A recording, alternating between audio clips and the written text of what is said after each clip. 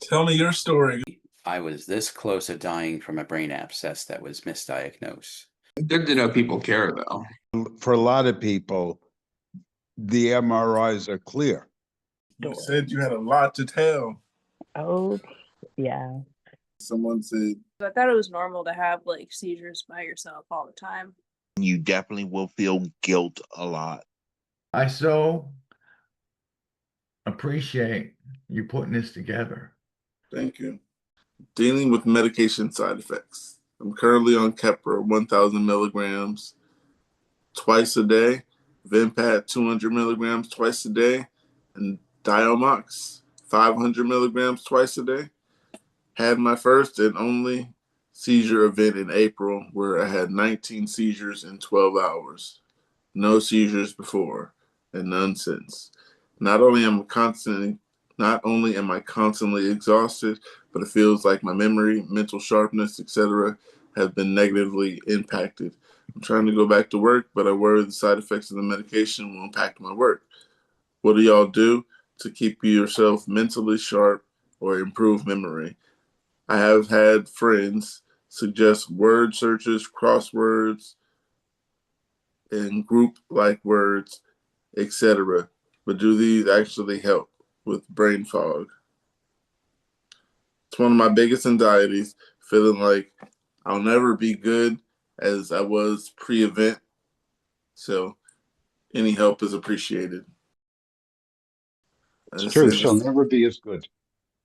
Yeah, I think this is one you have to live with. You won't get bad. Use it though. Use the knowledge you do have. I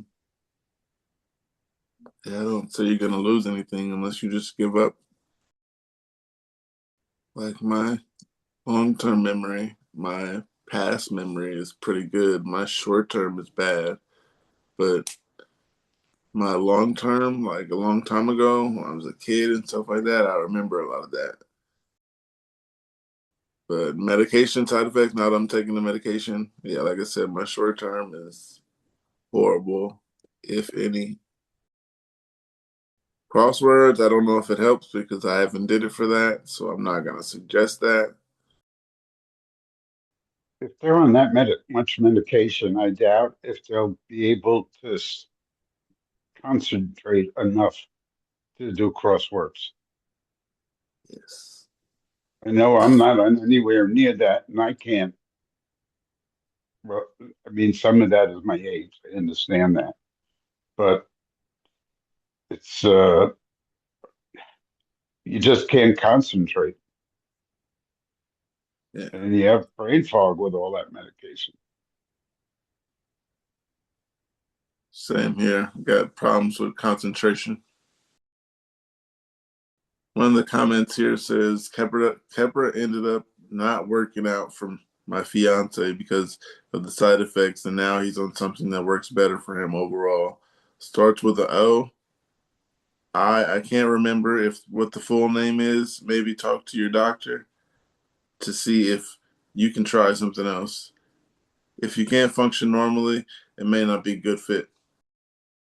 Someone says omega-3 fish oil helps. I haven't heard of that. I mean, I haven't heard of using it for that. It may help. It may be interesting to try. That's what I was thinking. I never heard that either, but there's a lot of things you never heard of. One more comment here says the key word is titration. Your neurologist should be lowering your medication across the board until they get a threshold that will definitely help with any brain fog. They should have told you this from the beginning. I don't know. Did your doctor ever tell you that? Nope. Mine never prepared me for any of this. Right. Just said, take this. Right. You'll be fine. Didn't prepare me for much either. I mean, no, they don't tell you. None of them tell you what to expect. I didn't know what to expect until I found you. I got another post here. It says, Hey, I'm new here. I like to be short, but I just got diagnosed with epilepsy and prescribed lamotrigine. I'll start by taking it tomorrow. Not sure if what I'll have to deal with mentally yet. Any feel of community will help. Um, Anything helps. What should I expect? Well, you I got take that. lamotrigine, but it wasn't my first. But what to expect with lamotrigine? Uh, Bad memory. You might get insomnia. There's a few medications out there, so I'm not going to suggest any, but it's worked all right for me compared to Keppra and Dilantin. Lamotrigine has been the best for me. You know what's funny about this? Back in 1990, I was at a chronic pain center at the University of Miami. And every day, the psychologist there would walk through the workout area and say, everybody, BODY, is different. And it's the same thing with these drugs. Mm-hmm. Some drugs help people tremendously. Keppra works great on Tom, but I couldn't take it. It works great on some people. Uh, I think everybody reacts to every medication differently. Yeah, because I talked to a few people who said that's the only medication that they've ever taken, um, Yeah. and it worked fine for them, which is nice. Yeah, When I was on Keppra, I wanted to kill people. I want to do a lot. Um, Anyhow, I got some comments here. One says, pacing is important. If you push yourself too hard, you will have a seizure. Advocate for yourself. If something is wrong, it probably is. Another one says, I just realized I'm having nocturnal seizures, and I'm also feeling very anxious about the future, which is also new to me. Normally, I don't fear the future or have any issues with confidence, but now I feel like my life is out of control after reading through posts here and in the other seizures subreddit. I'm realizing that I have been experiencing phenomenon that are associated with epilepsy for many years, such as rising feeling in my abdomen, accompanied by a feeling of deja vu or a memory that's just out of grasp. How long ago was it when you got diagnosed, Jeff? It was early last year. Uh, I had my first seizure at the end of December of, no, wait a second, of 22. So I was diagnosed in 23. It's not even, it's a little, I guess it's 2 years. Although I spent uh, a pregnancy getting just in denial. A pregnancy? Well, 9 months. Oh, okay. I was confused for a second. Huh? Yeah, that's me. I'm confusing. You got me. You got me there. Yeah. I mean, it was a full 9 months. I was just in denial. This couldn't happen to me. I've been suffering for 35 years with pain. How do I have this now? Then you just get used to it in due Yeah. time. Yeah, it wasn't easy getting here. But I do got a new post here. It says, staying home is getting old. I need someone to talk to. Look, I love missing school and work just as much as the next guy, gal, they or them. But it's as someone who grew up an asthmatic and an epileptic and has been missing out in school for years, does anyone else get tired or frustrated sometimes when you have to stay home for days you really actually really wanted to go? I had a presentation today and I was so excited, but I ended up having to stay home because these new catamenial seizures I'm having don't come with much warning like my seizures used to. It's the last week of class, and I wanted to see everyone one last time and wear some cute outfits, but I'm stuck at home waiting for a seizure that might not come. The question in there was, does anyone else get tired and frustrated when you can't go home and you have to stay home on days you actually wanted to go to school? Being that we're not in school, Or to with answer. I mean, I get frustrated that I can't go out, that I don't drive anymore and I don't have the freedom. But on the other hand, I feel bad for these people that are much younger than I that can't do that. I can't imagine living a whole life like that. Um, and even, staying home for, sitting here for a week or so gets frustrating. But that's our lives. yeah, for a younger person being in school and you missing school when you really love school, Yes. I can understand how that would suck. Yeah. I was in the same situation 2 years ago when I was in university. I wanted to go at classes, courses, but I was not able because I was waking up, heading to the school, and on the way, I was getting an aura or maybe a seizure in the worst scenario.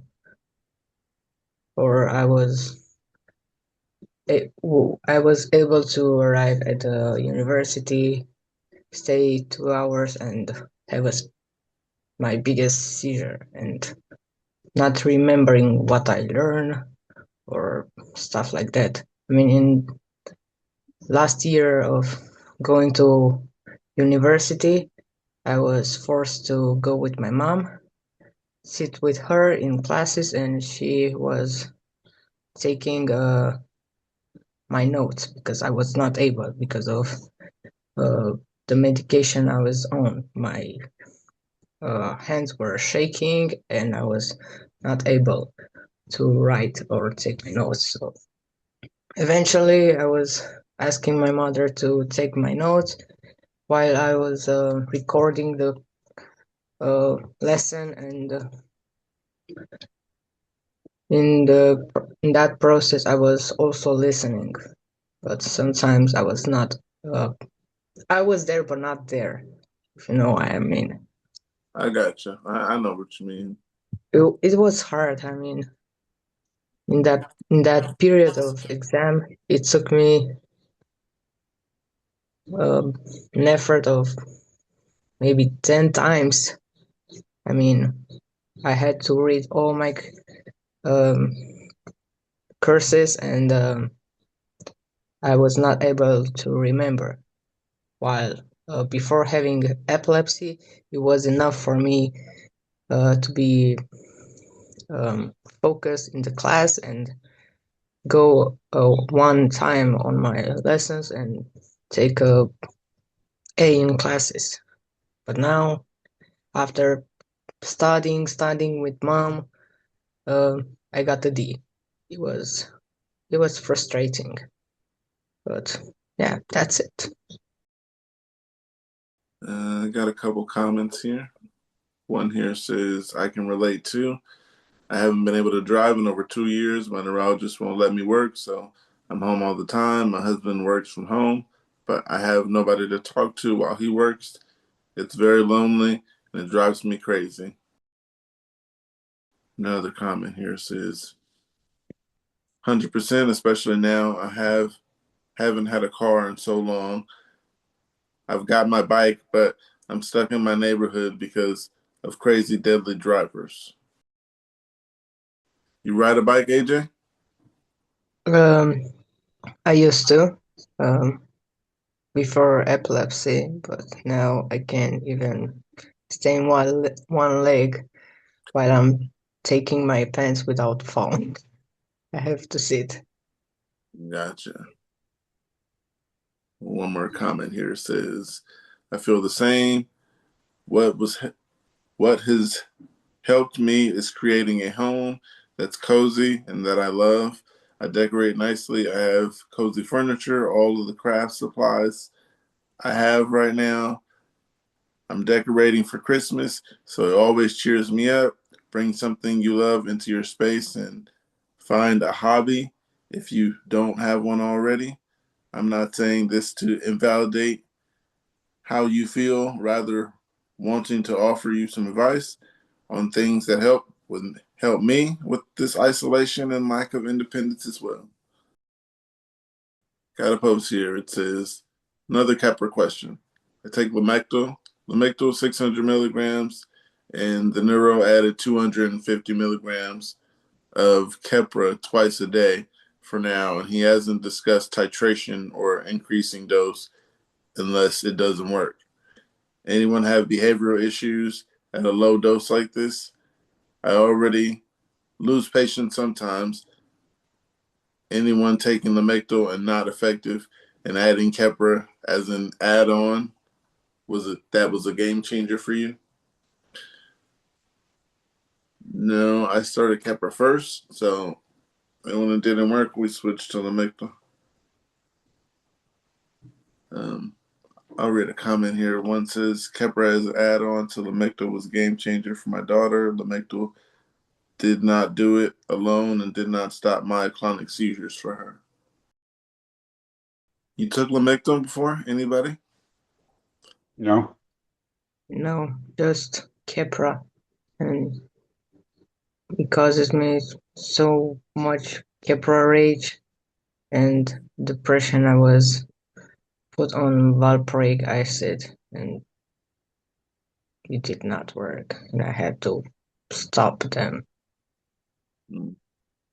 Like, I was taking today, and the next day I was not taking anymore. It was that bad. Gotcha. So Keppra is a no-go for all of us. Yeah. It's good for some people, but yeah, not for us. I got something here. It says epilepsy and PCOS. Oh, this is for girls. I'll bring this one back when there's more girls. You can read it. I have PCOS. Oh, well, it says, do any girls on here have PCOS, endometriosis, or adenomyosis? I'm getting treated for all three of these. However, it does seem they have a link to epilepsy, and we have higher chance of having it. There's a few research papers on it. Would be good to see if any girls on here also have it. The would be, where it says would be good to see if any girls also have it, has a question mark, which it doesn't really look like a question. I mean, in my case, I was suspected of PCOS, but it took an MRI to say I was having it. And last time when I went to the doctor, he said he cannot prescribe me any type of medication to treat me because of my epilepsy, because they affect my seizure. So it's, I mean, there are some people who have increased seizure activity during luteal period, which is the prior period of time of it's called a period, and in that period of time, myself included, I'm having a lot seizure activity. So if I'm adding more estrogen, it's going to be worse. So that's my advice from my own doctor. And also my neurologist said, no, you cannot take any pills for that. It's way too dangerous. Hormones and seizure are not going well. It's good to know. I mean, not that it'll help me, but great information for someone. I got a comment here, a few of them. One says, I haven't had a period in over 2 years since stopping birth control and ultrasound seem to rule out PCOS, but I'm also wondering if epilepsy is something related to whatever's going on. Another one here says, my seizure started after a hysterectomy with one ovary removed and endometriosis and adenomyosis. Yes, I had both. One more comment here says, super interesting. I have PCOS and epilepsy though. I'm pretty sure my seizure started after a significant head injury, but but I have noticed since lowering my insulin, I feel like my epilepsy symptoms have gotten better. Insulin, you take insulin when you have diabetes, right? Yes, Yeah. when Okay. your pancreatic system shuts down. Do you have focals? Oh, myself? Yes. Oh, yes, I have focal cluster. Okay. Well, welcome to the I cluster. have one right now. Sorry to hear that. Yeah, that's fine. I got something from focal aware epilepsy. It says, I was diagnosed with focal aware epilepsy 2 years ago and put on Keppra. At the same time, I was diagnosed with long COVID and chronic fatigue and having a hard time figuring out which symptom belongs to which disease. I'm always tired and can go days without sleep. I can self-isolate. I'm depressed. I never feel well. Weather changes seem to affect my mood and the feeling of pressure in my head. My neurologist did put me on an antidepressant, and we're trying to work on my sleep, but he never addresses if any of my other symptoms are from epilepsy or are from my seizures. It says this is a question, and then there's no question marks in here, but uh, find another neurologist. I wouldn't say ditch that one, but get you a second opinion. Get the best opinion, whatever one you like. Because it seems like this person is just very confused. It doesn't seem like they're communicating much with the doctor. If you're not getting any questions answered by a doctor that you have, I go to talk to another doctor, If you neurologist. can, and have an option. Says they're not working on this sleep stuff, so yeah, sounds like a problem. It's also possible they're not discussing it with the doctor. That too, it kind of did sound just like you're not talking to the doctor. I was thinking that too. I got one comment here. It says, I am not formally diagnosed with FLE, so I feel unworthy to chime in, but I just wanted to mention I also have long COVID and it was awful. And I am experiencing the same fatigue and inability to function. Any semblance of executive function I was scraping by with is now completely absent, and I just feel like a shell of myself. I'm sorry you're going through this, and I hope and pray in time it gets better for us.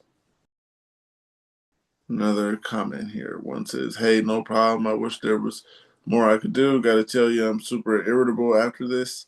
Last one today, emotional up and down. I was having a great day too. New record low on a scale. Halfway through my workout, then bam, 4.5 hours later, and I still just don't feel right. Anyways, best of luck. That was one that was a question. That said question with no question marks. Yeah. So seizure progression. I'm 25-year-old male, and I've been diagnosed with frozen seizures for about 3 years now. They began amidst a partying lifestyle, so it took a while to actually realize what was happening, and I totaled two of my vehicles while unresponsive. One was 2022, and the other was 2023. The first medicine I was placed on was Keppra, and in, and let me arm all of you right now away. Stay away from Keppra. It had me wanting to kill people that were not worth it.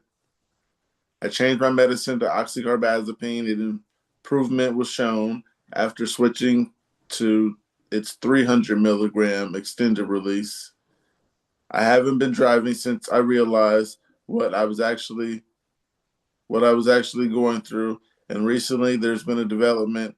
I just went out of town for a long distance move with my work, and on the way out of our hotel room to leave for the next state, I experienced an I experienced an extreme grand mal seizure, which would not stop itself, and the local ER had to induce me into a coma and put me on a ventilator in order to cease my brain activity. They placed me in additional medication with oxy, and it's uh, Divo, Divoprox. Um, on some medication and some sodium 500 milligram tablets. Alternative name Depakote. Just curious about any similar experiences and what you all might think about the circumstances if you have better medication in your opinion, and thanks.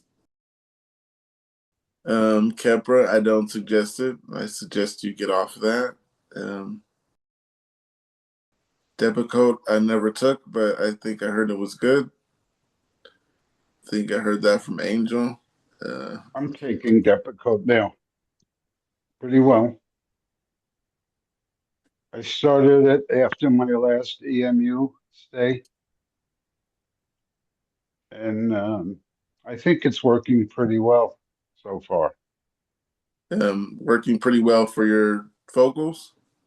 Yeah, Oh, good, I cool, still cool. get some, but they're not as severe. How are the side effects? I'm cold all the time. Some comments here. One says, for me, it's Briviac. It is a name brand medication with no generics, but it's working. It's $3,114.92 for my dose with no insurance, but CVS has a free program that will bring it down to $10. Keppra is absolutely horrible, and I will never take it again. I would rather take no medication and have seizures than to ever take Keppra again. Keppra rage is real, and I tell everyone I cannot take it, and no matter how dangerous it can be.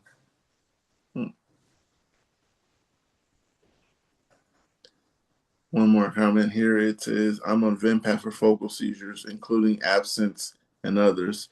I suppose to be relatively well tolerated compared to other medications. I don't love the side effects, but I do know it can be much worse. I also take Depakote. This is a combination. Hasn't stopped my seizures, and I'm very concerned about having a grand mal seizure eventually. Have you asked about a rescue medication? I was prescribed Ativan, but it doesn't work, so we are talking about switching to clonazepam.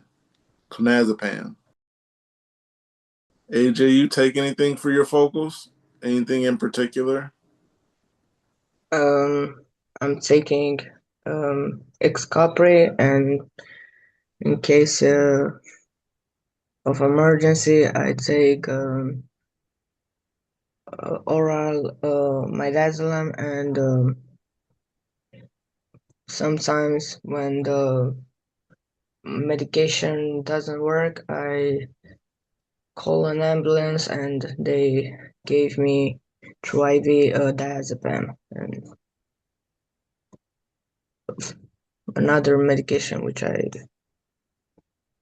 know it's phenobarbital, I believe it's the name of it.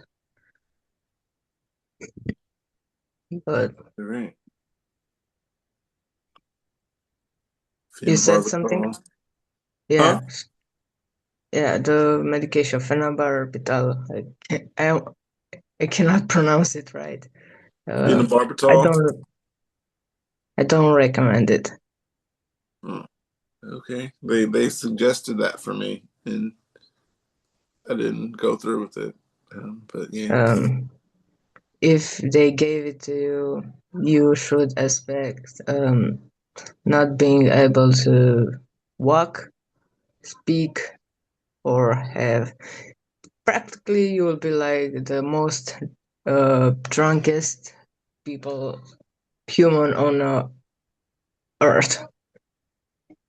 Wow. Like a zombie. Not really. You are aware of your surrounding, but you're not capable of moving. I mean, if you stand up, you'll almost fall on the ground. Oh. And this stage, I mean, lasts for 1 up to 5 days, depending on your metabolism. Wow, that sounds like fun. Right. It does not. Uh, Yeah. That's Thanks for the heads up. Always. Got something here. It says first seizure and memory loss. About 3 weeks ago ish, I had a seizure for the first time. I was gonna eat lunch with my aunt, and then it all happened. I went to the hospital and they ran some tests, and then last week I had an EEG, and they said they contact me with the results within 2 weeks or so. So I haven't been diagnosed with anything because when I first went, they had no clue why I had a seizure. Anyways, after the seizure, I've been noticing that I'm having a hard time with my brain. It's becoming a lot more frequent for me to forget things. Like 2 weeks ago, I was trying to get into my notes app to work on notes and for class. And I sat at my computer for 10 minutes trying to remember what app I use. I used to be pretty decent with my spelling, besides the odd few words like restaurant and other dumb ones. But now I can't even remember how to spell basic words, and half the time my autocorrect can't even figure out what I'm trying to say. I was trying texting my friend, and I mixed up the words wait and wait. Um, Wait as in how heavy you are, and wait as in stop and wait. And I'm just messing up everything, and I can't spell things for the life of me when I'm writing stuff or texting stuff. Another thing is that when I'm speaking a lot of the time, it takes a few tries to say what I'm trying to actually say. I have such a difficulty finding the right words. My speech is unclear, heavy stuttering, and I throw in multiple words at the same time, if that makes any sense. I'm not really sure what I'm asking here. Maybe I just need to rant or someone to tell, or someone to listen. I'm being dramatic, but honestly, I have no clue what to do. Everybody feels like that. Yeah, there was a few question marks in there, just like real random, and they Yeah, weren't actually questions. They were just saying things and then throwing question marks in there. This person sounds yeah, really confused. Um, yeah. They need to come on the podcast. yeah, you're going to be real confused waiting for a doctor. Um, Talk to your primary if you can. Ask them what's going on. Ask for your updates. Get all your records and all that. I do suggest finding more information about that.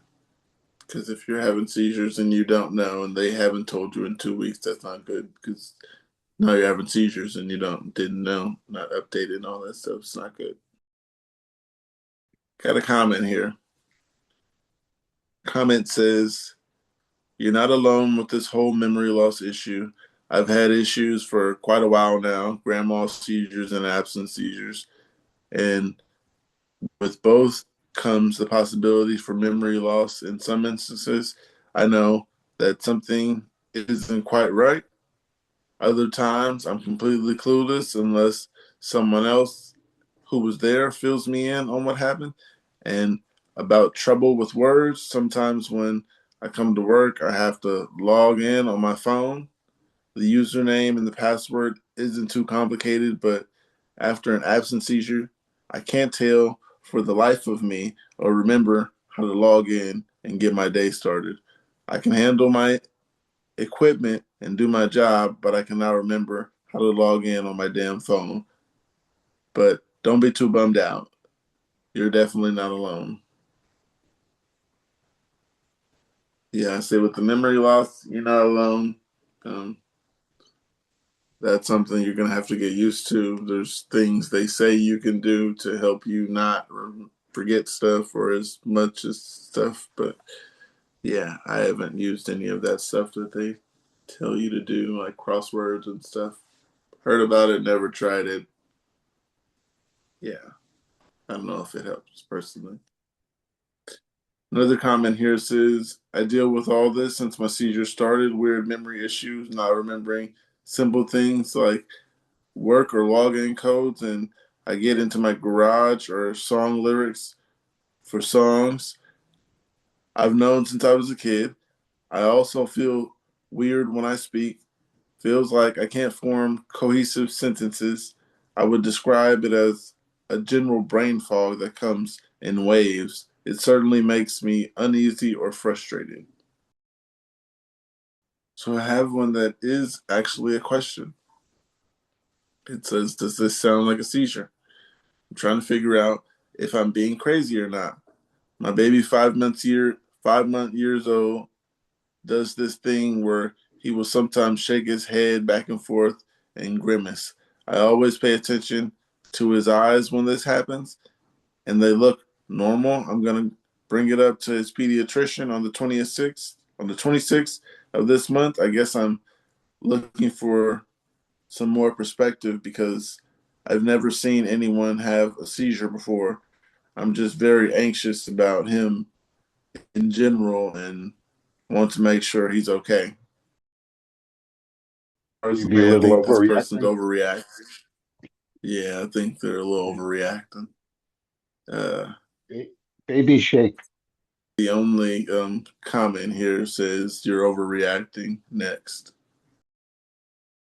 you'll be all right. The baby will be all right.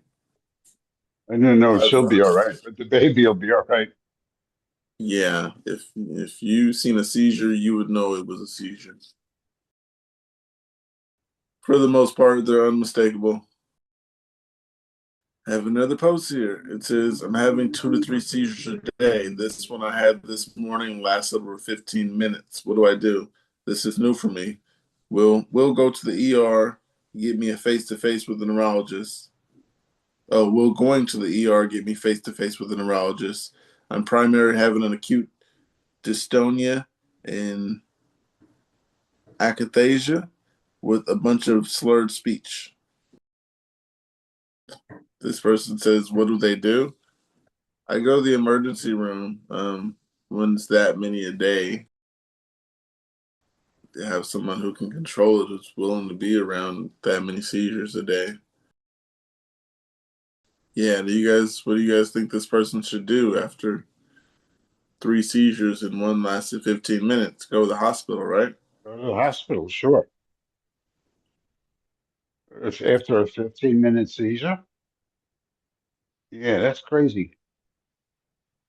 So the whole time your brain is just on fire. Yeah.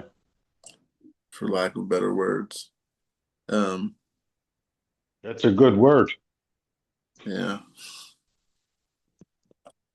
It's on fire for 15 minutes. And you're sitting there and nobody knows what to do. I go to the ER. Got something here.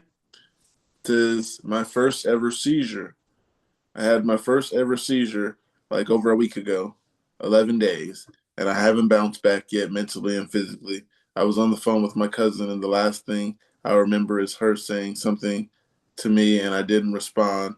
Then, when I came to, I was in the back of the ambulance, and I could remember my arms. Pretty scary, pretty fast. Pretty scary. Fast forward today, I guess I still have brain fog because nothing feels real for about 80% of the time. And every little thing that happens, I think I'm about to have another seizure. My arms and shoulders are still sore. And if I move, then a certain way, I get sharp pains and I hear like popping sounds in my shoulders with popping sounds on my shoulder. The x-rays say I don't have any damage to my joints, aren't disconnected. I'm mid late 30s and I'm a pretty big though, 290 pound. The doctor said that my CAT scan and x-ray look good and that I need to get more rest and that I don't have the best diet. And I do work a good amount. I just want to know, is there anyone like me who's in who's in or have been in my boat, and what are some tips to recover and prevent more seizures? I am familiar with derealization. My body has been through a lot of trauma. I was hospitalized with COVID in 2021 and I have been shot just seeking help. You got a lot going on. 290 pounds? 290 pounds. Got to You've get been a better shot. diet. You've been shot. You've had COVID. Um, and seizures, see a doctor, and then might want to see a therapist if that's some stuff you're dealing with. Yeah, if that's your first ever seizure, then yeah, you might want to go see somebody. I wish I seen somebody when I first got my seizures Yeah. or had someone to talk to about it. Uh, Pookie, I'm sorry. I'm about to have a phone call. I have to go. all right, And I'll try to come back. all right, we'll be here. All right. Thanks. Has anyone else experienced this? I've been struggling with progressive hypersomnia since 2011. I have undergone 3 sleep studies and 2 MSLTs, and I've been on extremely high doses of stimulants without success. I sleep for 18 to 20 hours a day, and I sleep so deeply that it often takes others over an hour to wake me up. I'm not ignoring people shaking me awake. I'm genuinely have no awareness that it's happening, and it gets frustrating with others for not waking me up, only to later find out that they tried very hard. I have been seen at the Emory Sleep Center and by 2 other sleep medicine physicians, but no one has been able to determine what what's wrong. Additionally, I'm an epileptic, having been diagnosed in 2016, so I also see a neurologist for that. Uh, in 2022, I discovered that my seizure medication, Keppra, was causing violent outbursts. Prior to discovery, and outbursts were so severe that I was started on Seroquel. I tapered off both Seroquel and Keppra and transitioned to new seizure medication, Lamictal. Lamictal XR. I was still in the process of transitioning to Lamictal and had increased my dosage from 200 milligrams XR to 400 milligrams XR nightly when something strange happened. I woke up feeling like a normal person again. For the next 3 days, I continued. I feel the same way, and I was even about to excitedly call my doctor and tell him I no longer need stimulants. But this, I was on Adderall XR, and my husband had given it to me each morning before he left for work. Otherwise, I would wake up feeling as my limbs were pinned down to the bed and struggling to lift my arms to take the Adderall. Without it, I would sleep 22 to 23 hours a day. However, after 3 days of feeling normal again, the sensation suddenly stopped and my symptoms returned. Shortly after, we increased my dose again to 600 milligrams XR since I hadn't reached my target dosage, but I never experienced that sense of wakefulness again. I mentioned it to all of my doctors, and no one can figure out why that has happened. Has anyone else ever experienced this before? This sounds like there's sleep Yes, I things. did. You did? With, yes, with oxcarbazepine, but once I stopped the medication, everything was all right. I mean, it was a side effect, so I believe in this case also it's a side effect from medication. She really needs to do a narrow panel for the medication for this AD medication, and she will find out how they're metabolized in her body. It's an expensive blood test, but it's worth it. Basically, that's like idiopathic seizures. I did not have seizures, Oh, only when I was awake. oh, okay. It mess up with my blood pressure, and that causes me to have multiple seizures a day. That's a long time to sleep. 20 hours a day? Yes, this is the same. Yeah, that's very When I long. was awake, I was seizing, and when I was sleeping, I was also seizing. So it was the worst period of my life so far.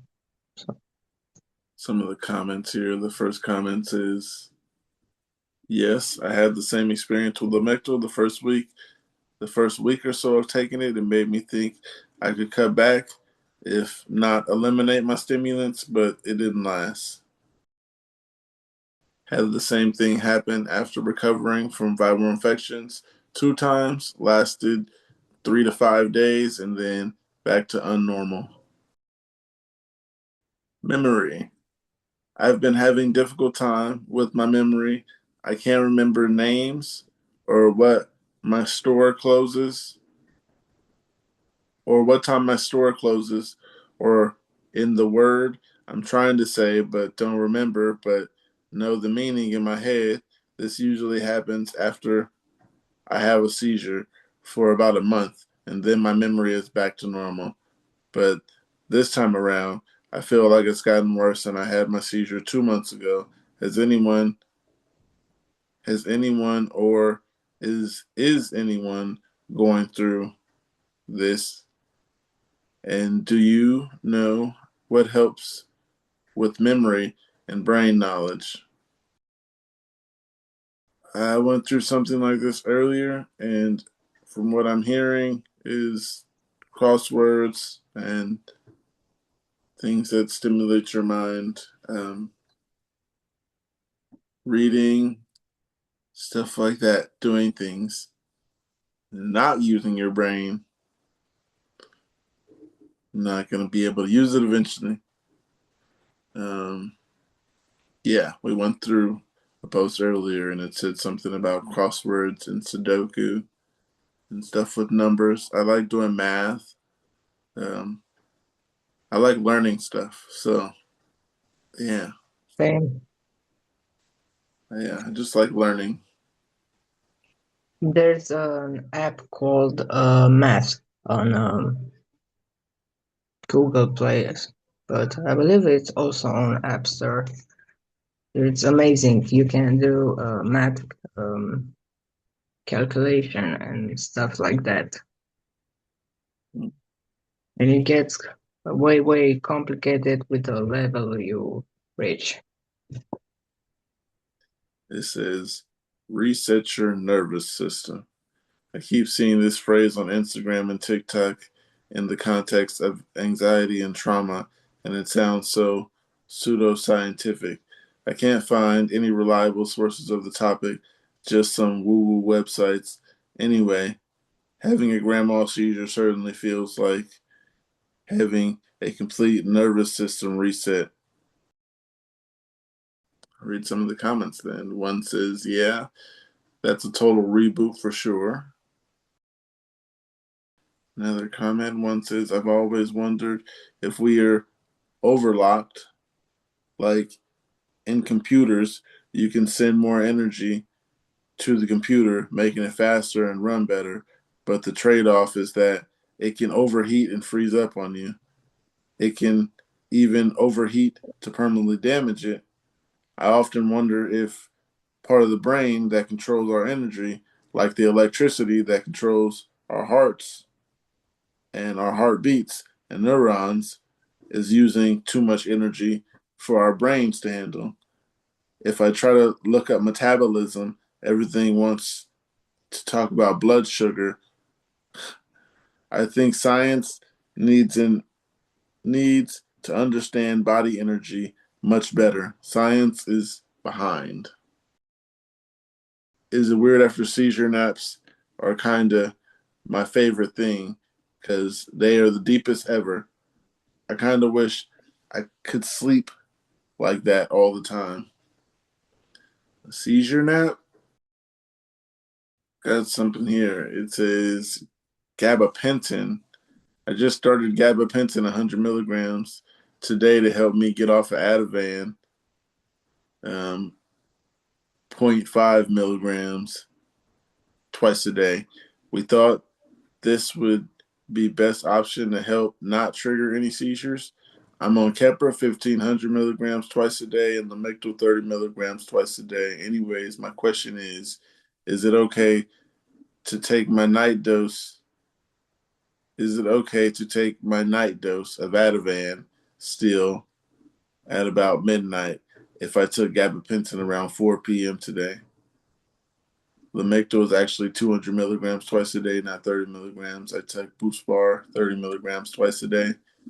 Um, I don't take those medications, but I only take medication as prescribed because if you don't, you could get bad side effects. Agree. Yeah, so if you're late for it and you missed a dose, then you missed the dose. Because overdosing or underdosing or double dosing, none of them are good. So yeah, if you missed it, then sorry that you missed a dose and you were behind. Yeah, it's really personal opinion. If you feel like you can double dose and make it, then I don't suggest it. But yeah, some comments It's here. way too Once dangerous. say that again. I said it's way too dangerous to play with your meds. Unless you know for sure it's a medication, you know very well how it works with your body. Yep. Got some comments here. One says, when are you supposed to take your gabapentin? I think 8 hours apart is okay. I take 200 milligrams of gabapentin 3 times a day with various meds sprinkled throughout. I just know it makes me sleepy, but no major issues or interactions. Yeah, I definitely can't suggest extra medications with medications that I don't take. I don't take gabapentin. I heard of it. I don't know what it is or what it does. I don't suggest overtaking anything with it. Um, Another comment here says, I take 300 milligrams of gabapentin daily. It does not help with my epilepsy. It's a nerve med for my back. I take 300 milligrams daily of lamotrigine and 200 milligrams daily of Briviac. I still have seizures. They do help. However, my neuro prescribed me with medical CBD as an alternative med for epilepsy. I've been on it for 8 years after I had left temporal lobectomy. It controls seizure triggers, stress, anxiety, depression, seizures themselves, and pain. There's no side effects as epilepsy meds do. Best choice by my neuro has made. I've been epileptic for 12 years and I wish this was prescribed sooner. I was able to drop down from 5 different epilepsy meds, total of 18 pills a day, had surgery, stopped TC seizures. I do still have tonic and absent seizures. However, since being on CBD, they have been limited to 5+ a month, down from 2 to 3. That still sounds bad. Maybe, but it's not that bad as it was in the past. Yeah, I'm down to around five a year, somewhere around there. Um, been trying to keep it there, and I'm at 5 this year, so trying not to have any more or be in any stressful situations. I lost count of my seizure numbers. When's the last time you had a seizure, AJ? Maybe 15 minutes ago. Okay, yeah, I had one on last Friday. I heard you injured yourself. Yes, very much so. Sorry. It's all right. It's part of life. Yes. I heard 5 of you had a seizure last Friday. Yes. I Yes. don't know who besides you, but I hope everyone is safe. I hope everyone is safe too. Yeah, quite a few people had them.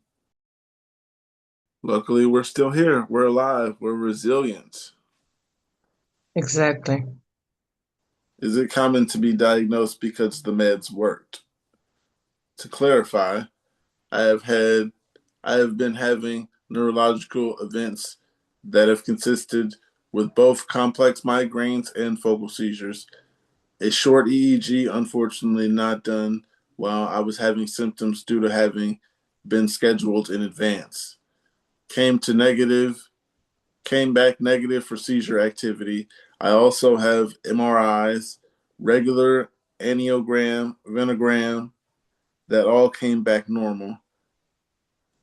I was and am for sure having migraines.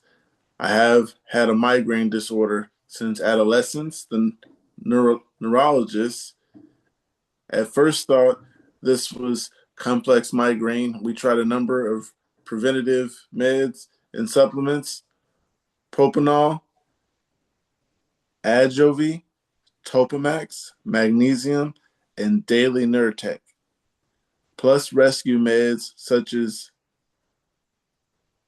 rizatriptane, sumatriptane, Nurtec again, Ubrevely, migraine cocktails, and several other tripens. None of these worked. I was still having 2 to 4 neurological events a week and nearly daily migraines. Then she prescribed that 1,000 milligrams of Keppra, taking 500 milligrams AM, 500 milligrams in the PM, and the neurological events stopped completely. From this and the description of the neurological symptoms and events, she made a diagnosis of focal epilepsy. I'm not trying to doubt her or cast judgment. I just want to know if this is normal. Are those diagnoses often made based on symptoms and the medication results without conclusive EEG? I agree the symptoms match focal seizures. I would have to be complete denial to argue that, but part of me is still wondering if this is somehow not real. Maybe I'm just scared. Any experiences or advice would be appreciated. Thank you. Um, I think she knows what she's talking about. You got to try the medication and go with the doctor's opinion. I'm not a doctor, but she sounds like she pretty much got it. If she got the medication, I mean, the seizures to stop, that's, yay. I'd be surprised. Yeah. And then all she did was give you Keppra, and that solved everything. The question was, is it common to be diagnosed because the meds worked? Yeah, if you're Not taking really. seizure meds and the seizures, you stop having seizures, I say you have epilepsy and the meds work. It's not common, but it's a way of diagnosing, I believe. I don't know. I did not heard of this way of doing. If the doctor is saying you're having focal seizures, and the tests all came back good, Chip, nice to meet you. Hey man, how we doing? Doing all right, and yourself? I'm doing good. Good, good to Huh. hear. Well, there's nobody here? People are in and out. Cool, Actually, Jeff was here. People are coming now. cool. I'm Um, going for I'm going for a walk now. So I figured I'd hop on the call. thanks for coming. Oh, no problem, man. How are you feeling? I know you've had a Uh, pretty rough time of it lately. yeah. I got off yesterday because I got off on last Friday and I had a seizure. But I'm feeling good. Good, Um, man. yeah, At least it's Friday, right? yeah. Um, I actually had two seizures. My mom said um, last Friday. So I was on the podcast, and then I said I wasn't feeling good. So I took the phone with me, and I went to where my mom was in the living room, and I like sat in there, and then I was on for like 2 more hours, and then my mom said I went to the bathroom and I had two seizures. Oh, so that's always fun, isn't it? All right, Uh, sounds like an average uh, day to me. I finally yeah. went. They were 4 months apart. They're usually three, um, but it took Yeah, so. I've only had, I guess, six TCs in the last year and a half, something like that. But I get asymptomatic, tons of them every day. So that's always fun. I don't feel them. They just make me feel like garbage. Ah, but it's all good, right? I get to walk a lot of places. Right. And in Pacific Northwest, it never rains. So it's pretty good, man, right? Yeah. Uh, I bet it's sunny down there in San Francisco land, though. It's all right. Oh, I thought it was actually going to be cold out today. So I wore my nice thick jacket. Now I'm like, man, it's warm out here. Like kids walking around with shorts on. Oh, and the holiday fire engine is coming tonight for a food drive. See, my life is so exciting, you know? Sounds exciting. You have a life. People aren't. uh, People don't focus on the little things. You're living. You're living, and you don't yeah, have epilepsy. yeah, you know. What are pivotal moments that need to be in a book about epilepsy? I'm writing a romance novel, and the main girl has epilepsy. She is inspired by what I went through and am going through, I would still like other people' opinions and experiences to make a book more relatable. I want this novel to be emotional roller coaster, so experiences with relationships would really help. I didn't I expect got that. lucky. I'm sorry? I said I didn't expect that for a post. But what were you saying? I was gonna say I don't have good experience with that because I was married for 23 years before I started having seizures. So I don't know. As far as I'm concerned, the biggest thing about epilepsy is the people who support you. So if they don't support you, then it's horrible. So, hey, look at that. My phone's making a bunch of pings. Oh, one of my kids is leaving. Anyway, but I mean, honestly, epilepsy, do you need anything more of ups and downs than actually just having epilepsy? Because No, it seems to be pretty up and down either way. So, correct. I'll read some of these comments. One yeah. here says, one here says the first aura you have without realizing it's a seizure. Then sitting down before, like, what the F is deja vu? Have you experienced it to your coworkers, etc.? And then when it all starts, the journey, I had 10 months before my first tonic-clonic and was so busy and stuff, assumed it was stress and would keep working. LMAO. Oh, this person is writing a story as a response. I write stories, so, uh, yeah, I get yelled at work about writing too much and making things too complicated. And I'm like, that's me, man. I'll read a So, couple. One comment here says, I agree with what everyone says, perhaps also a period where she rebels against like not taking meds consistently or getting drunk.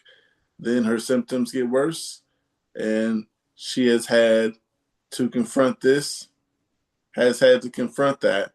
This is her reality, not based on personal experiences at all. hmm. Yeah, it's interesting. I mean, it sounds like it's all there already, you know? Yeah, All the twists, all the turns, drinking, not taking your medicine, all that stuff. The stress of life. Yeah, yeah. you know. I Read a don't couple get more. the I don't get the deja vu stuff really, but I do get the nausea, stomach dropping, feeling like crap stuff when Yeah, and I haven't 100% figured out my auras yet, but I'm starting to figure them out a little bit. So that's helpful at least. At least I can go lie down on someone's lawn if I feel like I'm gonna seizure.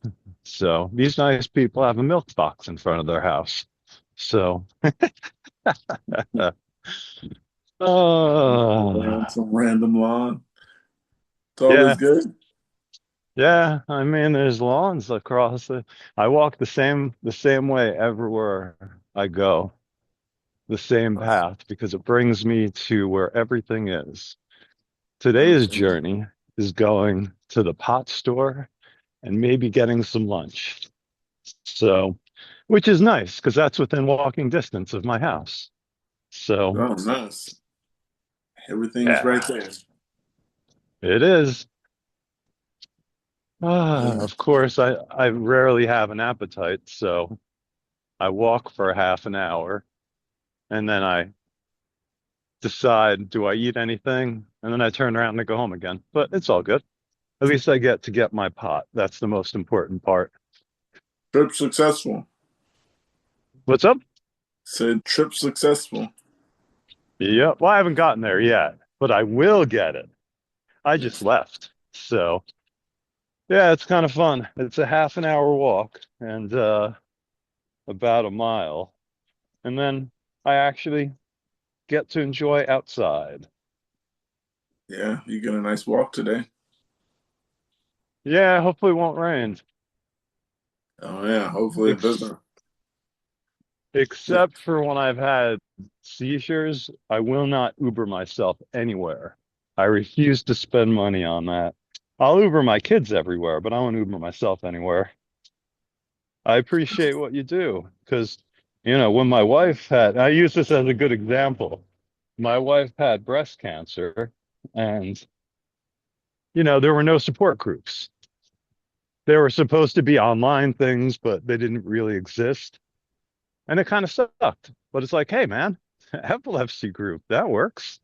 So, and she's been fine for 8 years, so she's good. But, Nice. but it's kind of surprising how little there is out there for support. There's a lot of different groups who don't have groups. But when it was epilepsy, I was like, they really don't have anything for epilepsy. Let me try this. They do not. So, but it's been interesting at least. I go on every day and read all kinds of interesting stuff, most of which is sad, but ah. Now the question is, do I I get like learning. food? Oh, me too. Yeah. So people have asked me like, do you want to go back to school? And I'm like, nah. But I love learning stuff. So uh yeah, one of my goals this year at work is to go to a training course on something I don't know anything about. And I thought that was pretty cool because you have to do training, do something that you don't know about. I'm like, yeah, Yeah. I could do that. Yeah. Ah, That way you learn something every day. I mean, if you can. yeah. And then I'll forget it, but it's all good. Yeah. So good learning it. Hey, Jeff, welcome back. Thanks. Hello, Jeff. All right, Chip, how are you? Doing well. How are you? Uh, Getting better now. Just had a little focal, Well, but that's always fun for a Friday.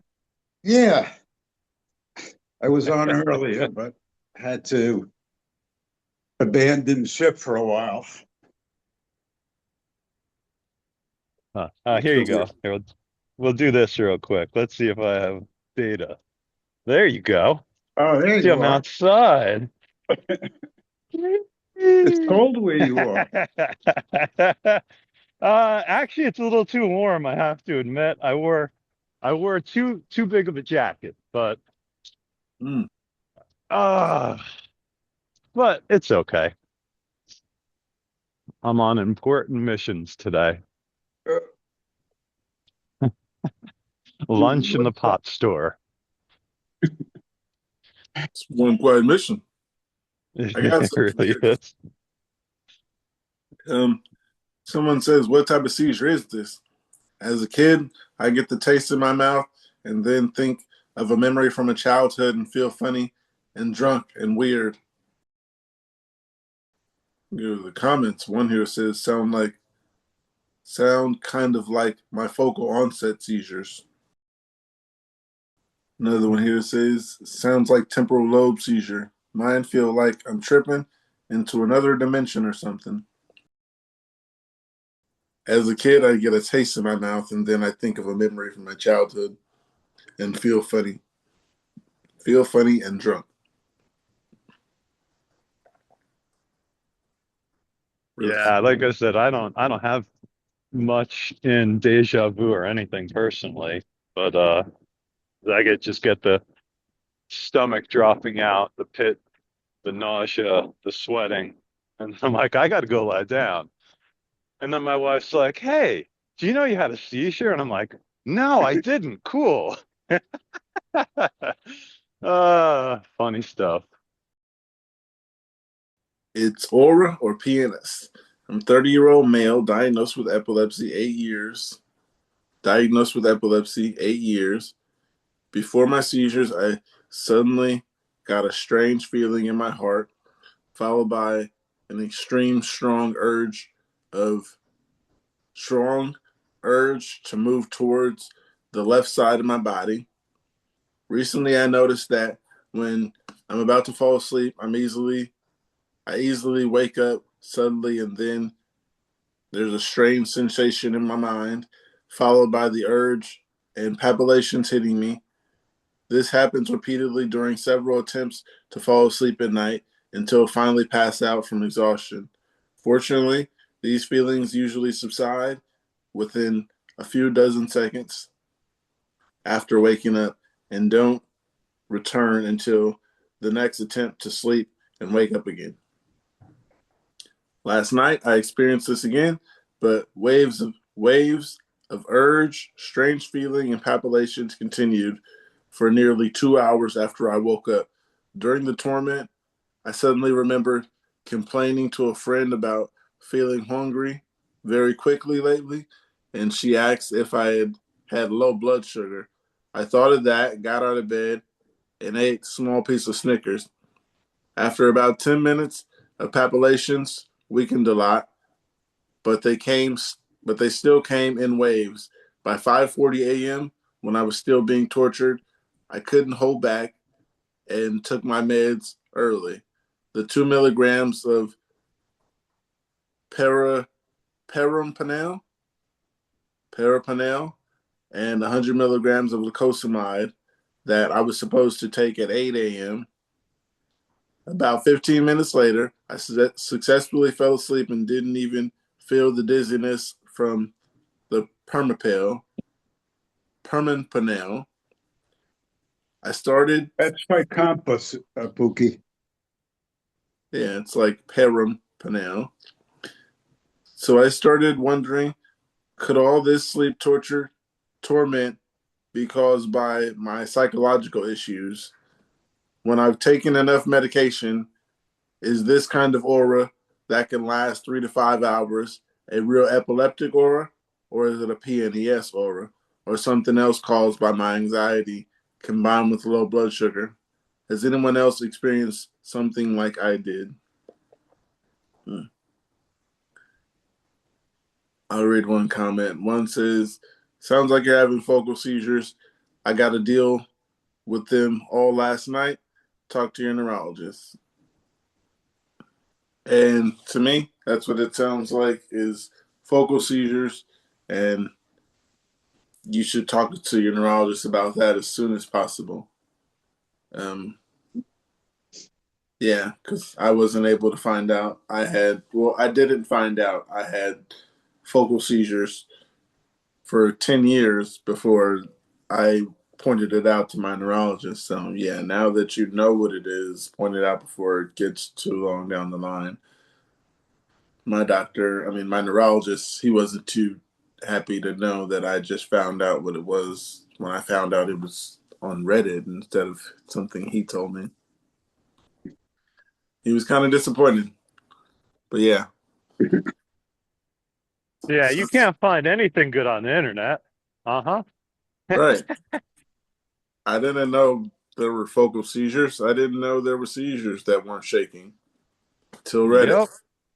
Yep. Yep, it is crazy because one of my wife's doctors yelled at us one day saying, you can't believe anything you read on the internet, it's all lies. And I'm like, sure, all right. And be like, you don't think there's one person who could be giving me something? Or there's too many people giving stuff that isn't right. Got another comment here. One says, I don't have an answer for you, but I empathize because what you describe is similar to what I feel when I have a panic attack or my anxiety attack is over the roof. Now I'm not sure if it's anxiety or an aura because I can't distinguish one from the other. Either the only way I know is after I either wake up with no memory or enough time goes by with nothing happening. Seizures suck. They do. I mean, just like learning more about other ones, like, yeah. Oh, yeah, and I always feel bad because I'm like, my epilepsy isn't bad. You know, I could still do things. And it's like, yeah, they're all bad. Uh, Right. Now the big question is, honestly, do I go to the pot store or do I get lunch? Mm. Oh, I mean, I'm going to do both. I'm going to do both of them. I'm just not sure the order. first Ah. always. I took 200 milligram shots before I went on my walk. So, yeah, I should get more. Something may happen that delays you from getting there and you can't make it. So you should always go there first. Once you could skip. The place I'm going to is probably was at about 100 yards away from each other. If I go to the place I'm going to go to lunch at, so There it's you not too go. bad. And now with my medical card, it's like almost half price on everything, which is really nice. I kept getting yelled at by the bud tender. She's like, "Go get a card." I'm like, "Nah." And she's like, "You have epilepsy, and like you should have a card." I'm like, "Sure." So I went, and now I'm like, "Man, I should have gotten this years ago." It's like a new toy store again. Yeah. How does the card help you? It takes away Washington state excise tax and it takes away local sales tax. So, uh, excise is just the tax they dump on stuff to make extra money. So it averages about 45 to 47% off because almost half of the price is in taxes. So, Mm. and the card costs $200. Um, and I made that up in 3 days, so it's all good. Uh, the funny thing is, my kids used to go to Taekwondo in the store, in the place that's now the pot store. And I was like, my kids used to come here for Taekwondo. Now I get here to get pot. So, ah, it's fun. All right, I am gonna mute you guys, unless you want to listen to me buy pot. But I'm gonna mute you guys, and I'll be back in a little bit, man. All right. Take I'm care. going to read this post I'm on. It says, "Is my BD facing seizures in front of me? Oh, faking seizures in front of me. I've known this man for 3 years, and I've never seen him have a seizure. Early on, he told me he, in quote, has seizures, but I don't really know much about any of this. I asked him what kind he has so I can be prepared if one was to happen around me. I can't remember exactly what he used, but when he Googled it, it came up as a type of epileptic seizure. Yet he insists he is not epileptic. Anytime I try and ask a question, he gives super vague answers.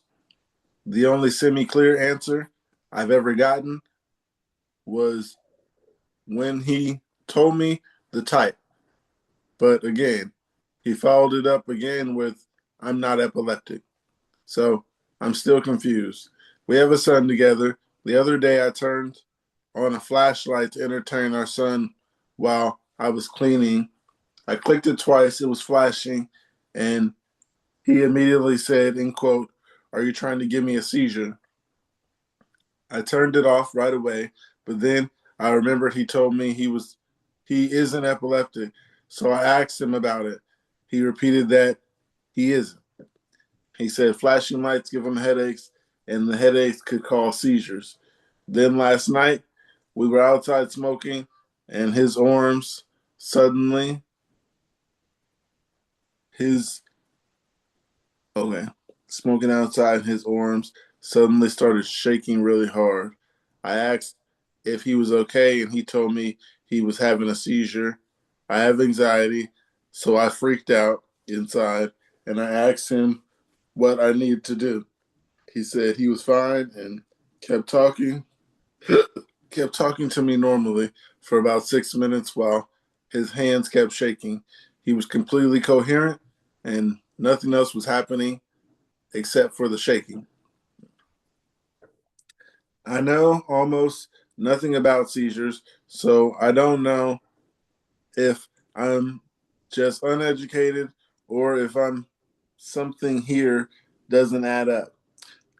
Is this a type of seizure, or is this a possible, or is this possible he's putting on a show? If it's real, I want to know how to handle it.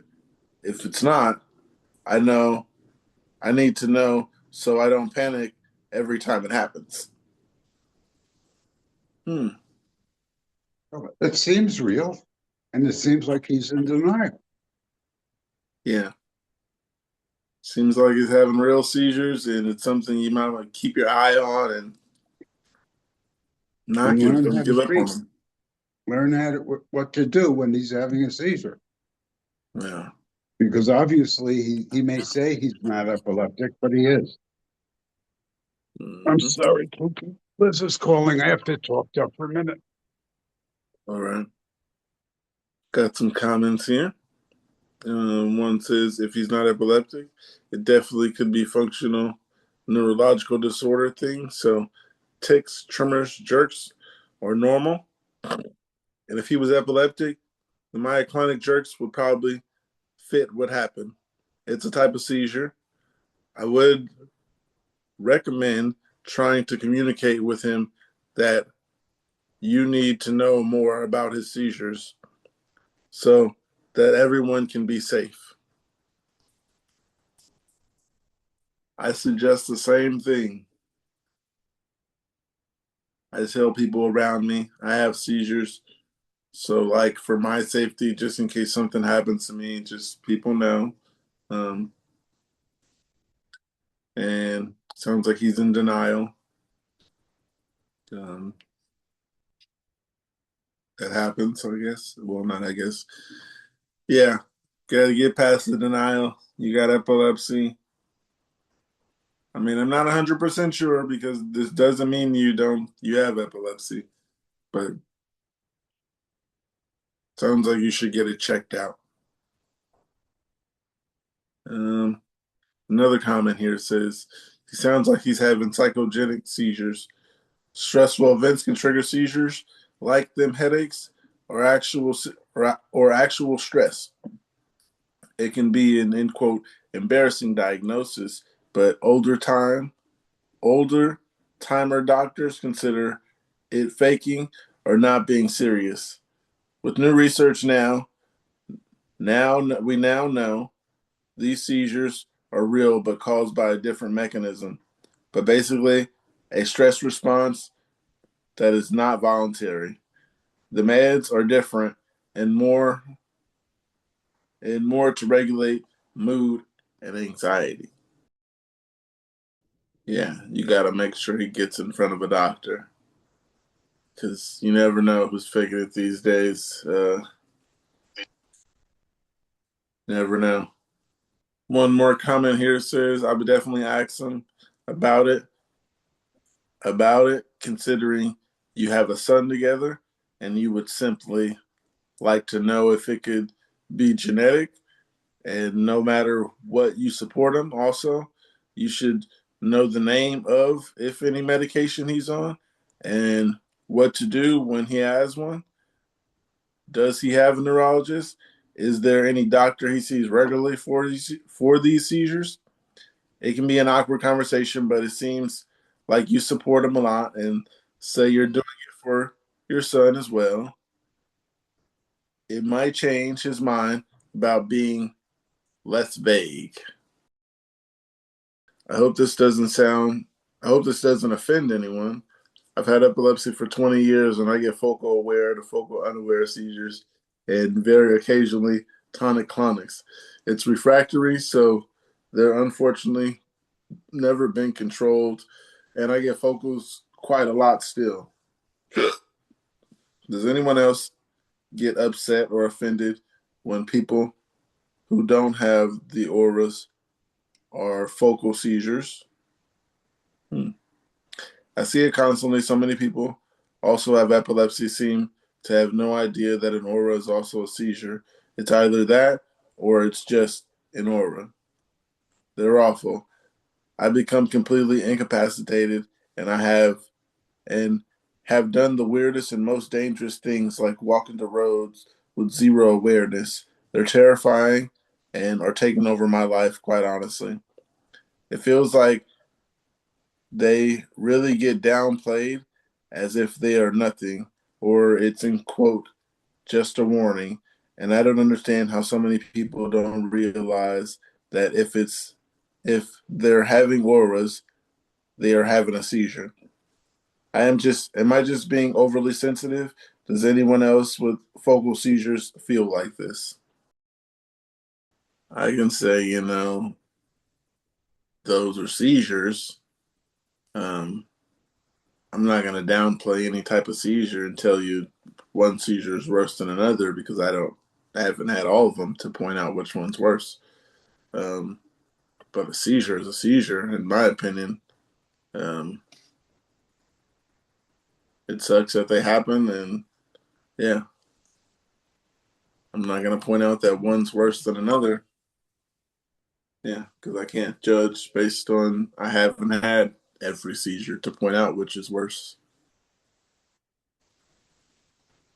Thoughts, Jeff? I think if you only have focals, like I have most, I think you feel like it's not as bad as if you have tonic-clonics. I think you feel like you're not suffering as much. You don't, you're not,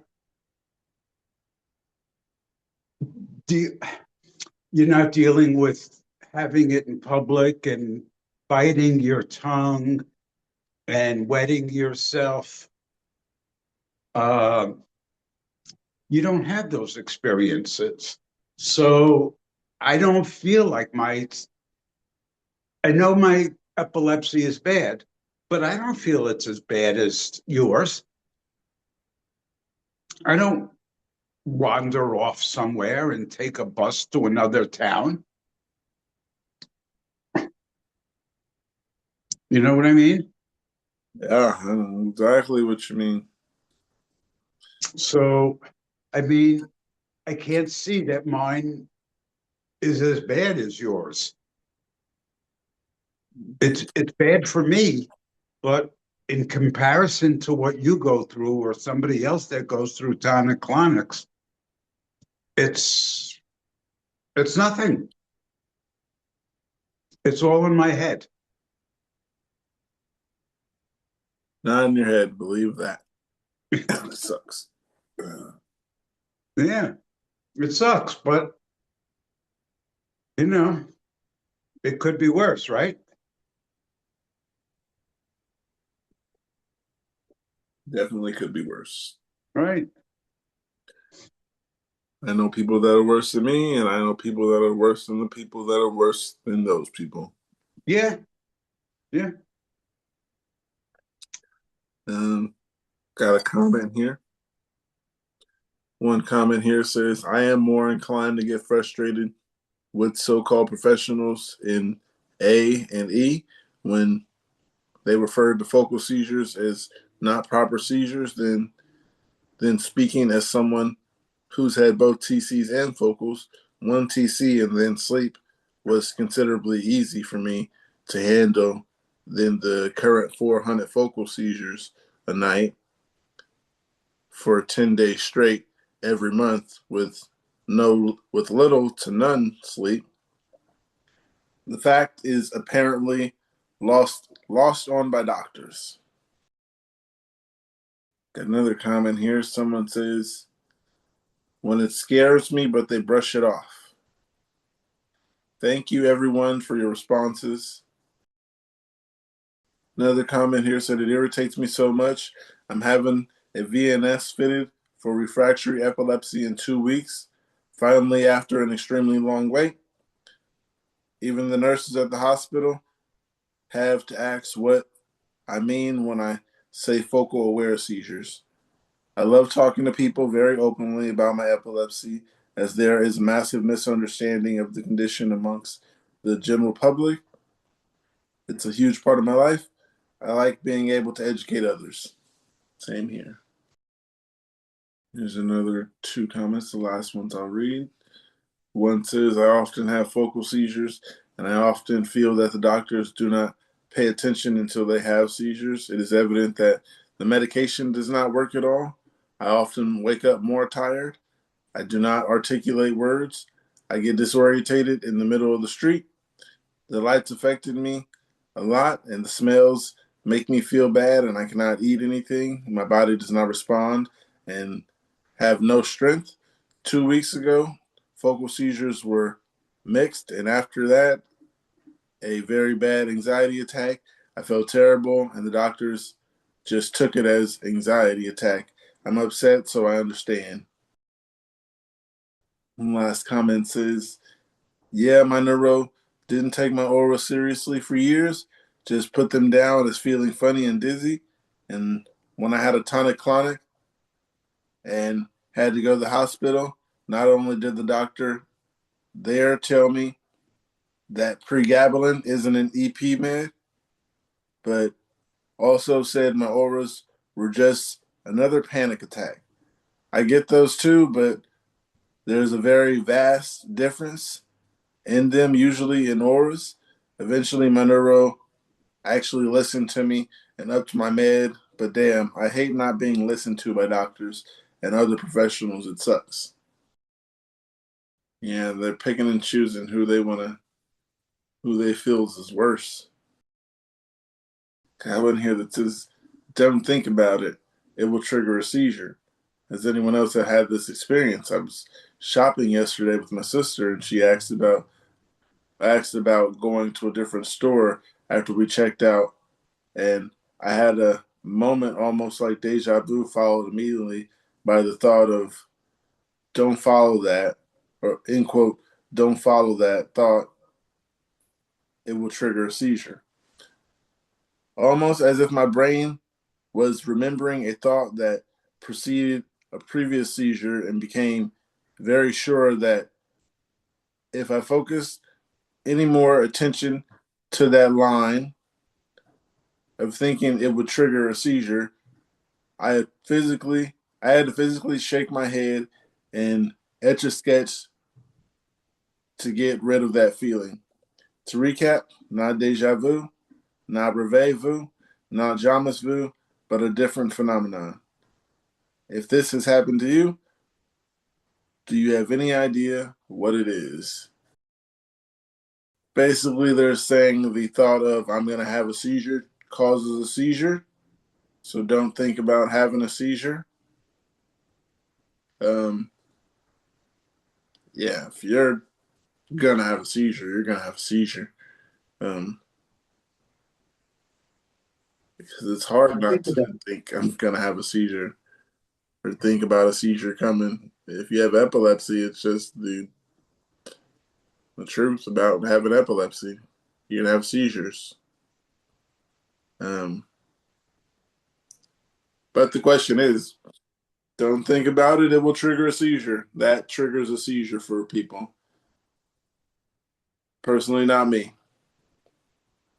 That's nonsense. That's what I was thinking. Thinking you're going to have a seizure doesn't trigger a seizure. And there's no sense in worrying about whether you're going to have a seizure or not. You're going to. Right. And worrying about it isn't going to stop it. Right, that's what I was gonna say. Yeah, just don't think about it. Don't worry about it. It's not gonna either you're gonna have one or you're not. And thinking about it isn't changing it. Stressing about it might cause you a seizure. Right. Yeah. Don't let it get to you. It can if you let it. Yeah. Let's go through some comments. One says, yes, I was gaming a few days ago. One of the areas triggered that weird dream deja vu feeling.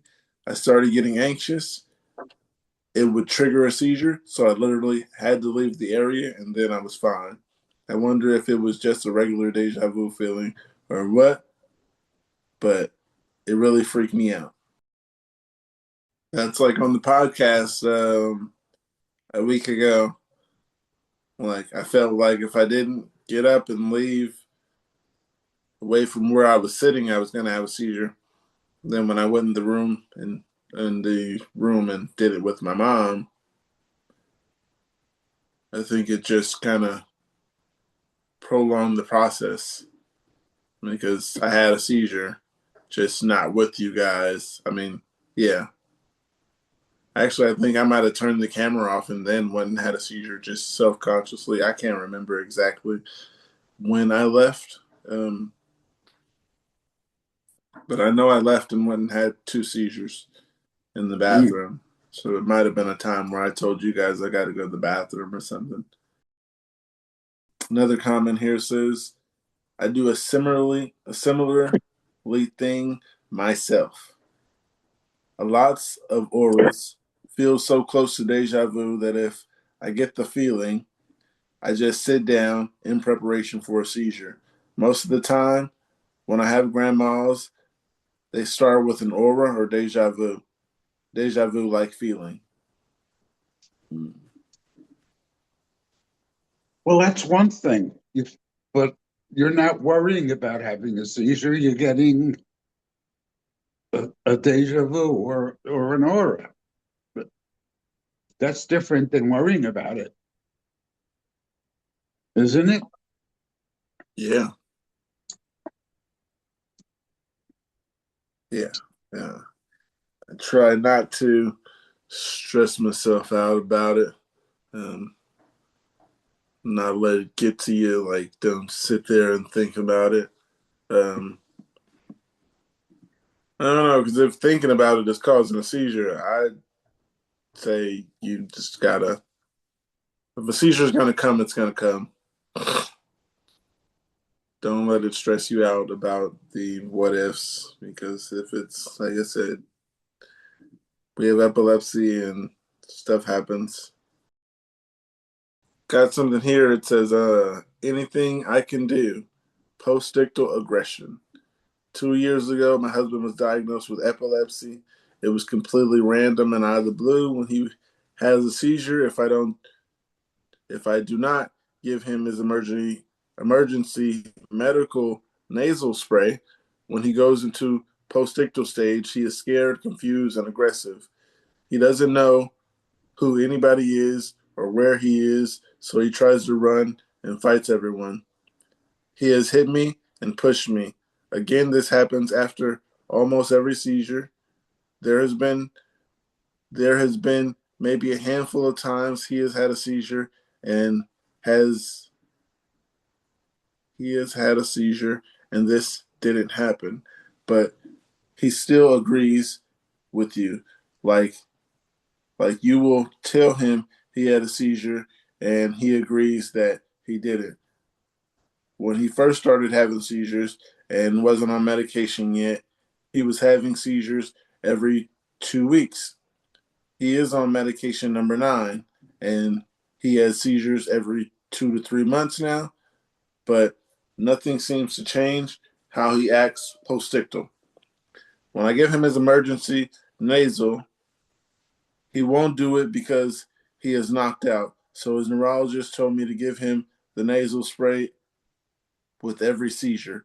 When the spray wears off and he is just mean and aggressive, and he was recently in the ER because he had a seizure and they gave him the nasal spray. At the hospital, after the spray wore off, he was calling the doctor, insulting names, threatening to punch him, and got security called on us. And they made us leave the hospital, even though I was explaining to them this is how he is post-ictal. They still made us leave. He doesn't even remember acting like that and getting us kicked out, but this always happens. He never remembers it. And this will last us for hours after the seizure when the nasal spray wears off, where he is just mean to everyone, but that was the first time we have ever been kicked out of the hospital for it. Is there anything more I can do? Every trip to the ER consists of me always having to try and defuse the situation to keep everyone safe. I worry about him. There was one incident where he was admitted to the hospital and I wasn't allowed to stay with him overnight, and he had a seizure and was wandering around. When the nurse found him and tried to make him go back to bed, he hit her. I think of how bad that could have been, but was he still wasn't kicked out of the hospital for it. Is being kicked out of the hospital something they can do in postictal aggression? Um, this is about being kicked out of the hospital during postictal aggression, and I've never been put out. You would hope they wouldn't, but Yeah, I can't believe they would. That's crazy. yeah, you don't know what the guy did. I Yeah, mean, If he restrain them threatened, or he whatever. should have But been, yeah, yeah, that's he should have crazy. been tied down. yeah, They shouldn't have let him go. They should have, you know, restrained him somehow. yeah. I've never been put out. I've left, and that was a problem. So I'd assume they'd never put you out because they don't want you to leave. Yeah, that's crazy. They sent the cops to my house, and all I did was leave. All right. They were worried. Um, yeah, I don't, what do you tell us? I mean, who knows what to do? yeah. I don't But know it's what you can do.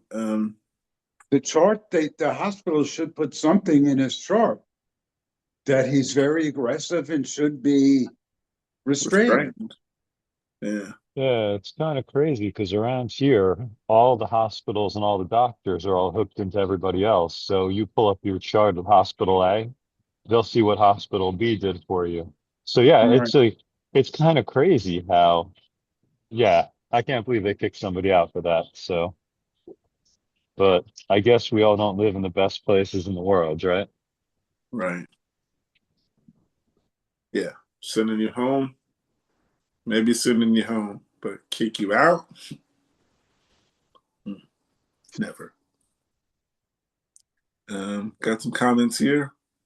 One says, "I'm sorry that sounds really difficult for you guys. I'm told I get super aggressive too. I don't really have any advice other than talk to his neuro, but know that you're not alone." Another comment here says, "This sounds really tough for you to have to deal with. I know I can be mean a lot post-ictal, but once I'm back aware, I usually chill out pretty quickly. It's hard to say what would make him stop being so aggressive when he's not lucid. Maybe someone has better guesses than me. Maybe a pair of handcuffs. Once the seizure wears off, throw a pair around his feet and just let him wear it off. Let him wear out himself. Oh, with some cuffs on his feet and let him wear himself out. I don't think that's good advice. No, neither do I. They'll fall all over the place. Right. Geez, that's the worst advice I could have come up with. Some cuffs on him and let him wear himself out. Yeah, that sounds crazy. Got some other stuff here. One says, "Jesus, I'm really sorry to hear that your husband is postictal. Your husband's postictal state is so rough. Not a neuro, but definitely a couple a couple things I'd have to ask him next time he sees his neuro would be a rescue med. Would a rescue med be appropriate? And might it be a good to be on a low dose of meds often prescribed as a rescue medication, such as clonazepam? It will make him tired, but if it helps him, better tired and not seizing than tired and confused and angry." He's on a rescue med. Another one here says, "I get really mean beforehand. I'm told I'm told, and it is really scary not remembering or hearing stories. It's sad to think of what may happen. I have a nasal spray. I'm forgetting how to spell it at the time, but it's like nasalium or something like that. You're not alone. It is scary, but keep advocating for him because people in hospitals included don't care a lot of times and just think people like us act like that. I don't know. I guess it's for fun.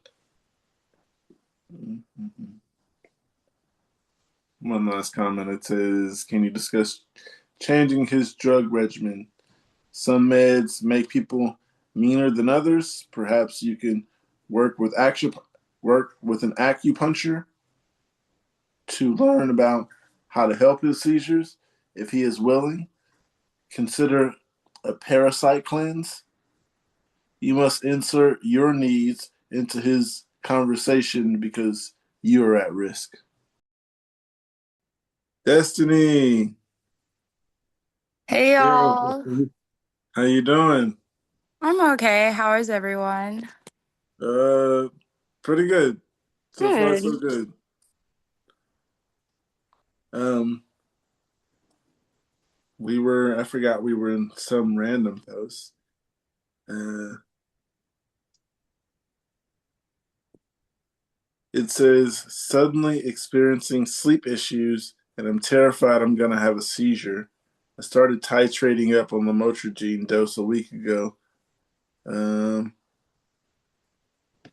so I'm literally on 25 milligrams so far, and it's the second night. Now I'm having had issues falling asleep, except this time it's way worse. The other night, I got sleep around 4 a.m. and sleep uninterrupted, but I've had an hour and a half of sleep tonight, and it's 6 a.m., and I've been awake for the past 2 hours, unable to get back to sleep. I'm living away from home for the first time at a university 3 hours away. This is UK based, so it is relatively far, and I've never had a seizure on my own. My parents have always been around, and I genuinely just don't know what to do. I feel nauseous and so anxious, which I think is stopping me from sleeping, but sleep deprivation is a trigger for me, which is making me which is making my anxiety worse. I don't know what to do. I don't know if I'm allowed to make these sort of posts, but I just don't know what to do, and I'm super scared and I'm super sorry. Someone talk to me. Um, if you're titrating up on the Motrigine, um, that could be it because it also caused me to have insomnia. So um, you just gotta wait it out until you're already titrated all the way up to where you're gonna be. And I suggest um, taking some B12 um, with your lamictal because it does. I mean, lamotrigine, which is the generic name. Yeah, taking some B12 with it will be good because it depletes our B12. So that would help with having a little more energy and not being so tired because it did make me super tired. Um, that's just what. shout out to Nature's Mate. Yeah, shout out to Nature's Made. Take the B12 and it's helped me. I haven't had a focal since I started taking it um, several months ago. So yeah, It's helped me, and I've had less vocals, and they're less uh, long, lengthy. yeah. Also, yeah, you got to get some sleep too. Um, like I said, it has caused me to have insomnia. So what I do for sleep, um, I don't suggest smoking, but I smoke. It helps. turn the TV off maybe like 30 minutes to an hour before it's time to go to sleep. These things don't always help. I'm just throwing out things that help sometimes for me because these things don't always help. Sometimes it's just nights where, to be like, F it and just, yeah, sometimes nothing works. And I know what that's like.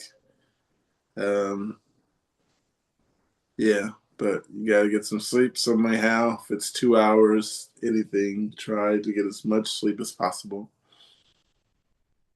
Maybe a quiet place. I don't know. But yeah, I did worry about the insomnia at first and it gave me a seizure. Um, so far, it has not, luckily. And I'm here. Got a comment here. One says lamotrigine is known to impact your sleep. I would call the after hours line to your neuro to report the issue. If you can, get some melatonin or another sleep aid, cancel your plans for today, and try to stay away from screens. I also have a sleep deprivation trigger, and I have learned that when you can't sleep, resting and pretending you're sleeping is maddening but reduces some risk. Letting your body and brain rest, even though you aren't hiding REM, is way better than pushing your brain to function how it should when you are awake. This is a common issue with the meds, so they will know how to help. I'm so sorry that you are feeling alone. Breathing exercises were also recommended to me. Look into alternate nostril breathing. It feels silly, but has nothing, but nothing has ever stopped my brain from running in circles so quick that I had to practice that. You aren't alone. Let that sweet brain of yours reach hemostasis, and the best it can do to ruminate on what ifs. They can only do harm in times like these, hoping you catch some Z's. Seems like they started trying to rhyme in the end. Another one says it's side effects that should pass after 2 weeks. If not, contact your neurologist. Yeah, I didn't pay attention if it bothered me in the beginning, but I know now that this insomnia is a lot. Wish I had someone to talk to when this started because insomnia is quite frustrating when you're really trying to go to sleep and you can't go to sleep and you just can't fall asleep. Jeff, you have any problems falling asleep? Yeah. I it takes me usually anywhere from a half hour to an hour to fall asleep, and I sleep maybe 5 hours, and that's it. And I'm tossing and turning most of the night. Chip, you having any problems with sleep? What sleep? I'm sorry, I'm not sure what that is. No, I have sleep problems even before I had seizures, so usually, but I also my sleep's messed up anyway because I get a ride to work a lot with a friend and he likes to leave at like 5 in the morning. So then I'll be up until midnight the next night because I have other stuff I have to do. So my sleep's all over the place anyway. I will say, interestingly enough, though, I was exhausted when I was on Keppra, and then they put me on Keppra and Vimpat, and I can never remember what the generics are, but when I was on Keppra and Vimpat, I was horrifically exhausted. It was atrocious. But then they took me off of Vimpat and they put me on Lamictal or lamotrigine or whatever it was you guys were just talking about.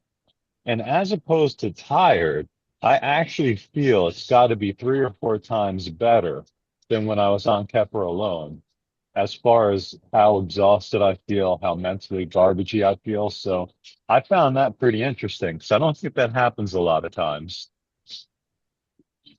But my neurologist said that the Lamictals actually people tolerate that pretty well and usually have pretty good experiences with it. So I don't know. That's my 2 cents. But yeah, sleep, I don't know. I'm all over the place. I have kids, I have a wife, you know. I have a job that calls me, tells me to do stuff. So yeah, I always had bad sleep. Oh, and just in case we're keeping track, I did go to a hamburger place for lunch. Nice. Yeah, I remember. You said you're going to the Canvas Club and to get food. I had a Oh, I went. question. Go ahead. Like with the not sleeping and the insomnia, I really do get that. I don't have like a valid opinion if Lamictal make me had more, but I have DRE, so nothing has helped. But I'm between being diabetic and then just being so lucky. I have not really slept 8 hours full in probably several months. And I know it's important to get your 8 to hit REM. Um, so I'm just wondering what's everyone else's experience because I'm sleeping probably 12 hours a day, but it's 3 off, 2 on. It's in big block. It's never REM. I'm going in really weird naps. I don't know why, but Um, with me, um, my insomnia is pretty rough. Sometimes I can't sleep, sometimes I can sleep. But the B12, it gives me enough energy to where I don't take a lot of naps like I used to. But the thing about falling asleep is I'm up at every morning at 10 because I take my pills at 10. And that's my morning dose, and I'm usually up after that. So if I can get sleep before 10 a.m., then I'm pretty good, I guess. At least get 4. I try to at least get 4 to 5. Um, but I've been good. I've been getting more than that lately. I've been getting what I can.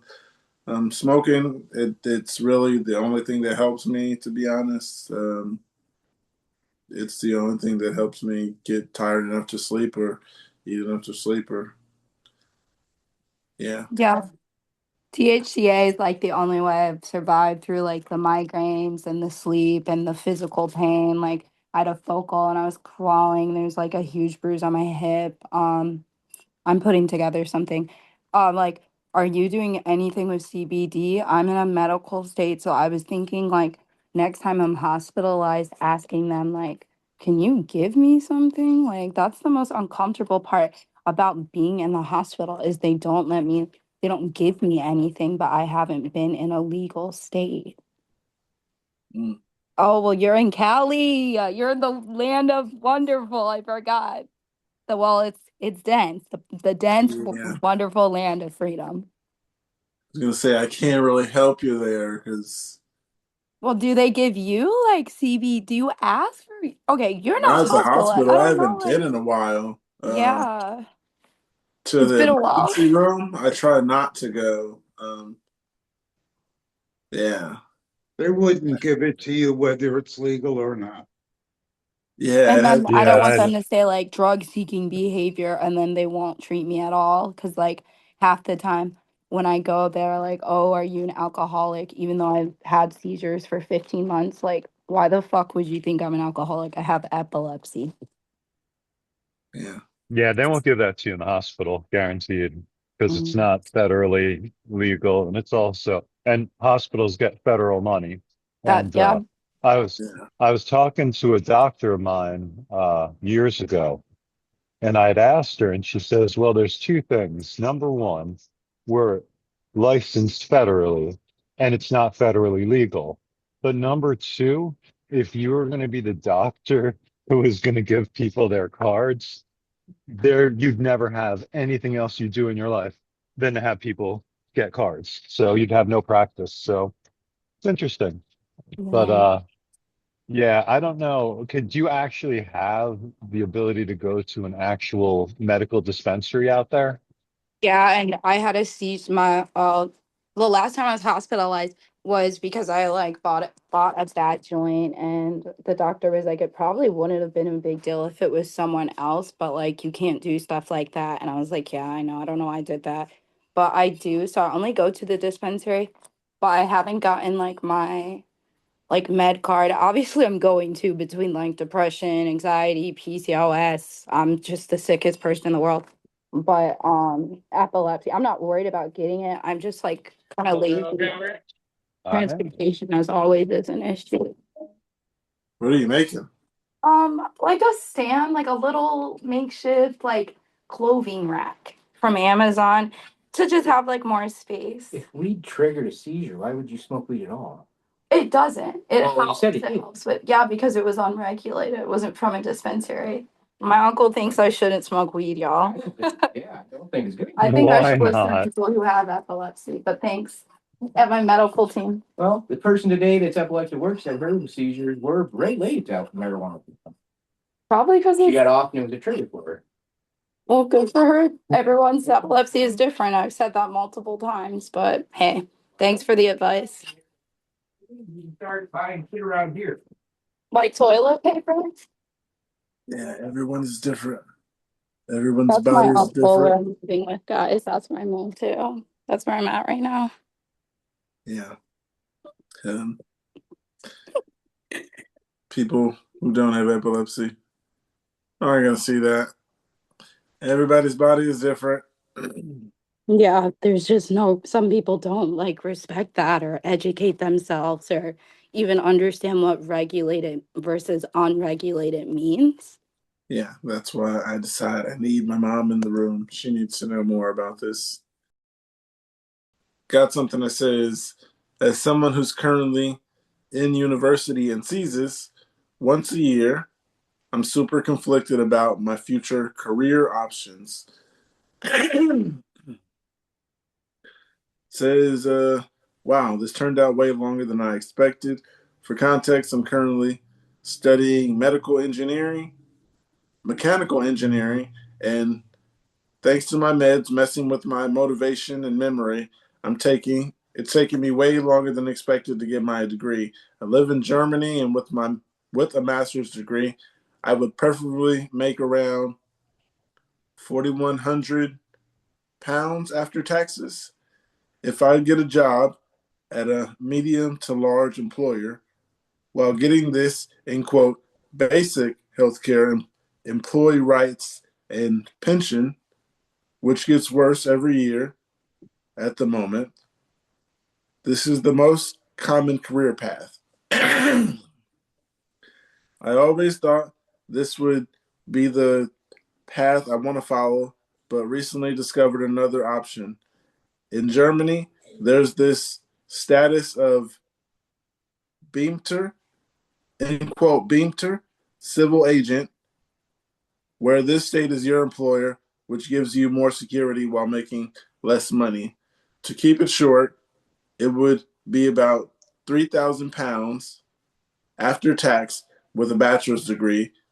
As a Beamter, you are employed for life. For instance, release protection, and you would get paid 70% of your monthly salary you earned in your last 2 years before retirement.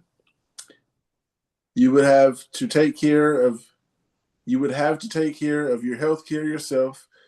What could lead to difficulties since your epilepsy is treated like a chronic illness, for instance, higher risk for the insurance company, but you would also get appointment treatments way faster since doctors get paid more compared to some other, in quote, basic health care.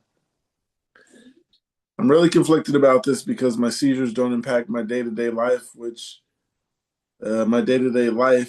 that much anymore, apart from not being able to drive and the side effects from my meds. So I do think I'd be able to stand by myself, and there are obviously way more options compared to public services.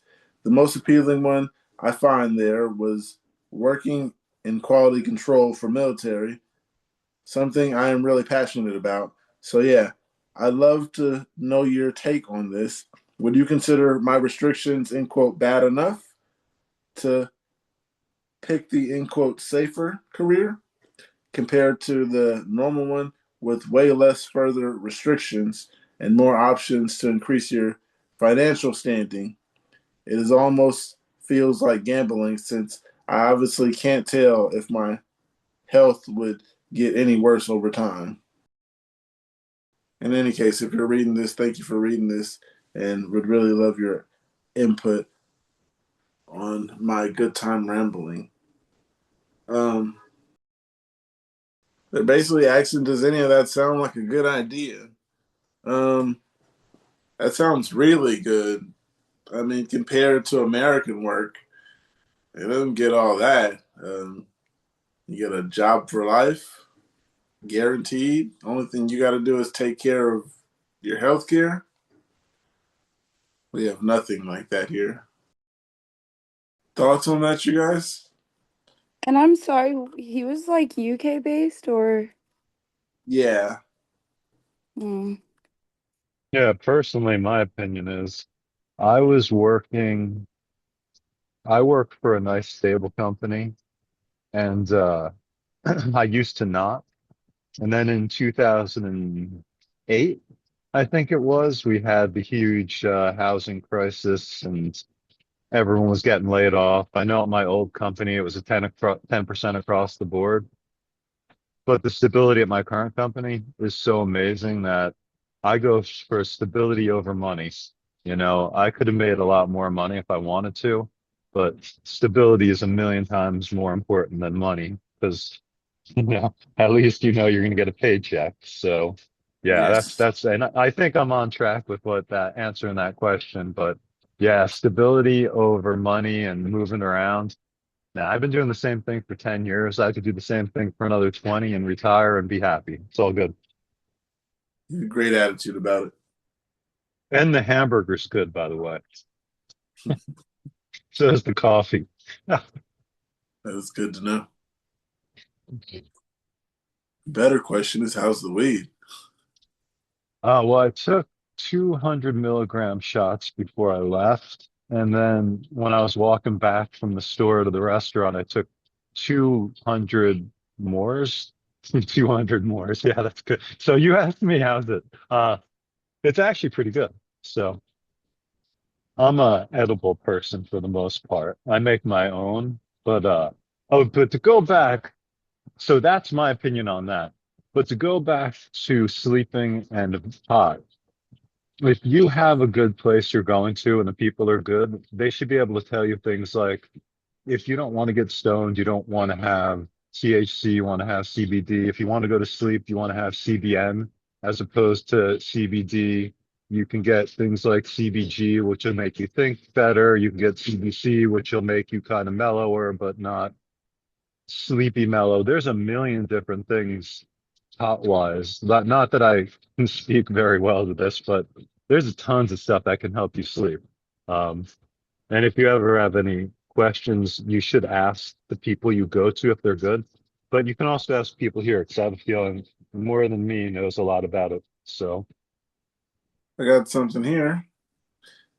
It says, when do you worry about auras? So, for context, I forgot to take the medicine over the weekend, staying with a friend, and I had auras yesterday. They only lasted for about a minute at most, but the problem is I'm still having some today. I had I had two very short ones. Should I be worried? I can't remember if I had auras continue into the next day, but I am worried. Should you be worried? Stress could be one of your triggers, so I would say don't worry, but I don't know how bad your epilepsy exactly is. Personally, from what you're saying, I wouldn't be too worried, but you got to be careful with these epilepsy and these meds and stuff. Yeah, I'm no doctor, but I can go from the first and only comment here. One says, honestly, in 16 years, in 16 years old, 16-year-old seizures. I panic still every time. I get anything that feels like a seizure. Anything from dizzy spells to my eyes getting screwy.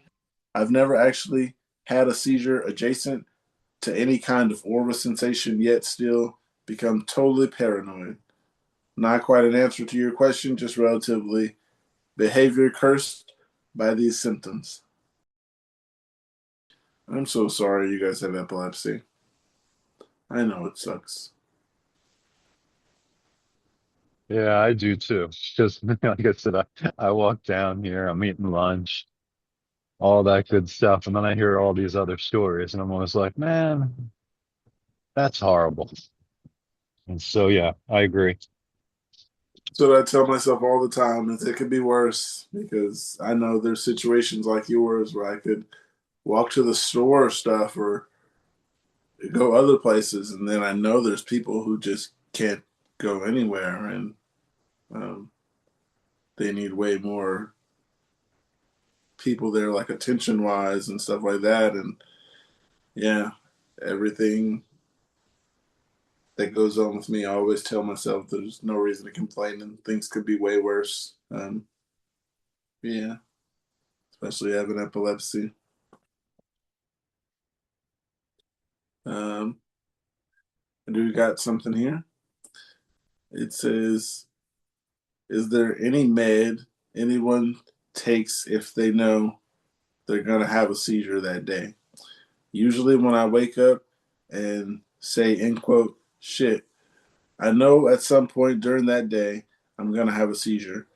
Didn't get enough sleep the night before, have a lot planned for the day, possibly events that could have caused seizure before, a tough work day ahead, whatever it is. And I'm almost always right.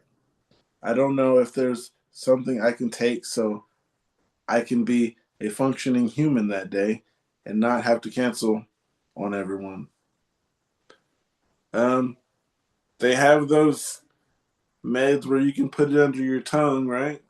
You guys heard about the what's it called? The rescue med. You put it under your tongue and it melts or something like that. Um, Not melt. Dissolves is the word. There we go. If anyone has a rescue med, that's usually a good one I heard. But some of these comments, one says anything that ends in Pam, diazepam mostly. Talk to your doc about emergency med. I take Clonopin. Destiny, you have a rescue med? Or Chip, you have any rescue med? I do. It's a nasal spray. Like I always get confused. It's naloxone. I used to do a lot of reporting in substance abuse, so I always get confused with like those type of like opioid. It's the no, I don't know. It's a nasal spray. So yeah, Did I I hear you used I say? do to. not. Sorry, I used to take it with me in public, and then I realized no one's gonna know what this is or how to use it besides a paramedic. So I just keep it here for my family. Very supportive family. Yeah. Um, did I hear you say you do the news or something like that? Yeah, mine is a nasal spray. I could look up what the name of it is. One second.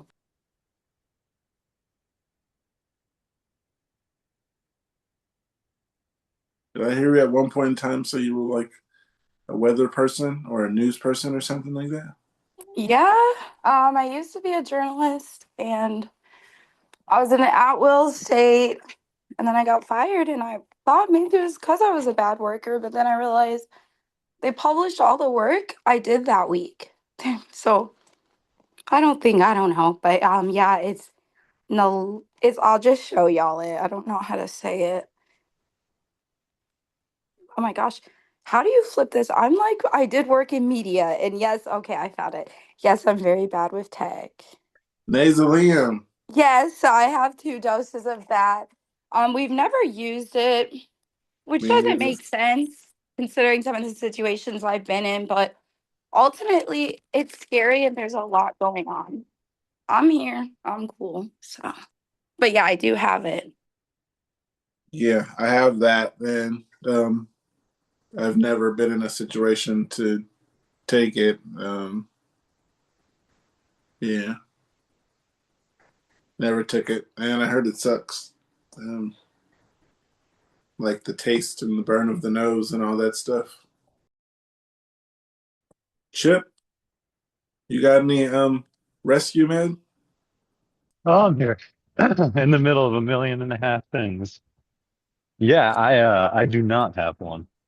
So, and I don't know. I don't think I could figure out if I needed one that day. So I've only really had one good knowledge of a seizure coming that day, or very shortly from when it was. So never had one.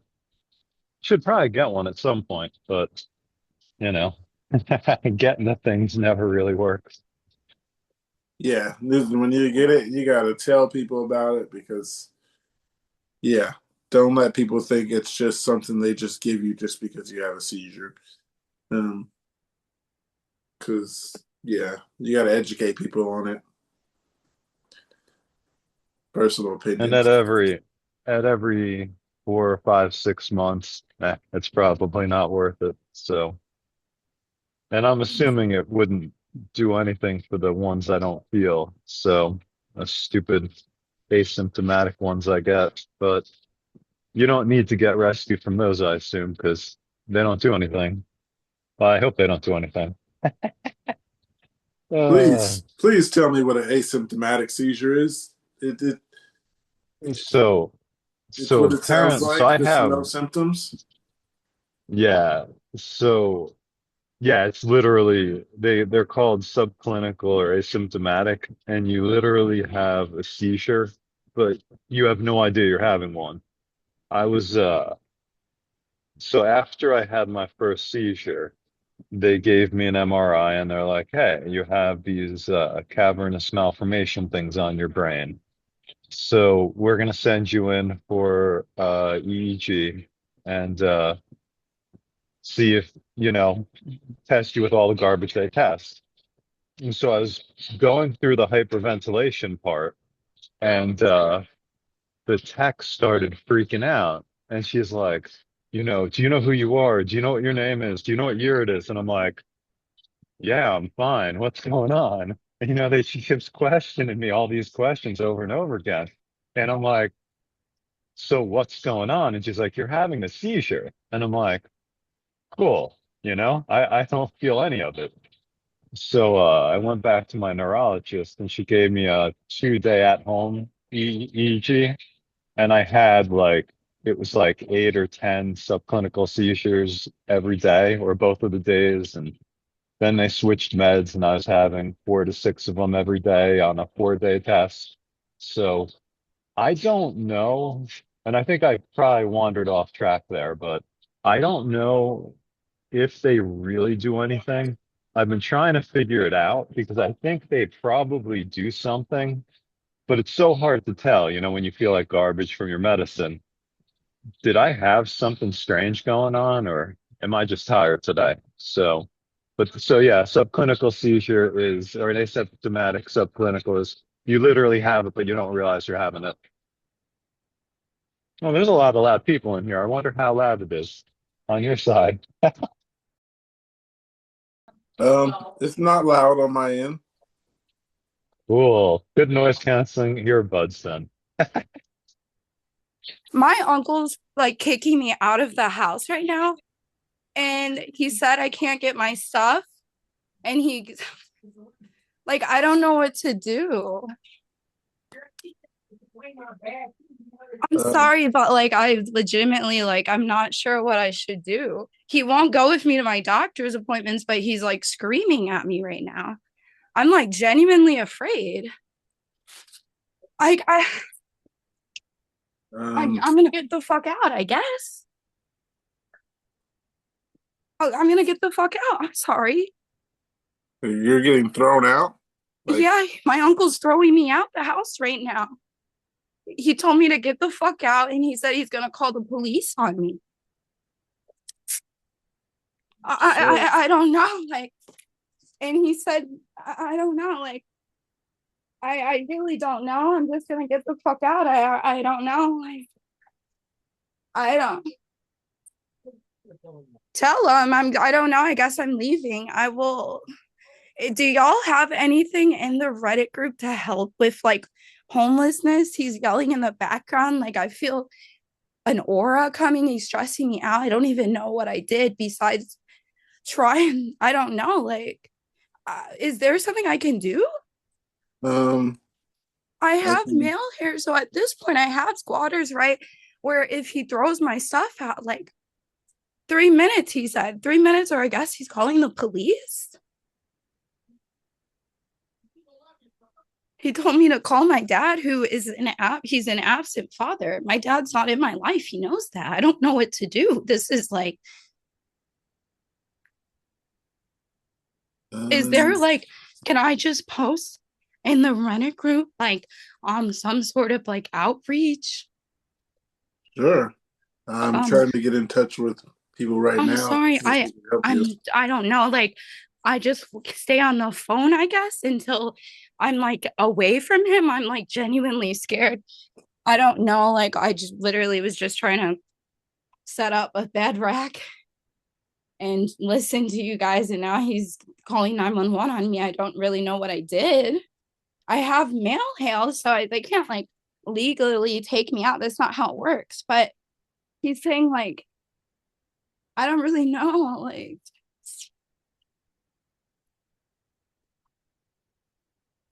I guess I have everything. I'm just gonna get out the house. Then I will like get a ride or something. It's cold here, but honestly, I don't want to be in the house. How can I help from here? I don't know. This is my family. I don't know. I'm getting kicked out. I don't know. I don't know. If these people wanted to help me, I don't know. Look at him. Like, I'm genuinely scared. Should I call the cops? Should I call the cops? Should I call the cops? Yeah, you sound like you need assistance. I'm yeah, you're scared. a woman. Like, of I'm gonna call the cops. Okay. Okay.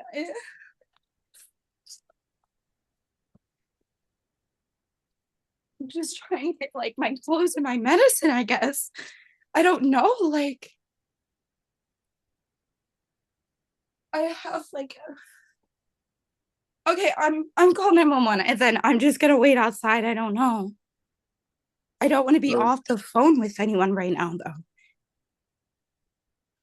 though. Let's see. I am like shaking. I don't know. Like, okay, I'll get the fuck out. Like, I guess I'm gonna call the cops, and then I'm gonna call someone to come get me. Then I'm gonna get my stuff and I'll leave. Like, it's fine. I'll leave when he's not here. My stuff doesn't have to be here. I don't have to be here. It's okay. I have my medicine. I'm sorry, y'all. Never be sorry. I have I'm to just admit, gonna get the fuck out. I'm just gonna get the fuck out. For things that people do for you. Because if I didn't go to work, I wouldn't be able to have a fucking house for you to live in. Yeah, I'll call the cops in a second. Just for like record. I'm outside. I'll get off this property. I have mail here, so I do have squatters' rights, but just because he said I can't take my stuff.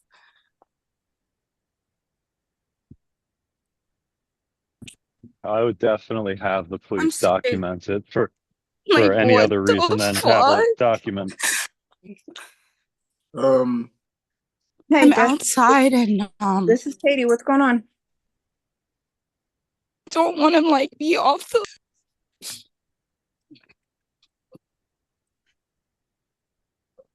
Are we talking eviction?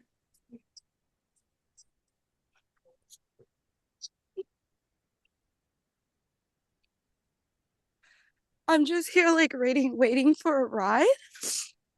So the situation is she doesn't have a location to move forward to. She's getting put out of somewhere. Okay. And I'm sorry to hear that. Can I ask where you are so I can just start doing some research? What? I'm sorry. North Can I Carolina. ask Did I what put my city in North headphones in? Carolina? Please hold on. Okay.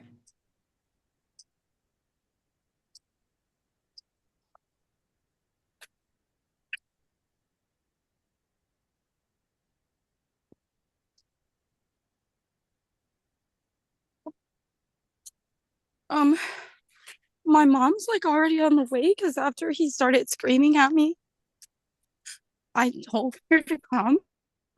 This Okay, is great. where I live because I can't fucking take care of myself. Like, how is this better?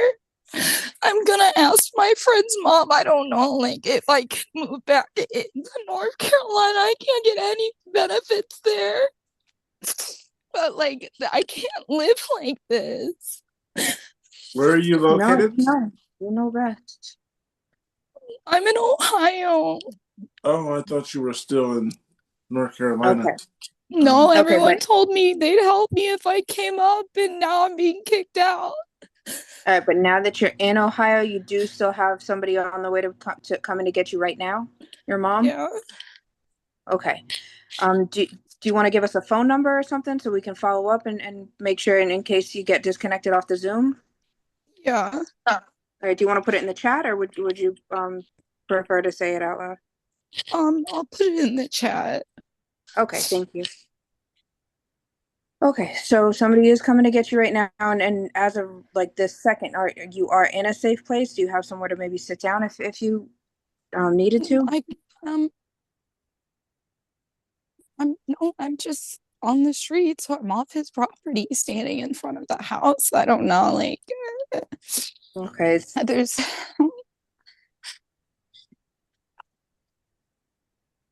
Okay, is there anywhere you can walk to this? It's like a well-lit area, maybe somewhere with some cameras in the parking lot, or? No. I'm in the middle of nowhere, suburb Ohio. There's nothing, no. Okay. All right, that's no problem. Well, that's a good idea that you're at least on the phone with us and your mom knows where you are. Is there a chance? Talking him and lying, like. My mom knows where I am. That's her brother.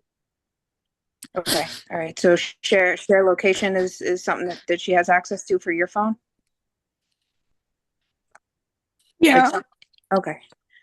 Okay, so as long as he's on the way. Bird. What's that? What do you say, Toaster? He's like yelling at me that I'm smoking weed, but like, isn't this more of a trigger? In Burr. Cold? Freezing. Okay, so are you I mean Destiny, it looks like you have a hoodie on. Do you feel like you're Is it cold out there? It's cold, but I'm okay. I have like the adrenaline and fear. I have 2 jackets on. I'm okay. I'm just kind of waiting. Okay, and there's just nowhere indoors that you can get to? No. Okay. Okay, so I mean we're here for you. Do you think we should... Go ahead. Houses near neighborhood. You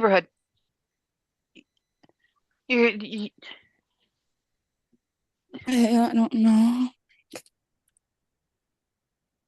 Not neighborhood. So no neighbor. Would you mind if I text you? Could you just text me your mom's number? Yeah. Like that, Pete. That's up to you. Okay, talk a little bit.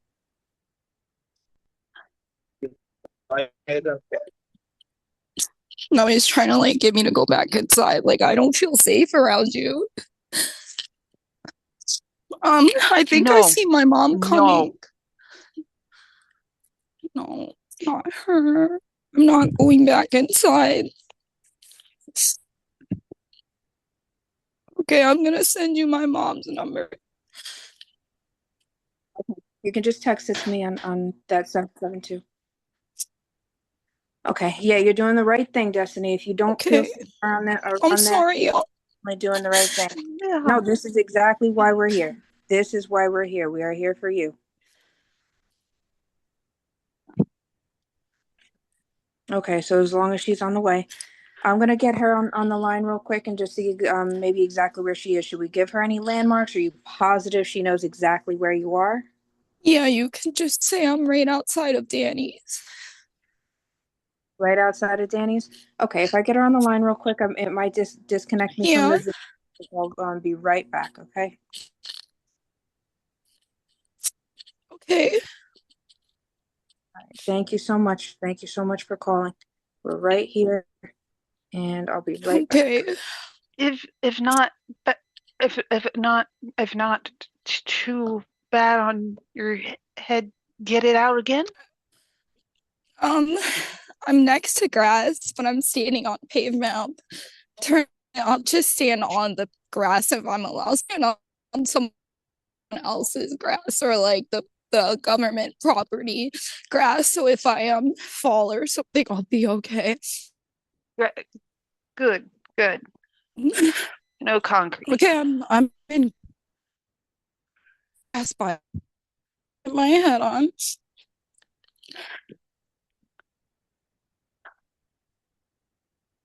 There you are. I see.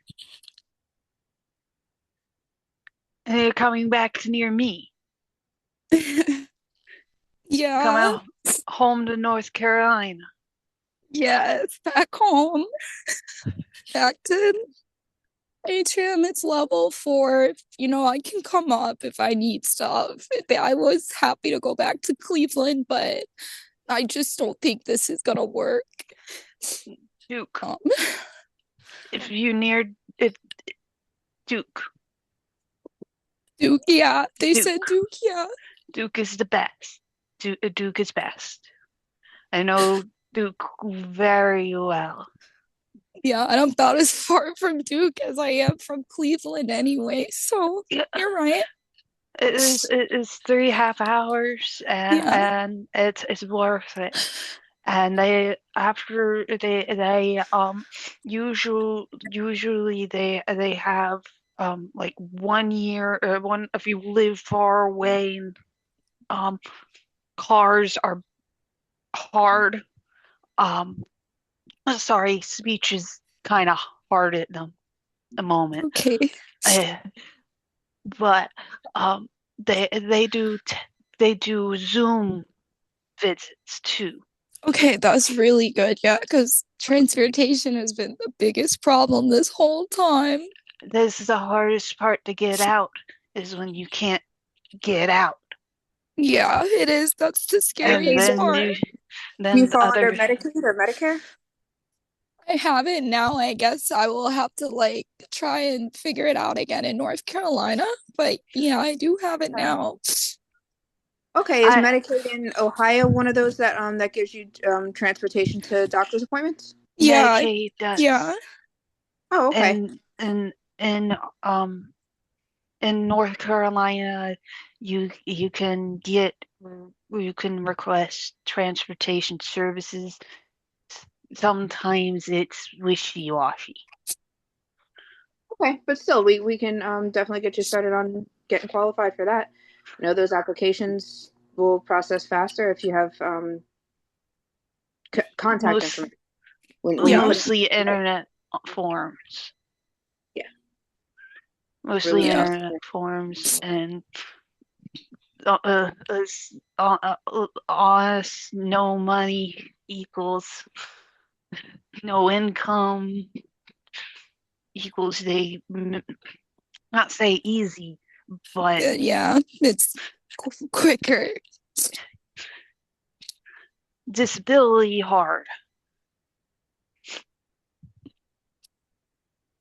What's the situation with income at this point? Have you applied for disability, or do you have like child support or anything coming in? Any source of income? I've been doing like freelance work. And it's untaxed until it's $600, so that's really good. I just got a job at a coffee shop, so I haven't really started, but I've been trying, and my partner's mostly been taking care of me, which like I'm grateful for, but I'm scared because I don't want to be reliant on someone. I was reliant on my uncle for my housing, and I just want to be able to take care of myself. So, I got a job, but I don't know. Freeing feels safe. You got that job, and that is a really important part of you being able to be self-sufficient. Obviously, you have that drive and motivation that you've been generating a source of income for yourself, and that's incredible, Destiny. That's everything that you need, and It's you will. victory. Yes, you will continue to succeed and definitely move up from here. I haven't got a hold of Mom yet. Has she texted you or been in touch since? No, I'm gonna call her real quick. I don't know. It kicked me out. No, on mine it just put Zoom on hold, like it was another call, and then when I ended the phone call, Zoom came right back up, and I just had to unblock the camera, like turn the camera back on. Okay, I'm gonna call her real quick. Okay, if we don't hear back from you or if you get kicked out, then I'll call your phone in 5 minutes. Okay. All right, babe, we're right here.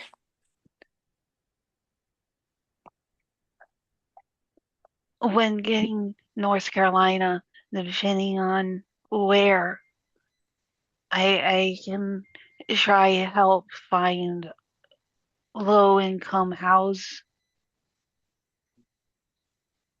And try not. I don't know. I don't promise.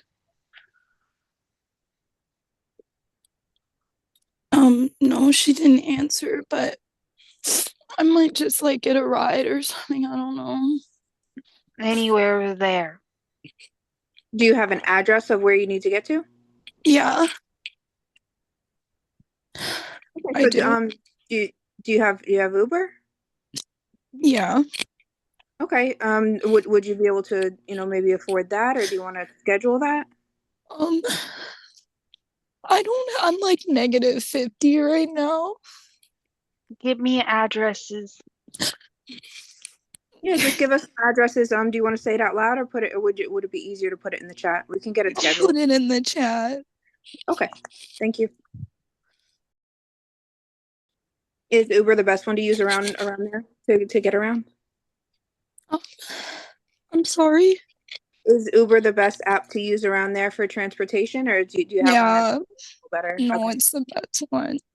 Okay. Sounds good.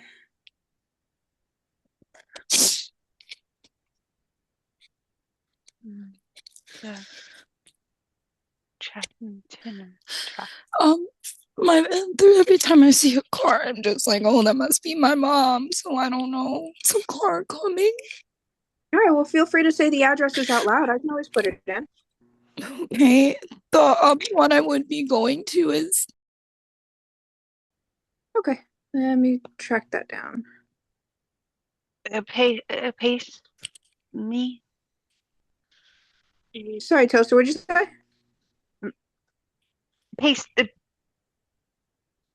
Oh yeah, copy and paste. Okay, I'm getting the address narrowed down right because I don't think I spelled the city properly. But we got the zip code, so it's cool. Okay. Yeah, it's fine. It'll pop right up. Second. 12 minutes. Okay. Is saying. Okay. I live in the suburbs, y'all. This is like the worst place to be for someone who can't drive, and they know everyone keeps saying they have their own lives instead of helping me, and then getting upset when I say I have no help. Like, I'm just gonna go back. I don't think this is where I should be.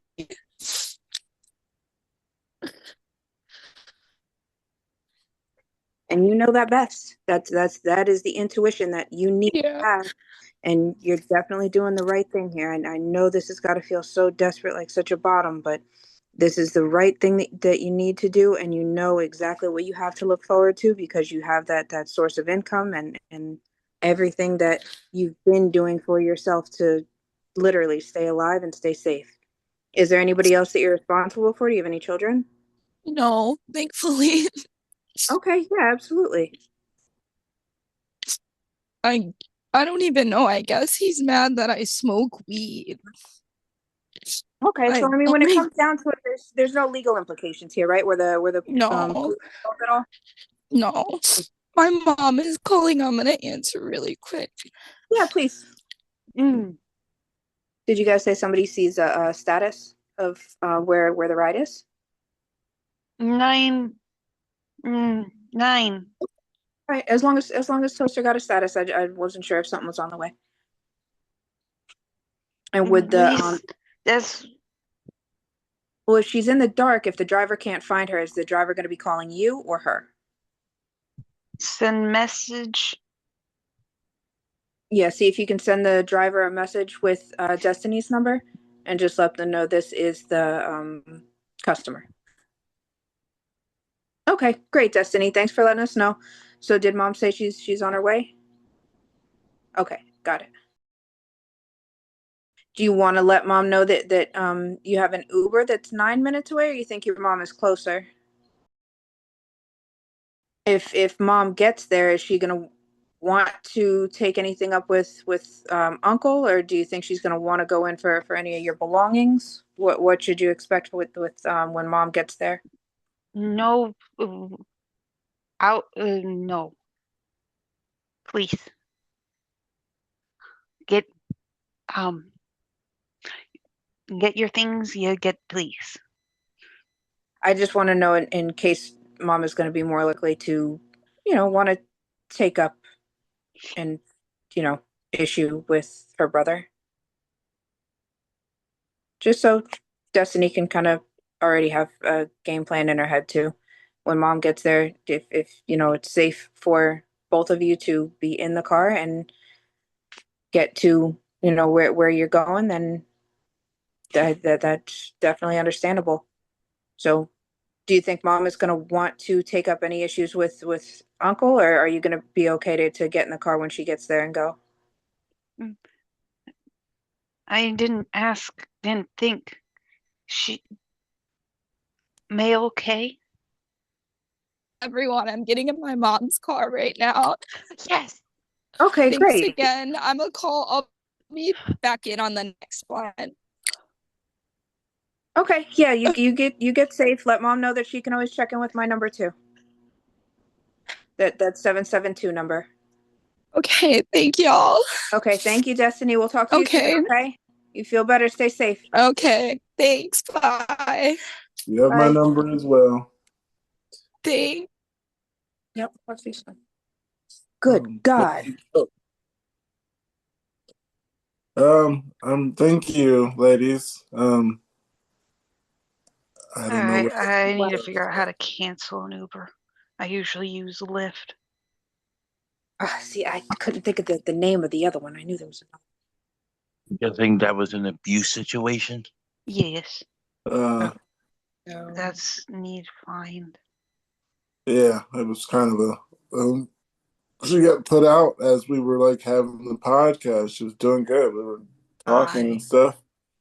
And then she was saying that her last seizure she think might have happened because she smoked street weed instead of smoking medicinal, and everything went south from there. Um, Oh wow!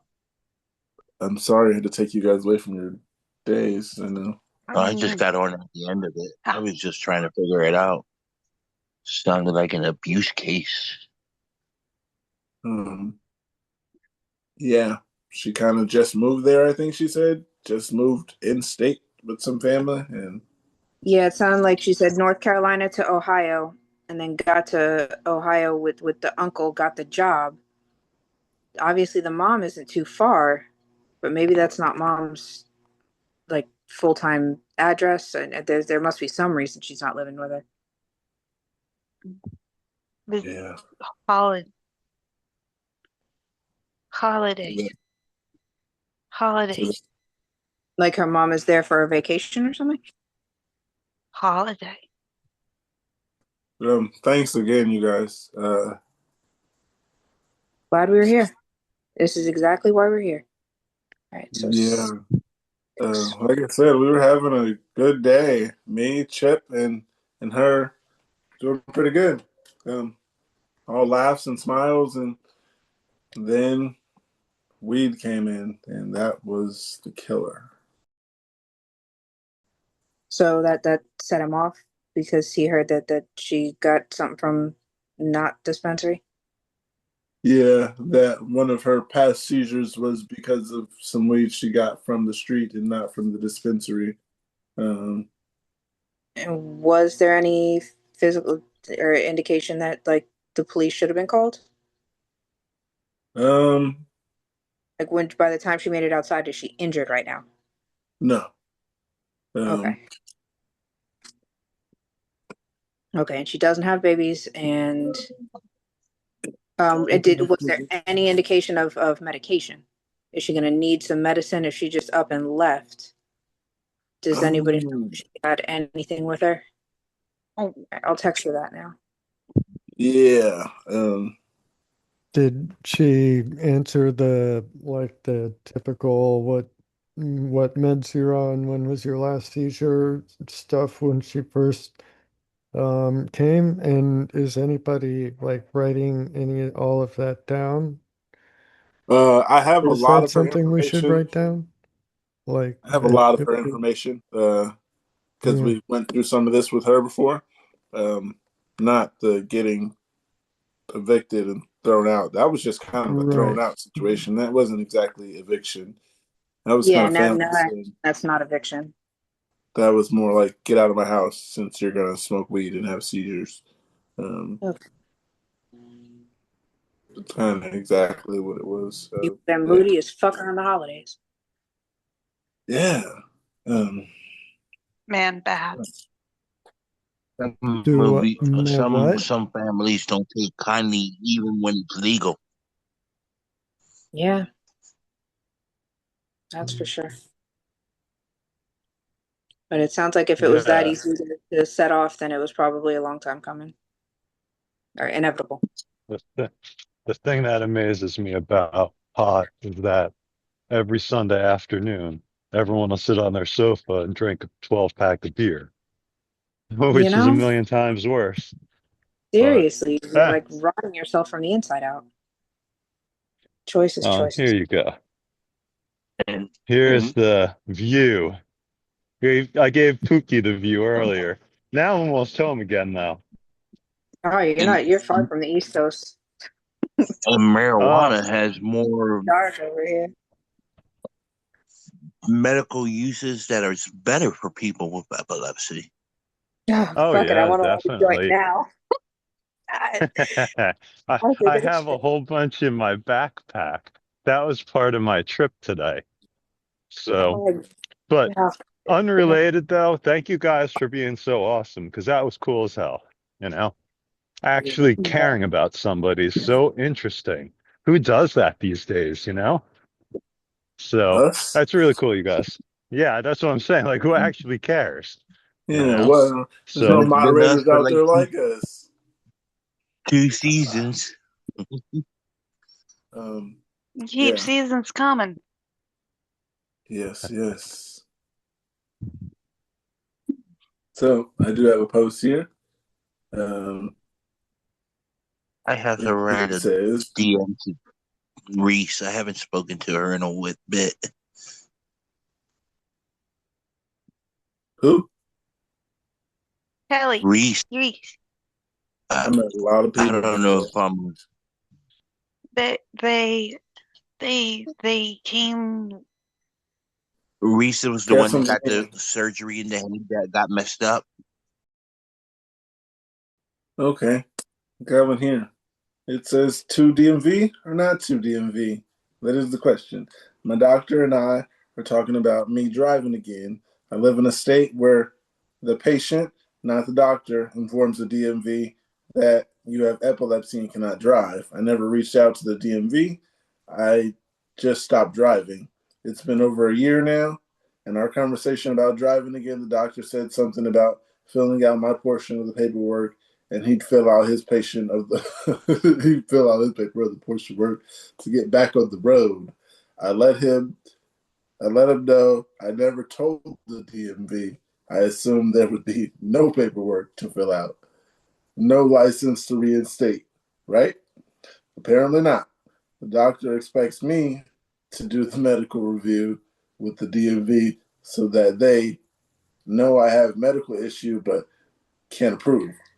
With this approval, my driving, what do you think? Let the DMV out of this, let the DMV out of it, or start a never ending paperwork relationship?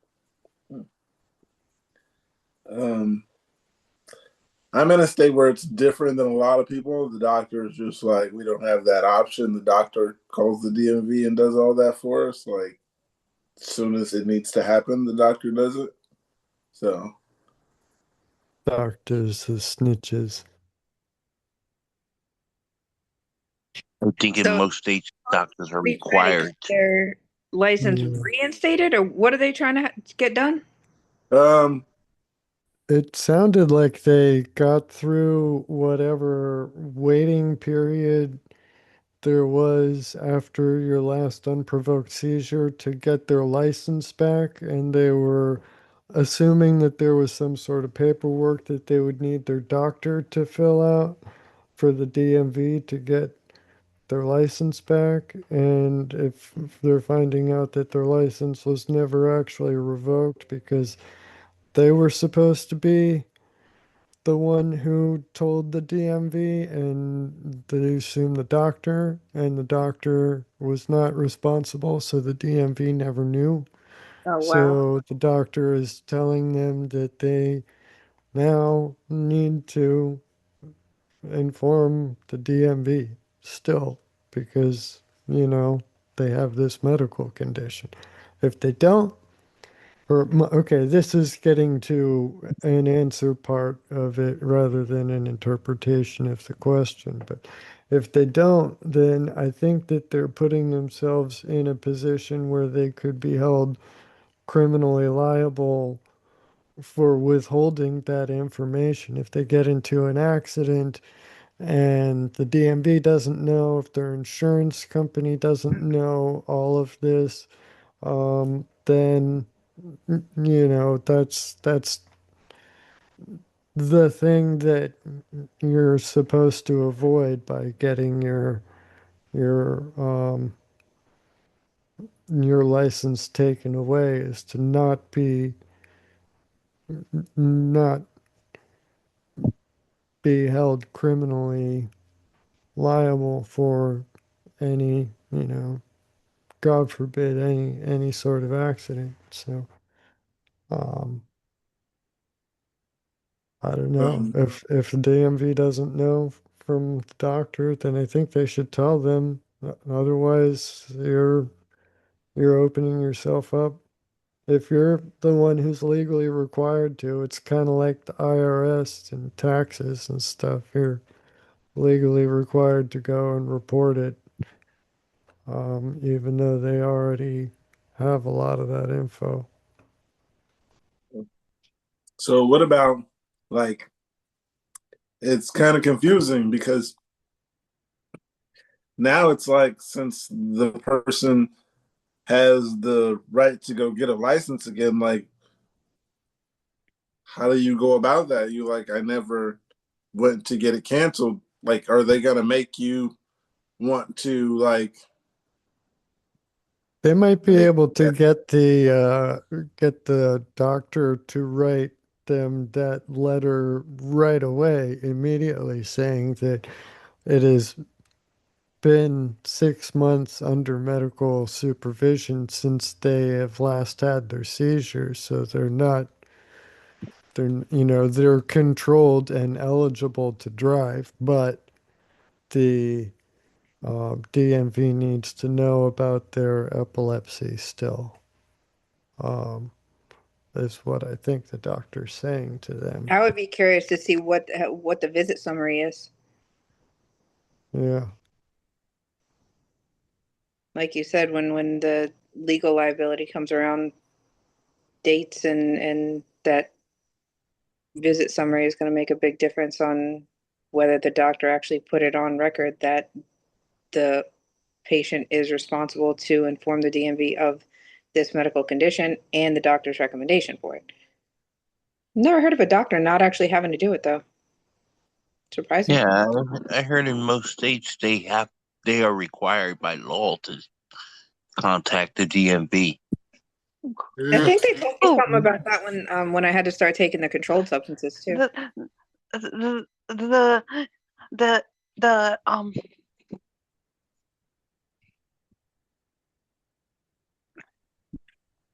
not Medication story.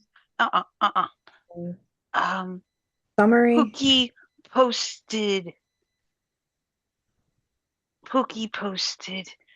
about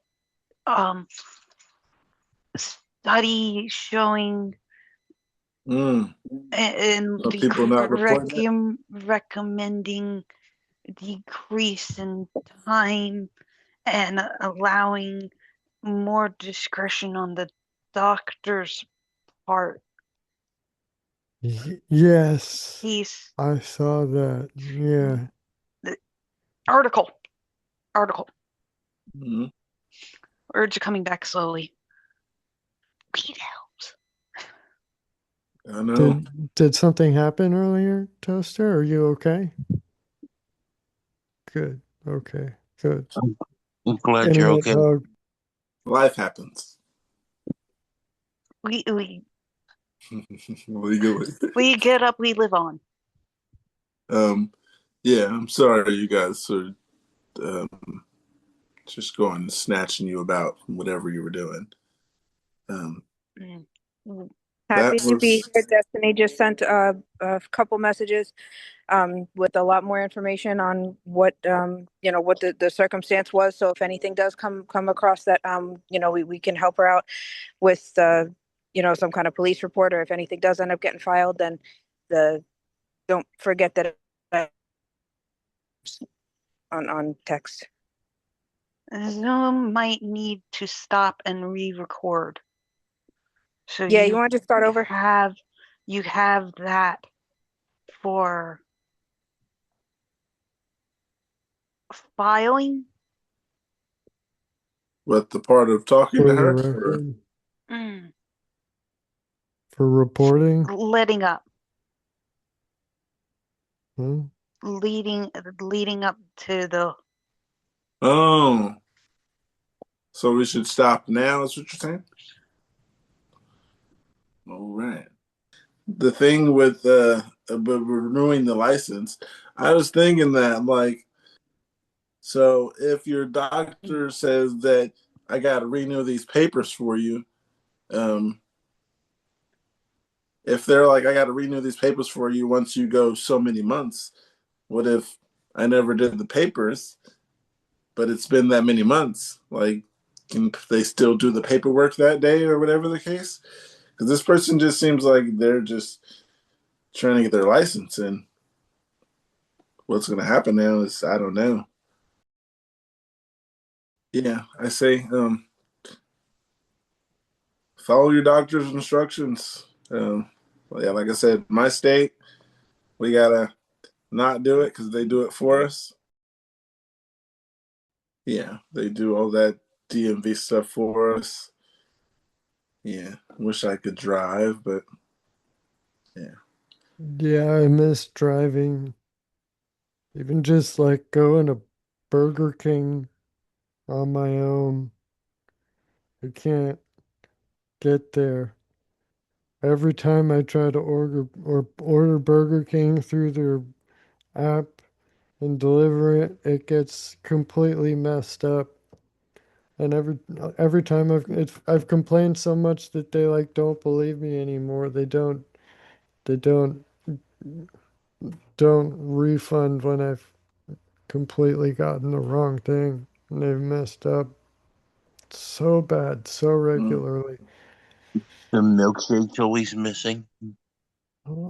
I mean, they gave me that like meatless impossible Whopper, like impossible veggie vegan Whopper thing when I ordered a triple Whopper, like it's or Oh, yum. triple Whopper with bacon and cheese. Like who orders like a meatless burger with bacon? But n- I I That don't is odd. know. It's. An I mean, I impossible guess burger there's with odd people bacon. out there. They might just like those impossible meat patties, but I I don't know. Yeah, I miss driving. Even just like I think I've talked about this before. Like I used to have a uh, BMW, humble brag, right? Um, but straight six twin turbo, 6 speed manual transmission, rear wheel drive. It's like, you know, um, sports cars enthusiasts, sports car setup type thing, and um, getting up early before, right as the sun is rising, it's still kind of a little foggy, and going out and kind of out in some little boonies and kind of driving around just for the hell of it and stuff it was better than waking up and smoking a joint, making a cup of coffee and just going around and driving was my ideal, like Saturday morning, Sunday morning type thing. So I miss that. I mean, the car, but I miss just the license and the freedom to be able to just go and do that alone. So, yeah. Christmas decorations going up. What's everybody think about that? Around here, there's seems like a contest. Uh, yeah, seems like they just decided we're all gonna go up on this Tuesday. Boom, and then all the lights were up on that Tuesday night, and it seemed like everybody got the memo except us. Just Do all you of a do sudden, all the you house too? next to us had lights everywhere. Like the street is beautiful. Out of nowhere, we were not aware that they were doing this on a random Tuesday. I did Every not think of it. Like I should go like step out in front. There haven't been any interesting night rocket launches, so I had no reason to look out the front door. Um, but yeah, maybe I should go take a little walk, step outside, walk around the block and see what's up. It is Fitness Friday, right? Uh, oh the yeah, idea Fitness of Friday. I gotta exercising go to the sounds park. exhausting. Um, Hey, Jeff. Hey, Mark, how are you?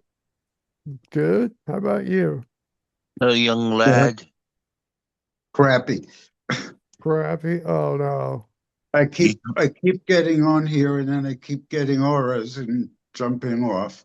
I think this is my third time on. yes. Well, Uh, at least the auras aren't happening in New Jersey. no, that's true. It's, I There can have give you been good good news. spots. I can give you good news, Jeff. Yeah, The Cowboys screwed themselves again. yes, that was good news. It only would have been better if Prescott broke his leg. Oh man, come on, guys. You guys don't like the Cowboys that bad? Poke. The only thing we know about Dallas is that it sucks. Well, I feel you. Philly is them right now. I have a play literally recorded from yesterday's game where it was a safety and the refs called it not a safety. But they got him the next play. Jameer Gibbs ran all over them all night, though. Yeah. How are you doing now, Angel? I am tired because I took the Clonopin earlier, and that mixing with the Excopri is wow. Yeah, I'm tired. Yeah, but I'm trying to manage because Princess is here and I have to watch out for her. And yeah, the nasal would have just knocked me out. Yeah. It does that. Yeah. Is it an aura day for a lot of people? I had some tingles this morning. I'm Klonopin all day today. Yeah, I wrote my Okay. event on the tip jar. I didn't check it yet. This morning. Actually, I did check it. Yeah, I wrote it on the tip jar this morning after I dropped off my daughter from school. I came back home and Andrea described it like perfectly, but it was like reality went into distant, but I didn't get no like stomach or anything. It was just like the words, everything were sound, like you can hear sound, but it was like kind of muffled. And everything just seemed like reality went into distant. And I'm like thinking, is this an aura? A bit of dissociation. Today's my 7th day with no medication, just the vitamins. And so far, so good. That thing with an aura day, I probably should have wrote down something earlier, swiped a magnet, but nothing really happened. I was getting ready. I was totally conscious the whole time and just had a funny feeling kind of thing. But I don't get auras, so I don't know what to call it. You have a magnet with an RNS? Yeah, the magnet with the RNS, when you swipe that, it causes the reading to kind of spike. It just causes all the things to spike. So when a tech is reading it, it's like a bookmark. That's a part that will stand out and essentially get them to pay attention to that time frame since the patient. Yeah, because if we swipe a magnet with an RNS, it's like that'll definitely set it off or do something. Is it like pressing the button when you're in the EMU? I mean, nobody actually responds. No, nobody's pulling the data to pay attention to. Yeah, it's not like that. It's a bookmark for them. I think of it as like a bookmark for the tech when we're back in the office doing another read. And yeah, I got hate something bugs. here. It Bugs are supposed says, to be what do you gone in call like this? It says, what do you call this? I've been struggling to explain my new seizures to neurologists for a long time. I've had myoclonic and tonic-clonic seizures. This new one is somewhere in between. Big myoclonic because I retain awareness and afterwards there's no postictal symptom. Little tonic-clonic because my entire body is affected. I throw my arms out and my head goes back, legs are affected, and I make noise. They want to send me to EMU where they can take me off of meds that will result in a tonic-clonic, and I know this from forgetting my meds. The EEG was myoclonic because lack of sleep. My triggers are pretty tried and true for tonic-clonic and myoclonic, but this new one is a crap shot, a crapshoot. I think it's related to my menstrual cycle, but like everything else with epilepsy, it doesn't make sense. The only reason it hangs around is to fuck with me. Is there a name for this type of seizure? If you think, if you have tonic-clonic that lasts only a couple of seconds, will you explain it to me? I've had a tonic-clonic that I was told lasted 7 seconds. I don't exactly know how short. Actually, they did say a few seconds. Um, yeah. Does that sound like a seizure, you guys? It's in between a myoclonic and a tonic? I know I've had stuff that they called, but on based on the RNS and like from the EEGs when they were reading those, they said there was stuff that looked like tonic-clonics, but I never even like flagged. I didn't. It was during one of the EMU stays that there was definitely a couple episodes that they called that they said enough of the electrodes went off that they would have thought it was a tonic-clonic, but I didn't push the button or write anything down or anything. So technically, I guess they don't call it a tonic-clonic. They just called that like some kind of medical word for seizure activity. Like it was obvious seizure activity or like something to that effect. But yeah, that's definitely not, I don't think I've ever had a seizure that I thought was a tonic-clonic that lasted a few seconds. Like nothing less than a minute. Well, isn't the tonic part of tonic-clonic is the sudden uncontrollable stiffening of the muscles, and the clonic part is repeated uh jerking movements and stuff. So I mean, as far as I understand, I may be mistaken, but I think it's possible to have a seizure with tonic activity without the clonic component, or vice versa.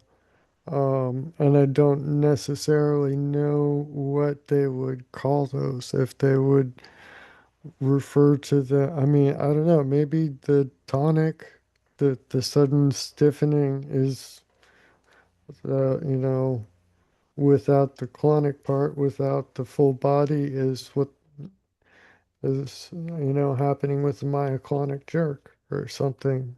I'm just spitballing, but you know, I don't know, based on that experience I had that I wrote about back in August, September with the nystagmus and all of that. It was I was definitely having like repeated jerking movements without the uncontrolled stiffening in between. So um, if that's the case, then maybe the other case could be true too, and have the uncontrollable stiffening without jerking, and you're just yeah, I don't know. You guys get it right. Have you had anything like that? Say I that don't last think part I've again. ever had one that with like the stiffening without the jerking part, but it was really short. Like there was maybe one kick and that was pretty much it. But I don't think I've ever had anything that was just fall and stiffen up. Is that kind of what you're suggesting might be like the tonic without the clonic?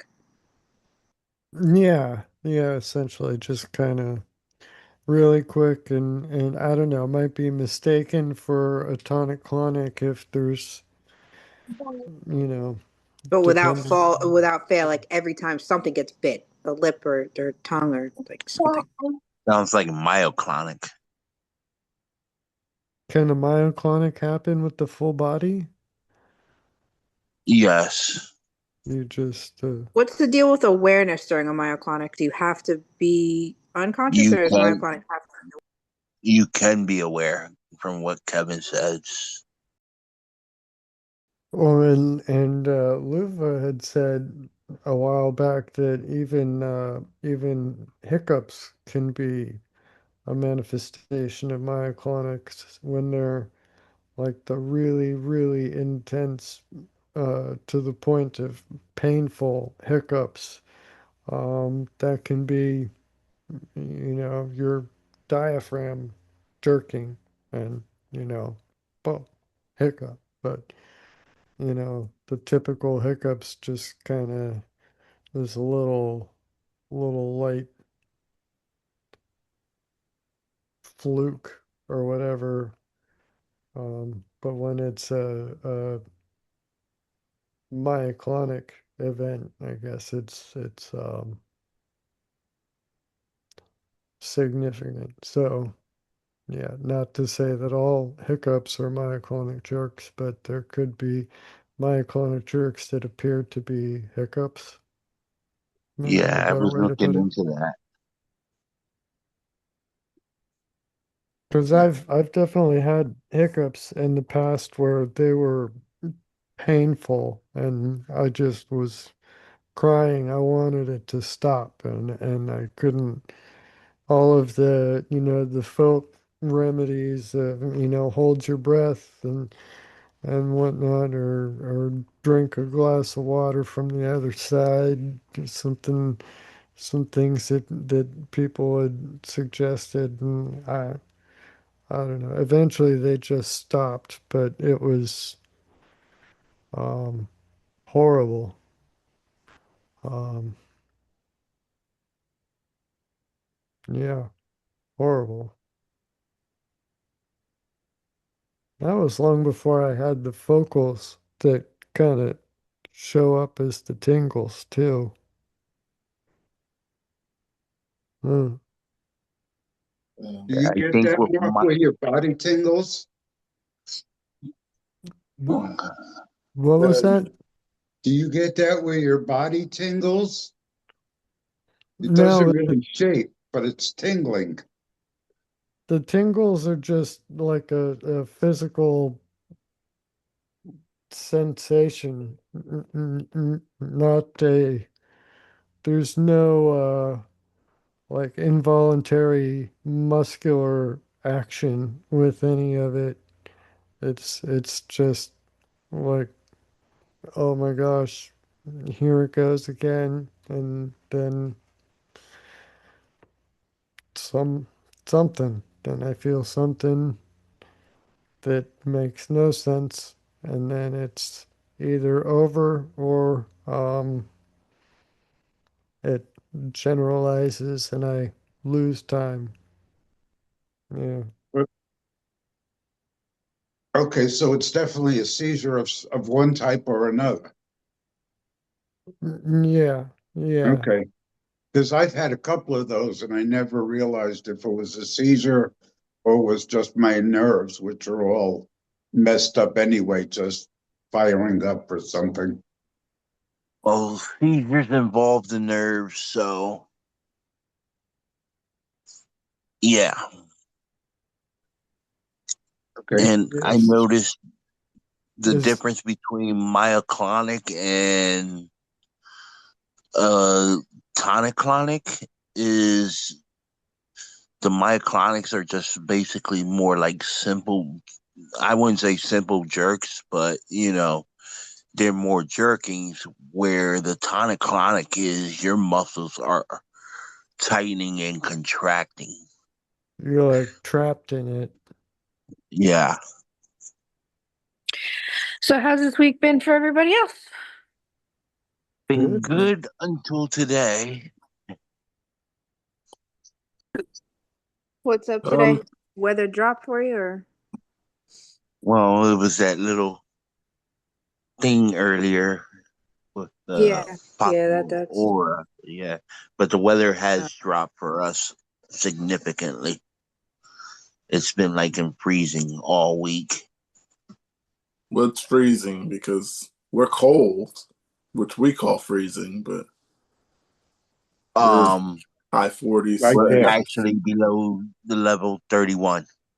Oh, okay, yeah, we're nowhere near that. Yeah, so literal actual freezing, scientific. That's where Aubrey's been. That's where the places in Tennessee are. Like, a lot of the country's got like really shitty weather all week. And there were, like, you can go outside today and you will see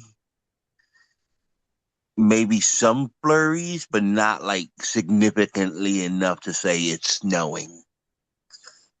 Yeah, around here we're doing low 60s, high 50s, and that's cold to us. Yeah, same here in the desert. It's cold. Yeah, it's When I cold. went out for my walk early this morning, it was 45. Oh, yeah, that was That how was my morning was. bad. I mean, it was in the high 60s, but windy, so it's chilly. Yeah. Does anybody else make it a point to like get the flu shot or something around this time when you're more likely to get sniffles or? Personally, haven't got the flu shot in maybe over a decade. Yeah, me neither. Yeah, I I'm don't get living flu with my shots. parents, and they're both I don't believe in senior those citizens vaccines. with you know, significant health issues. So I really feel like I should get whatever shots they Yeah. want me I to did get in order for them to feel safe, you know. Yeah. Yeah, I I did the mean, it's just COVID like, vaccine just so I could see my daughter being born in the hospital, and that's it. oh wow, Wow. Wow. But yeah, I would have never got it. yeah. Every Last time time, I've gotten the flu vaccine, I get the flu because of Lyme disease. that's enough of that. Yeah, not. I have nothing against vaccines, but not the flu vaccine. Never. Eventually, COVID is going to be like flu season. It's going to be COVID season. Yeah. And it's just going to be the norm, just to be something that's out there in the air. I think it Already already is, is. isn't it? I mean, I'm They got like heard what? about They're COVID already up to cases like around the same letter time. E and stuff, and there's a new vaccine this year for COVID, and it was like, no, Got something here. It says, I feel like very few people really understand what it is because that's how I'm feeling. People getting getting the falling over twitching part, but never met anyone who wasn't related to someone with epilepsy who really understands focal seizures, the cognitive problems, the side effects of medicine, depression, etc., etc. Some of my closet friends still don't really get it. Um, the question here was feel like very few people really understand what it is? Question mark. Yes. Yeah, I was gonna say yeah, and kind of doesn't feel like it. I kind of put the facts to it. I see that not a lot of people are paying attention only because we do this, and I've met so many people who don't know stuff about themselves, including myself. Um, but if, until it happens to them, they don't pay attention to it. until I see My things, sister is starting to realize about the memory issues and that stuff I've been complaining about for years. how old's your sister? He is 9 years my younger. I'm She's like I'm my trying to age. math, but my head can't math right now. She's like 33, 34. Somewhere around there. Yeah, you're 42, so she's around 34. Yeah, and she just got diagnosed with the cousin, I would say, of epilepsy. Uh, she's been showing signs of it for a while. Does that come with seizures? Because I did hear you say something like that, that something like it's like MS a is cousin of more it. on the physical side. whereas epilepsy is more on the mental side. Please But yeah, explain. it does come with seizures too. They can. Yeah, Sorry, Angel. they were checking me out for MS before they checked out or before they found the epilepsy. I mean, they did the MRIs and with the whatever contrast and said, well, no, there's no nerve sheath damage or whatever the demyelination, probably pronouncing that wrong, but um yeah, so that's when they said, yeah, fibromyalgia. And it sounds like I recall on Tuesday, I think, I feeling horrible now, I'm forgetting his name, but there was another attendee here who had been diagnosed with fibromyalgia, and it's interesting. It seems to have a high comorbidity rate. So I wonder if the same is true of MS, or how many people are misdiagnosed with one or the other, or something. Maybe all three are all siblings, like you had said. Yeah, like Angel It, said, that was a good way to put it. They're it all was me, siblings. Mark, that has fibromyalgia. Yeah. Well, no, there was another guy though. Somebody else. Then another one of the newer attendees, Jonathan. Was there a guy named Jonathan here on There Tuesday? was. Yeah. Yeah, yeah. And it wasn't his first time. I remember I'm Yeah, you had a decent conversation with Jonathan. It might have been him. yeah, And I can always claim epilepsy brain, but Mm. I've always been horrible at remembering names anyway, so but yeah, I felt like I made a mental note because it was like, oh, there's three of us here in a group this small. That's significant significantly unlikely to be completely random. So yeah, just a thought. But uh, I'm sorry to hear that you're dealing with fibromyalgia too, Jeff. That's What? Yeah, since the 90s. uh, what is it Actually, since exactly? 1990. Excuse me? What is It's fibromyalgia? it's a nerve disease that affects your muscles. Mm. just Those- nerve pain. Nerve You pain, know, muscle you just soreness. Is it hurt. something you take gabapentin for?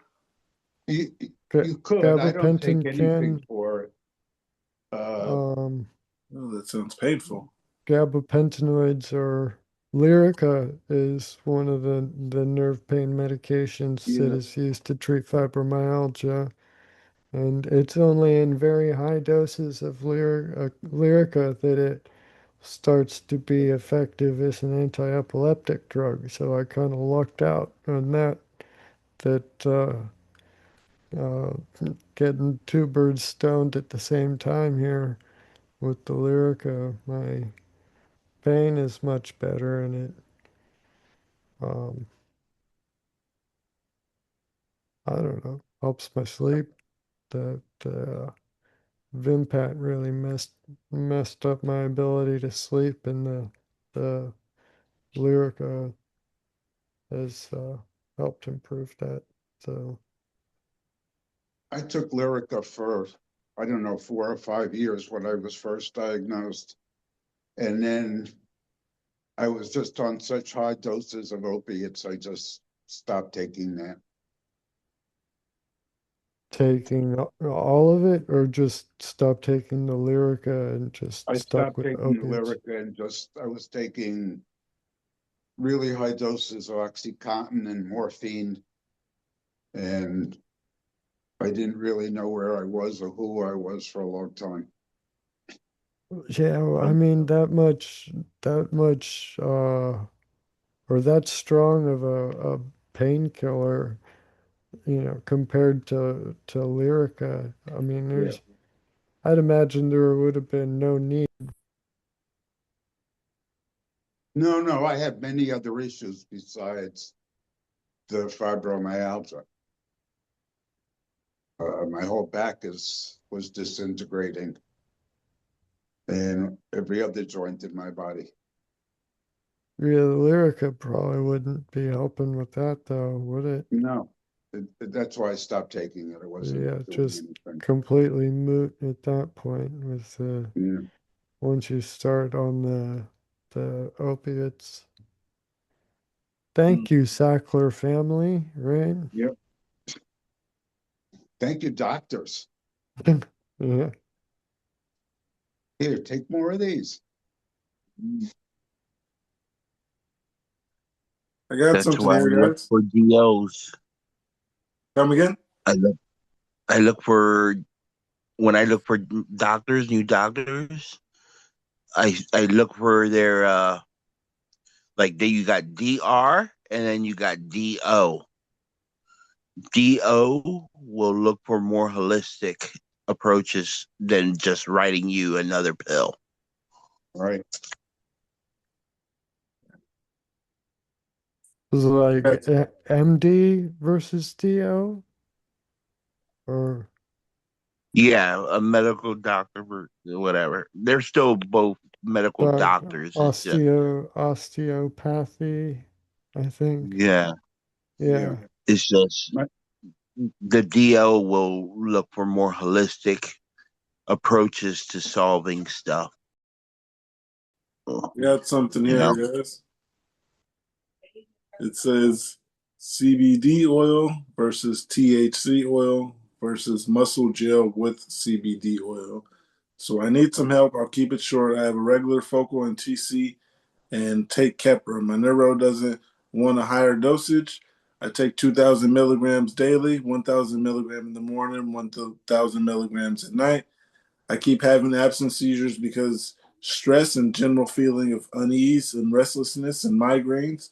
I'm sick of constantly relying on painkillers because it doesn't ease the pain or restlessness. So I did some digging and I'm asking for your suggestions. My problem is smoking and vaping and weed is out of the question. It gives me TCs. THC oil is pretty expensive, but I'm scared I might also have TCs. CBD oil seems reasonable, though. It says not to use with epilepsy medication. Massage, massage, muscle gel with CBD oil seems safe, lower dosage, doesn't get inhaled or consumed through the stomach, but will be enough to ease pain. But will it be enough to ease pain and provide some relaxation? My doctor is anti everything.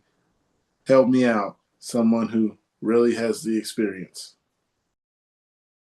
Well, doctor being anti-oils might. if you're looking for something that's out of body, there's there's a simple solution. There's Epsom salt. It works. Yep. Yeah, and magnesium gel rubbing on sore muscles. It works Um, a lot like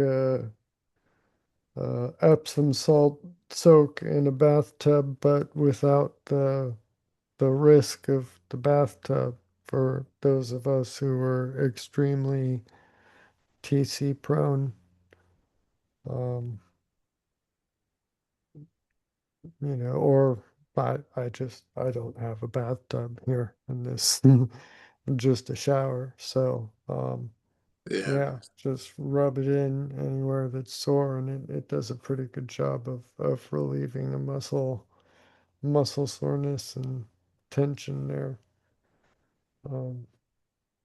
Yeah, I say that personally for me, um, Epsom salt, it has worked, and I have a whole lot of it. So I'm going to use this stuff until we run out. Got to get rid of it, you know? Good for Um, plants. It's really good for plants. If you uh, sprinkle Epsom salt around the base of plants, it provides some magnesium, which is critical for plants to produce the chlorophyll molecule, which they need for photosynthesis. So, adding more magnesium to the plants can help them to start metabolizing things faster and make better use of the nutrients, the nitrogen that you are, making available in whatever other fertilizer you've got going on, or whatever happens to be in the ground where you've planted it. But sprinkling some Epsom salt around the base of your plants is um, a good fertilizing technique every now and then. You were talking about Epsom salt baths. Yes, yeah, just don't use any of the scented version. Just No, just no, I unscented was, Epsom salt. yeah, I was talking about, I used to go to a place out here that they fill up these square tubs or bigger tubs with a, a whole bunch of Epsom salt and water, and you just float. And it's the greatest thing in the world for your muscles. You're completely weightless. It really is, especially when all your muscles are aching and everything. Yeah. It's just a great feeling. You're totally weightless. I got to try that. Or at least figure out where it's at. Yeah. I used to go once or twice a week, but I lived closer to the place and I was able to drive. That's not like those sensory deprivation tanks where it's like all No, blindfolded and everything, and nope, you're just in the dark. No. no. It's just cold floating, Oh. and it's there's no sensory deprivation. You're completely aware. You're just laying there with your arms You're spread out and you're relaxing. not doing DMT with Joe Rogan or anything? Nope, you're not doing anything. If you got a tub, Pookie, you can probably buy it like the natural ones, the good ones, not the Yeah. like Mark said, the scented ones or whatever. Yeah, but this is, this kind of thing is in a really big opens, really big spot. It's not like your typical bathtub. Uh, I don't. It's like a big square, Like a hot almost tub? like a, yeah, almost like a square hot tub, a little bigger. Actually, like a rectangular hot tub. Square. I guess square, but they're pretty big. I mean, Quadrilateral? if you're 5'9" or 6 foot, you can fit in with plenty of room. Pookie, you're 6'2". That's plenty. That's I thought he said he was 7 foot.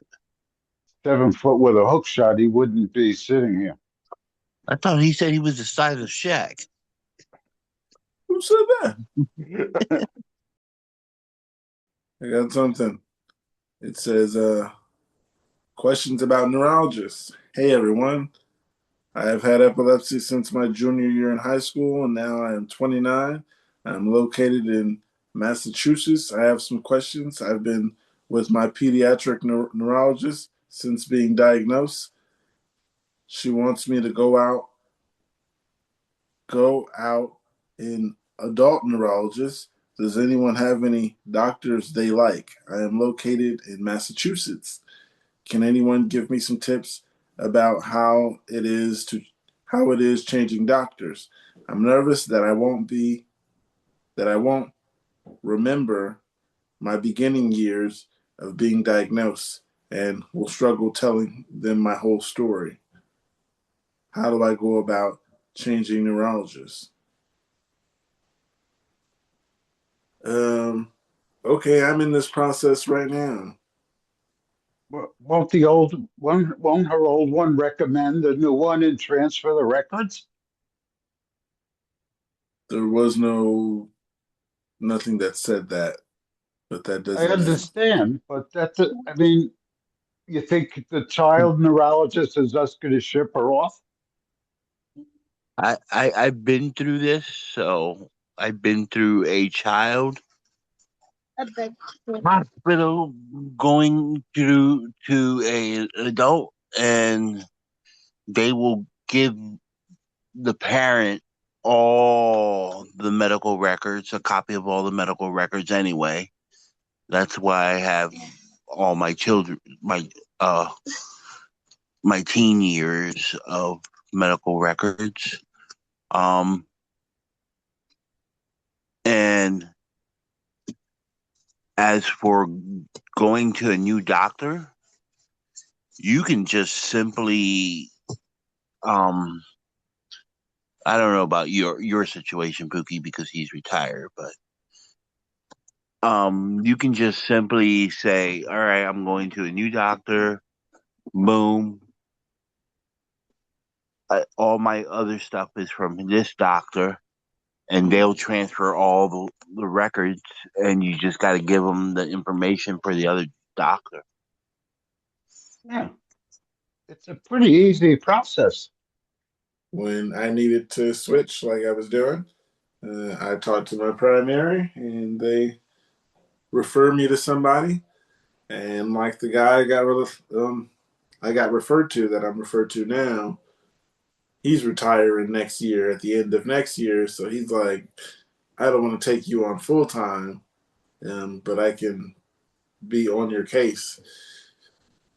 I'm more like, nah, I'm gonna pass because why get started if you're not gonna be there all this time? I should be looking for someone else who's gonna pay attention from now to here on out and not be gone in the next few would be nice. Find new neurologists maybe somebody young, somebody gonna be here around here for the next 10 years at least. That'd be nice. I mean, not all that will be possible, but I'm looking for a new neurologist that'll be around for some time. Because to keep changing and keep changing, it's tiring. Yeah, I just had to change cardiologists. It's it's it is what It it is. is. Yeah. It is. And the problem you get now with like neurologists is that the younger ones aren't as great as the older ones. Yeah, older ones they know the old medicine. The older ones have more experience, but the younger ones are uh, educated on more recent material. You know, the stuff they learned in med school was still experimental when the older docs were just, graduating and getting their degrees. So um, there's value at both ends. Um, More so that the younger end just seems to like want to hurry. There's like the not care in the world for the patient, and they want to hurry and write you a prescription without actually like, hey, let's actually get down to it. Dad, can I have these? yeah. Gonna go through a few of these comments, being that there isn't that many. The first one says, since you've been with one doctor, would it be possible to get treatment history from them or have them send it over to your new neurologist once you find one. See the comment to that. They said, that's so true. I didn't even think of that. See, that's why we're here. Another one here says, can't your current neurologist refer you to a new doctor? Their response is to yes, but I'd love to hear your experiences with doctors and things like that. The last response says, my adult son's treatment dramatically improved when we went to an epileptologist at a level 4 epilepsy center. Mark, Yeah, I lucked out getting referred to a level 4 epilepsy center like straight off. So, yeah, I, I would agree with that. I haven't found anything that they haven't been able to provide, I mean, almost immediately. Like they said, uh, we think you need to do a 5-day EMU stay, and they were trying to schedule me for, the next week, having me come in 4 or 5 days from then. So, the availability of the services that they have there and the breadth of the services that they have all within their own individual practice. Like they didn't have to send you to a hospital for it. It was their own, technically considered outpatient by the insurance companies. So, um, um, yeah, I concur with searching for a level 4 clinic. Definitely agree with an epilepsy center versus other places, a private practice or something. I go to a good epilepsy place, Stanford Hospital. Shout out to Stanford. Shout out to Nature's Made. Anyway, I do have another post here. It says, I feel that I'm going crazy. Me too. I had my second seizure, both tonic-clonic 2 weeks ago. My previous seizure was in September 2024. Nothing between us. Nothing, not taking any medication during that time was as it was thought to be an isolated one. I have been put on lamotrigine 25 milligrams and I feel awful. I can't sleep, which is the worst side effect of it all.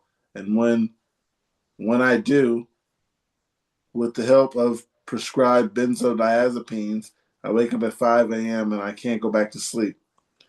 I have had crazy and fast mood changes and a lot of anxiety that peaks after 2 hours of taking my dose of medication in the morning. I have alerted my epilepsy team of this, and the response I got was that it was happening to me.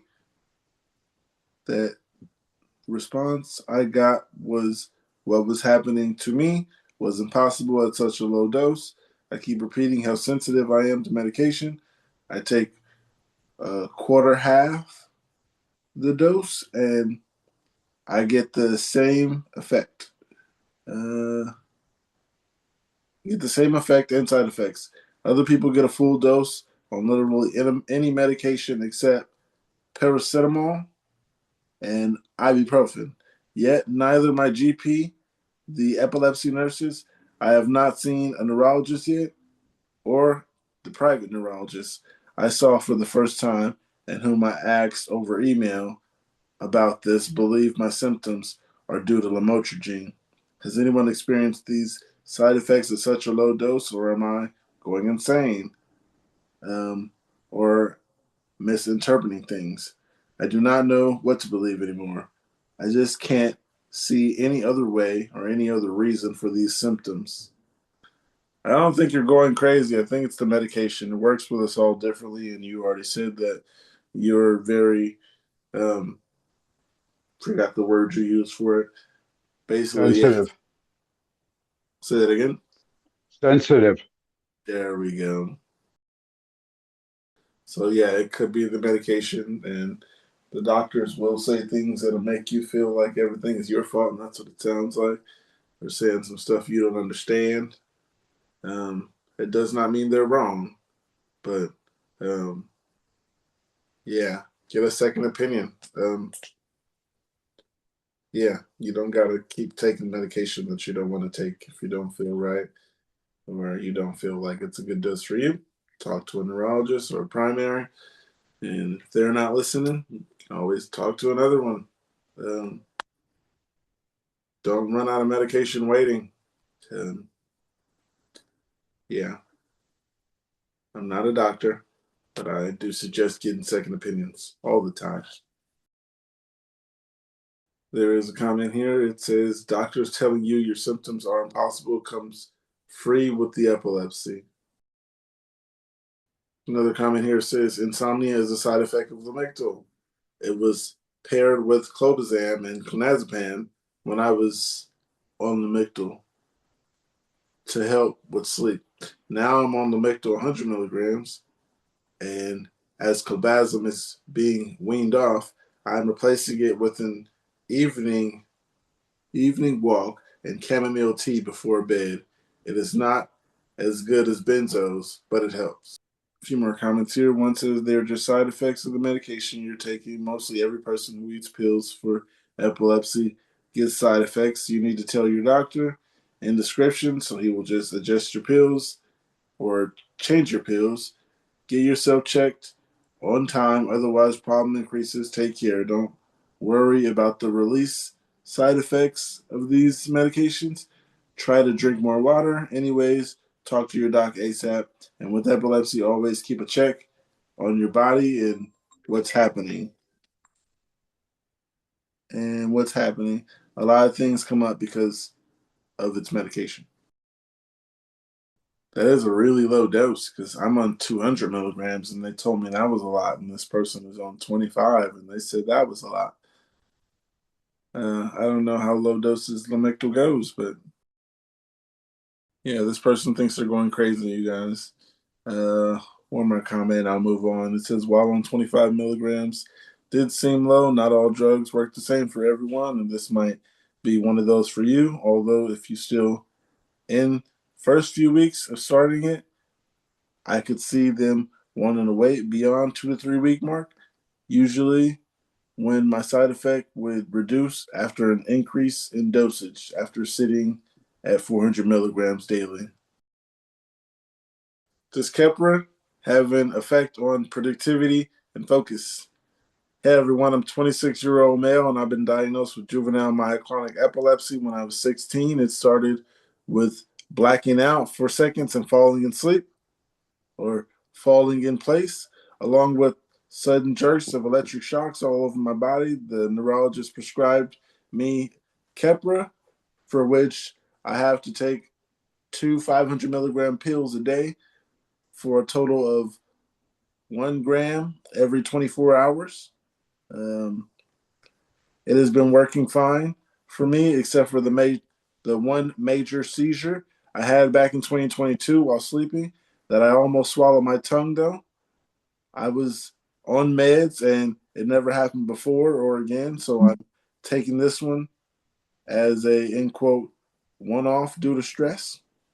Though high school, college, first 1.5 years of working, things are going really well, at least, and I was blessed with the success in what I was trying to achieve, although I've been noticing my memory and cognitive function decline, but it is manageable and compensated for this by working harder and considering as normal aging and having more to deal with in life. However, in the last 1.5 years, my focus and memory and cognitive ability and mood and feelings feel either happy or sad has been declining a lot, and I can't imagine to focus and do my job or study or for my masters properly. I've tried to finish I've tried to fix anything related to dopamine addiction, mainly screen time. As I was thinking, I'm just being lazy and just not doing enough. But I mainly exercise, eat healthy, have healthy relationship, maybe some financial stress about the future. But I'm thinking this is normal for a person in the beginning of their life. I just now can't focus at all.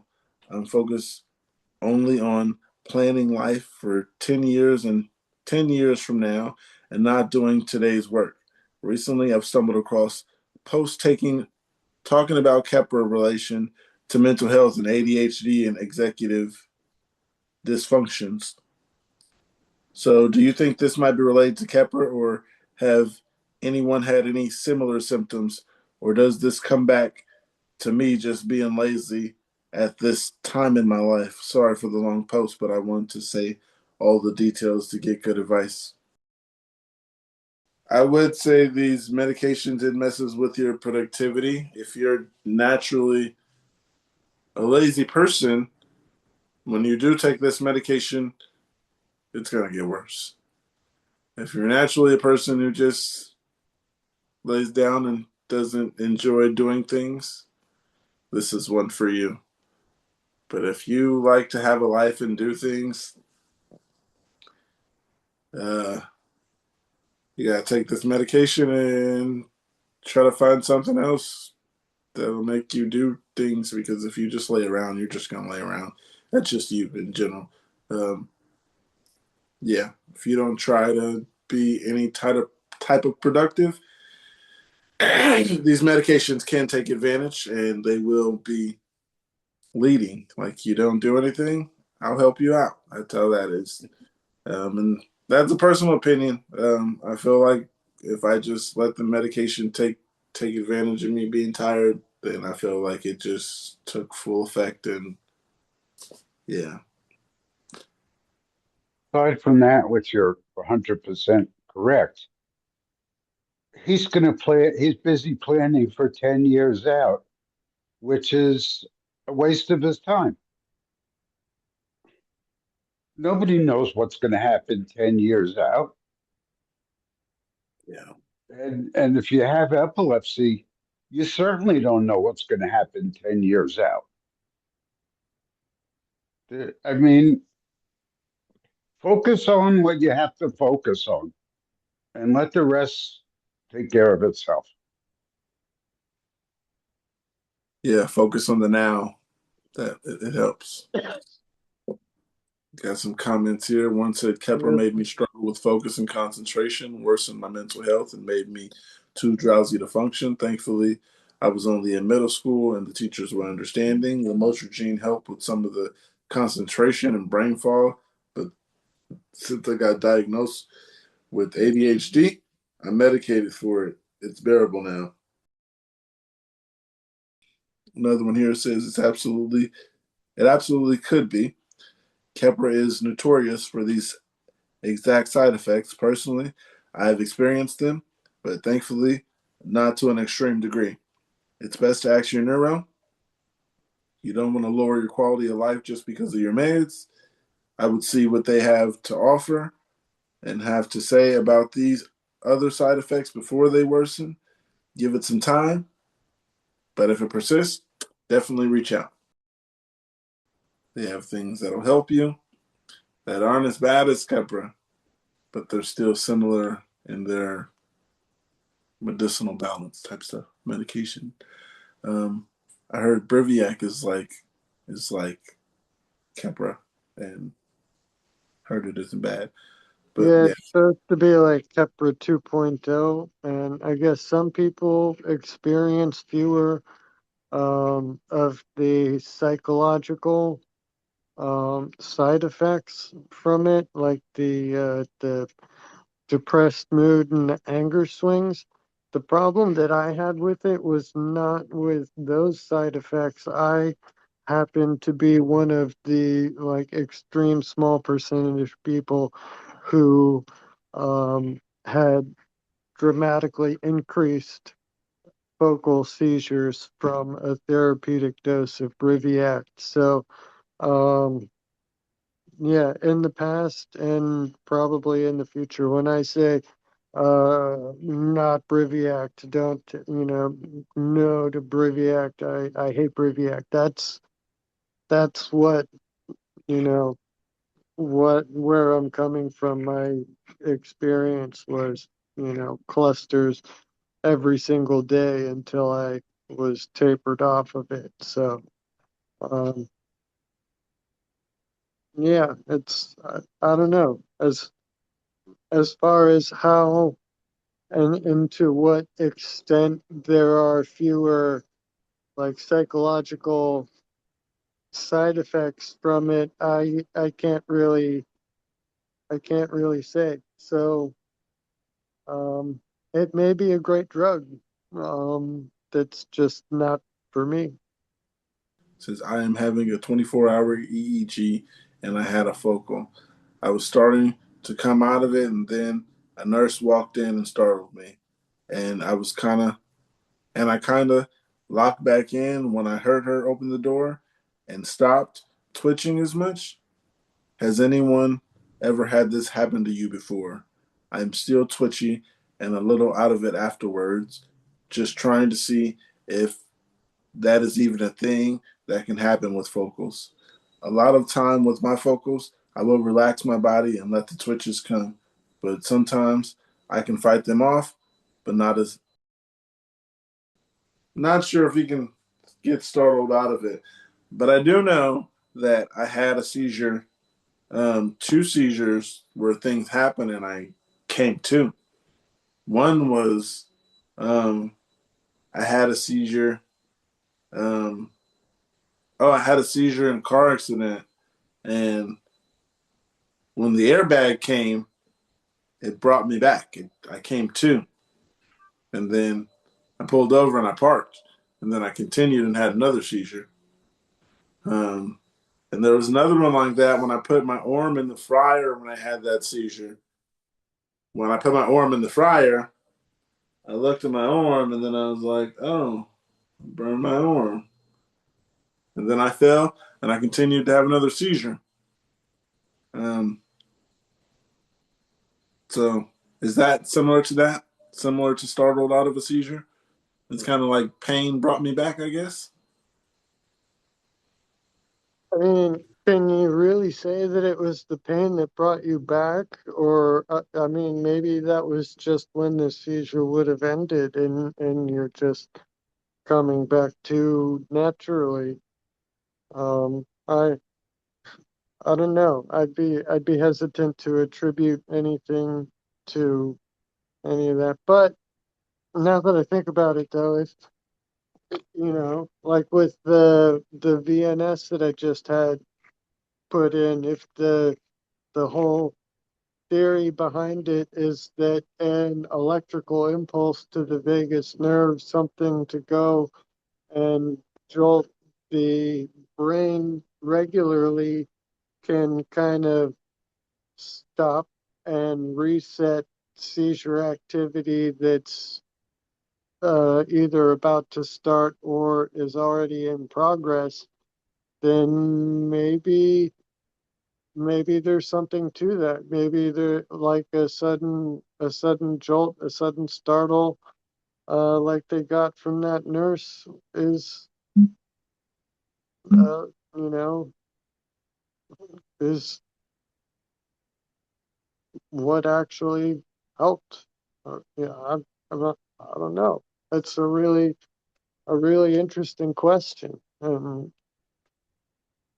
definitely definitely food for thought. I'm gonna be considering that for a while now. I like the decoration, the lights. Yeah, thank you. Recentered and everything. Got Yeah, it's the like a screensaver. Yeah, the camera does a better job picking up the actual colors when it's closer and just the lamps, but even that is still a little bit off. There's a little bit, I don't know, a little bit more subtlety to it. I'm gonna mess around with that like over the weekend and try to figure out how I can get a nice like nice, accurate video of the different waxes and stuff. I want to start. I've got a little hot plate and everything with a little magnetic stir bar. I'm hoping to be able to come up with uh, a wax that, like a wax recipe that could work to replace and refurbish, or entirely create entirely new lava lamps out of other glassware. Um, you know, empty liquor bottle, turn it into a lava lamp. If we can figure out a little base for it, something. I don't know. Might be a cool little Etsy side hustle, something. Definitely, it's been rolling around in my mind for long enough that I've got all the supplies I need already out in the garage. I just need the motivation to do it. Stop procrastinating, you know. Do you guys have issues with procrastination? I do. I was gonna start there. Um, yeah. Uh, Sometimes I don't blame it on lazy. Sometimes I do, but I do procrastinate a lot. Sometimes it takes like really like wanting to do something to do it. And sometimes I got to tell myself, if you don't do this now, you're not going to do it. And that usually helps me get going. Um, but I will procrastinate, just like starting the podcast. Sometimes I'm like, okay, I got an hour to start. And then I'm like, oh, I got 10 minutes. I can wait till 5 minutes. And then it gets 5 minutes and I lose my laptop charger and things that I should know where they are when you want to start 5 minutes early instead of having everything ready an hour early. Yeah, that's me. Procrastinate on things like that. I do have to run to the bathroom like really bad though. Be right back. If gonna be like completely honest, confession, I'm kind of similar with the the procrastinations, kind of like, I mean, I'm really introverted by nature, so conversation is not something that really comes naturally to me. It's anxiety provoking and something I gotta work up to. So um, coming on and joining the podcast, even over the internet and Zoom, it's difficult for me to work up to. So that's why I'm not here right at 12. I gotta put it off like Pookie's got it under control for now. Pookie can handle a hour or two, and it's still only like 2 p.m., 3 p.m. over there. I, I don't know. I feel bad about that, but at the same time,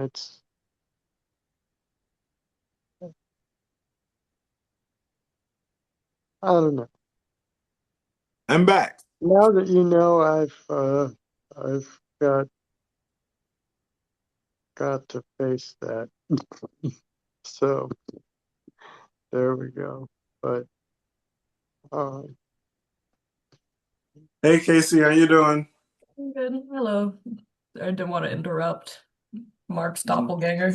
yeah. How are y'all doing? Great, great. Having an awesome day. Yeah. Glad you could be here. Yeah, I wasn't sure if y'all would like still be here. It's like 8 p.m. where I am, and I was like, let me just try. Oh yeah, I It's try to so be on around 10 o'clock my time, and that would be 1 o'clock your time. So you never Oh, know. We've gone even later than that in the past. Yeah, we've went from 2 o'clock your time, and I oh, wasn't here. Mark was here. I heard until 2 o'clock your time. damn. Yeah. Um, There's another moderator. If you didn't know, Mark is one, and I'm one, and quite a bit of other Yeah. people. Yeah. Um, Hi, Angel. Yeah, I think I met you all last time when I was on a Tuesday session. oh, okay, Yes, good. I think, yeah, we mentioned, or we discussed you're in New York? Yep. And I Yes. remember I asked everyone if they're stoners, and the answer was yes. Yeah, cannabis positions are universally positive here. Good, yes. That's what I love to That hear. that's what I'm working on right now. Literally, as I have bowl in The, hand, I was like, I hope this is the okay. grinder and the papers, I'm ready to roll it. Double, double king size, something. Oh, Double King. Hell I yeah. gotta, Have you guys heard of someday Flavor? I gotta do like the full Trailer Park Boys style SPJ. You know what that, you guys know what that is? I don't know what Yes. SPJ is. SPJ stands for six paper joint. Oh, shit. Wow. Yeah, he A lot of rolls papers. them in the show, and it's like, I was gonna the, say, it's probably like a foot long. yeah, yeah, I think like two wide and three long or something. Um, yeah, I haven't managed that so far, but One time, it's awkward on these little tables. I'm used to something a little bit higher, so it's a proper rolling table. right. Yeah, at least I got the little uh, tray thing, Oh, the yeah. magnetic, the official rolling tray. So It's like uh, nice and long. I'm partway there. Hmm. How have you been doing since your last podcast appearance? Um, well, somebody had a seizure the day before Thanksgiving with my family. That was fun. I had Um, one the day after Thanksgiving. That was awesome. Really? Do you Yeah. think? Okay, I have a question about this. So this is the second time. So my hometown is in Jersey. So I drive back to Jersey, and this is the second time I've gone back to New Jersey and had a seizure in my childhood home. And I'm wondering if it's genuinely just like the stress of like family and just kind of like growing up in that house is what triggers me because there's like and I can't think of anything else, Like it'll be like I was eating dinner with my family when it happened. And then like, as you know, 1 second you're there and the next you're not. But it's always something like that. I'm just like I feel like I'm relaxing. I had just eaten, I was hydrated, I had enough sleep, and then she just fucking falls over. So like I'm genuinely confused because Kepra doesn't seem to be doing its job. But I Mm, don't know, open to thoughts. Um, that's, yeah. which medication? I mean, you said Keppra, but like first, second, or third? This is my first med. So I was diagnosed like 5 years ago, and they just have been increasing Keppra ever since. I started at 500 What are you and at now? 1500, I think. So triple Oh, that. Um, how long ago were you They do diagnosed? that. That's all they do with the camera. yeah, they're just like, how about we just do more Keppra? And I'm like, cool, yeah, I love being exhausted all the time, sure. Once Um, hmm. they put me to 4,000. 4,000, yeah, I wouldn't be like, I wouldn't feel like a person anymore at that point, and I'm only at 1500, so I mean, it, they say 4,000 because saying 4 grams sounds scarier.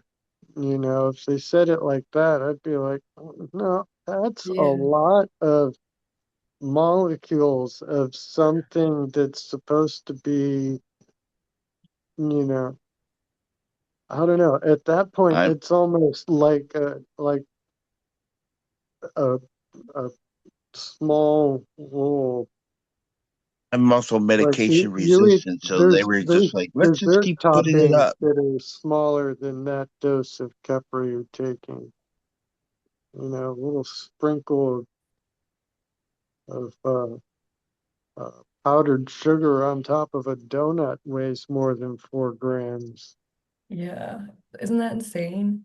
Like, I mean, being a huge fucking stoner, I think of when I think of grams and like medicine or drugs, I'm just like, okay, how much like weed would this be? Like to visualize it.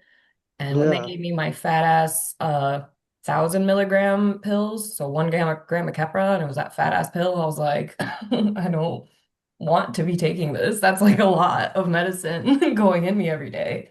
But like I have no choice. But They I don't pair know. you up with the Lamictal. No, actually, literally nothing else. It's They did that. They paired me up.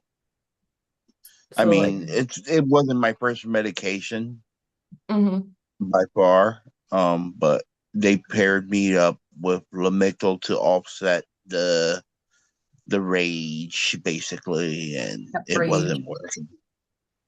Yeah, see, I Yeah, don't and have kept rage. So I'm so sorry. Yeah, get rid of the Kep rage by but just turning you into a couch locked zombie. That's it's one of my pretty much favorite. all With they want to turn me insomnia. into. With all I'm my sorry. meds, they want me on high meds. I guess because it's like the only thing they can think of, like what we are going through. It's just like so misunderstood, but also like just from my experience, it just seems like nobody actually understands it. So it's like, let's just throw more drugs at it, which is Are like, you seeing a neurologist or an epileptologist, if you I don't mind my haven't, asking? yeah, no, not at all. So I'm very lucky. I'm in Rochester and they have a great epilepsy center. So I have an epileptologist. Um, Okay, great. Last time I told them about seizure activity, they just gave me the nurse practitioner though, and she was like, "Yeah, My we'll just need the seizure twin Keppra." is in Rochester. Hmm? I have a seizure twin in Rochester. She was a former moderator here. Oh my gosh, wait, that's so sick. Sweet Yeah, seizure twin. Oh my, yeah. Me and her well, have the same type of seizures, yeah. and we pretty much were going almost through the same medication, except she had complications with trying to get onto Xcopri, Hmm. and I actually made it up to the 200 milligrams right now. We'll see how that holds up. Yes, I hope it does hold up. Yo, you How's should. it going so far? I'm medication resistant, so it should be going good. It has worked for some people for up to a year, and so Fingers crossed, man. Good luck to you. yeah. You should tell me that person's handle so we can befriend each other. Because I have no epilepsy friends, you know. I don't think she's on the Well, universe no you more, do but have her epilepsy friends now. it's So, diet what was it? Diet Pookie, you remember dynamic, Anne's handle? dynamically disabled? Yeah. I forget people fast. That's Yeah. valid. We're all on a I lot of just want medication. to add it's actually Oh, because of her I found out that me and her like have the same type when I was explaining my type of seizure. Well, focal oh, and bilateral. That she must have is felt so good.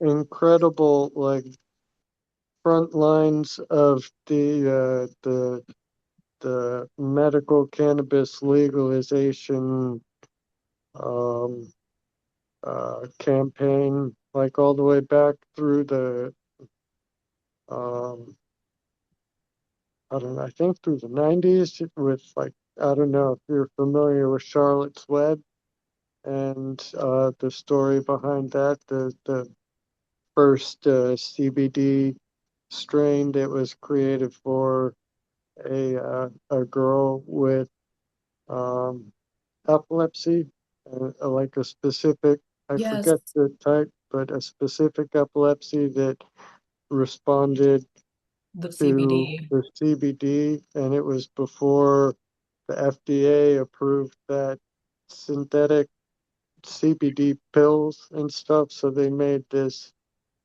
bred this. So she was friends with that family and knew the girl personally and was like right up there with the whole campaign. So yeah, she's an incredible woman. Yeah, that kind of person and like that inspires me, honestly. I'm a big advocate for just legal destigmatize, you know, cannabis as a legit treatment that's accessible to everybody because it should be. It's crazy that it's not. My memory isn't that good as you would assume. Um, but what I do remember from you, do I remember you saying you work at a dispensary? Yes, yes. I'm part of the marketing team for Good Life Collective. We're out in Oregon, but also Rochester and now Buffalo. Um, Okay. which is Yeah. awesome. I know somebody in Rochester, Buffalo, right? Don't we? I don't know exactly where she is, but Is the person Angel was I talking got about? something here, guys. Yeah, I'm all for It is exactly the person I was talking about, Cookie. yeah, I'm sorry. Don't be I'm sorry. all for it for legal medication. Yeah. Yeah. If you're not on this side of the fence, I don't know why. But I am. Literally. And I got something here though. Mhm. It says exercise and stretches to prevent injury. So basically, this is the title. I recently had a fall during a seizure, and I wound up with pain in my back, shooting down my arm for the past few days. As it improves, it seems what I might have done is punched a nerve. I think they wanted to say pinch, but that says punch a nerve. Are there any sort of exercises or daily stretches I can do to reduce the chance of injury or speed up recovery? Personally, I don't know any. Uh, but the first comment here says yoga, Mhm. and that sounds Yeah, like it. yoga or Pilates. Mhm. It's a shame Kate isn't on here. Fitness Friday is her thing. She would probably have some good tips. Yeah, I've seen Where's the this. The best I could do would just be going and Googling it and reading off the answers for them. So, pretty much useless, no better than them spending 5 minutes and Googling it themselves. Um, Can I ask where the pinched nerve was again? Or like where they think Um, they pinched something? Shooting down their arm, but it says a pain in the back as well. Oh. Um, think they punch a nerve, they said. But They yeah, like they punched. said, pain in the back and then shooting down their arm. So Yeah. Down their arm would make, like, that would be neck or shoulder. Hmm. It can't be anything down, so yeah, Yeah. they did It's something gotta up be there. there. Um, yeah, exactly where Casey was just Yeah. pointing. Yeah. I'm pointing here because that's exactly where I fucked up my body last seizure is so my brother's a fitness maniac and when I woke up it was right here that was hurting, the trap muscle right there. Because like I don't know if most people are like this, but I'm the kind of person where my tonic clonics, I'm like my neck's all fucked up and I'm like pushing on this side. So, and that's what my brother told me. He was like, you're pushing so hard and you tensed up that muscle so hard that you definitely like pinch something. So that's what I'm thinking. Like my advice to this person is just those kind of muscles that you don't think about using every day, but that you actually do are your traps and shoulders and like neck muscles, like Mark was saying. So like honestly, just like the basic shit, like touching your toes sometimes, touching your toes every day is actually really good for you. Um, like also I'm not a Really? doctor or anything. Yeah, yeah. Like it's just because so you're like you use your legs every single day, right? And Mhm. that person said their back was hurting too. Back muscles are very important, and we forget about those because you don't think about using them. But if you're touching your toes every day, that like or at least attempting to, that means you're stretching out your back. And if you keep your legs like, as straight as possible, and that's usually stretching out, see, I don't know the terms, but like the back of the legs and calf muscles too. And this is just something to do because I'm also like a florist. I process flowers every day. I lift like huge ass boxes above my head, and I'm a little person, so like I just stretch like as often as I can, touching toes and just like kind of basic stuff where you like lift up an arm and like to the sides. Um, like Hmm. obviously Mark said like Googling it, but like anything that will stretch out traps, back, neck and arm, like that will help their arms for sure. But this is just my opinion. Restating that. You do you do yoga? I used to. I kind of fell like I work so much, honestly. I don't like think I would have the patience or time, but like yoga is definitely good for that kind of stuff. Like I said, you're stretching out your entire body really. Because like when we're having seizures, we're tensing up on every single fucking muscle. The stuff Yeah. you're not thinking about. So like that's why you gotta like every day at least try and touch your toes. That's my advice to every human out there. Yeah. Someone showed us a video of his seizures. Um,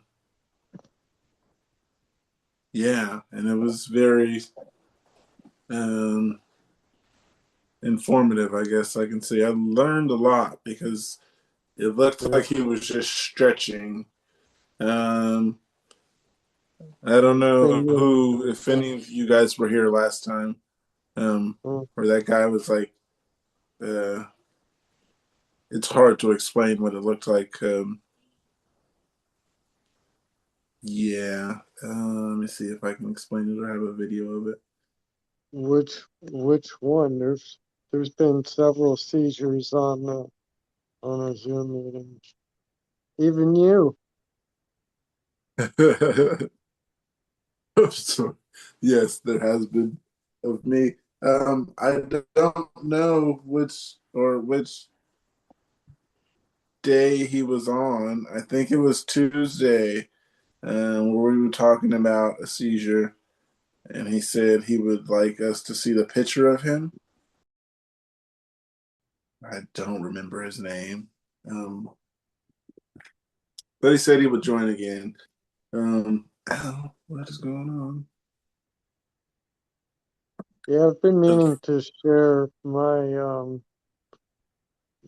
big tonic clonic um Go ahead. but it's kind of like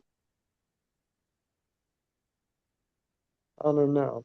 It feels weird. It's I don't know. Everybody else's are a bit further away or whatever. Mine is like close up in the face, up and down the whole body. It's like you see everything. It's informative, I guess, for people who don't know what it looks like, but it's me, my face in the midst of one of the worst experiences of my life. Um, so I don't know. I don't know how much value that would add to the conversation that's going on over on Reddit right now. But yeah, I think it's good, interesting to um, see some videos being shared. Maybe Hollywood will start getting their portrayals a bit more accurate now. Not just like I fucking wish. yeah. Yeah, that would be nice. Cause yeah. I did appreciate, did y'all see the Toaster posted a video of one of their seizures? And Yes. it like I just kept rewatching it because I've obviously never seen many of my own, but to me, I think that's exactly what mine looked like. Because it's like what I've been told I look like, and Yeah. like it's like it's weird. It hurts to see because like you know how horrible the experience is, but Yeah. And it was it's validating. a friend, it's someone we Mhm. know and talk to, and that makes it that much harder. But yeah, uh, um, I I think I might do mine tomorrow or something, or soon. It's it's similar to Toasters. It's not a nanny cam footage of, in the room up on the wall looking down and watching everything. It's um in the midst of the seizures, get the camera and close up. You see my face, my head, turning and go down. But that's the video that got Poofy adopted. She was being fostered with intent to adopt, and I was kind of leaning against it because she was starting fights with Kitty. But when I saw that after just the 2 weeks of having her in the house there, um, I was in the middle of that tonic-clonic seizure, and I was, violently convulsing. And she was up on this cat tree, like right next to me, facing me, eyes big, and she was howling. And, she was clued in that something was not right with me, and she did not like that. She wanted me to stop what was happening, and she was worried. And when I saw that, that after just 2 weeks, she was already bonded like that, and, knowing that she had a kind of traumatic story leading up to that, that's when I decided that she's gonna be family. So, you know, there's a bit more to it than just, my face. But Yeah. yeah, Gotcha. it's good to hear that these videos are helping people and not just so And we it's helped it's someone earlier encouraging. without a video. I got something here. It says postictal depression. I never have felt a state of more profound hopelessness, depression, just found, just full of darkness thoughts than I do after suffering a 5+ minute grand mal seizure for 132 months in a row. I live alone and have all this medical stuff that constantly stresses me out and never seems to help, and still have to work because I can't get Social Security unless I have one while hooked up to an EEG. So I still have to work to afford basic needs. And yet I can't drive or keep a job for very long because I have to lie about my health or no one will hire me. And yet, the only advice I get is that I'm either in quote too negative or not mainly enough. All because no one is in my life and understands all that I'm going through. Sorry for yapping, but that's the background information in my case. Do any of y'all have any advice, supplements, yoga, foods, activities that help when you feel just so hopeless and in pain and alone after having a seizure that all you can do is think of how easy it would be to end this suffering once and for all? Again, sorry for yapping and being such a downer, as all my family and friends would say. I'm sorry you're going through that. Um, yeah, because you didn't ask for this, and I'm sorry you had to deal with people telling you you're just yapping or a downer or whatever. I mean, all family and friends too, not just, you Yeah, know, casual colleagues, coworkers, but the people close. That's tough.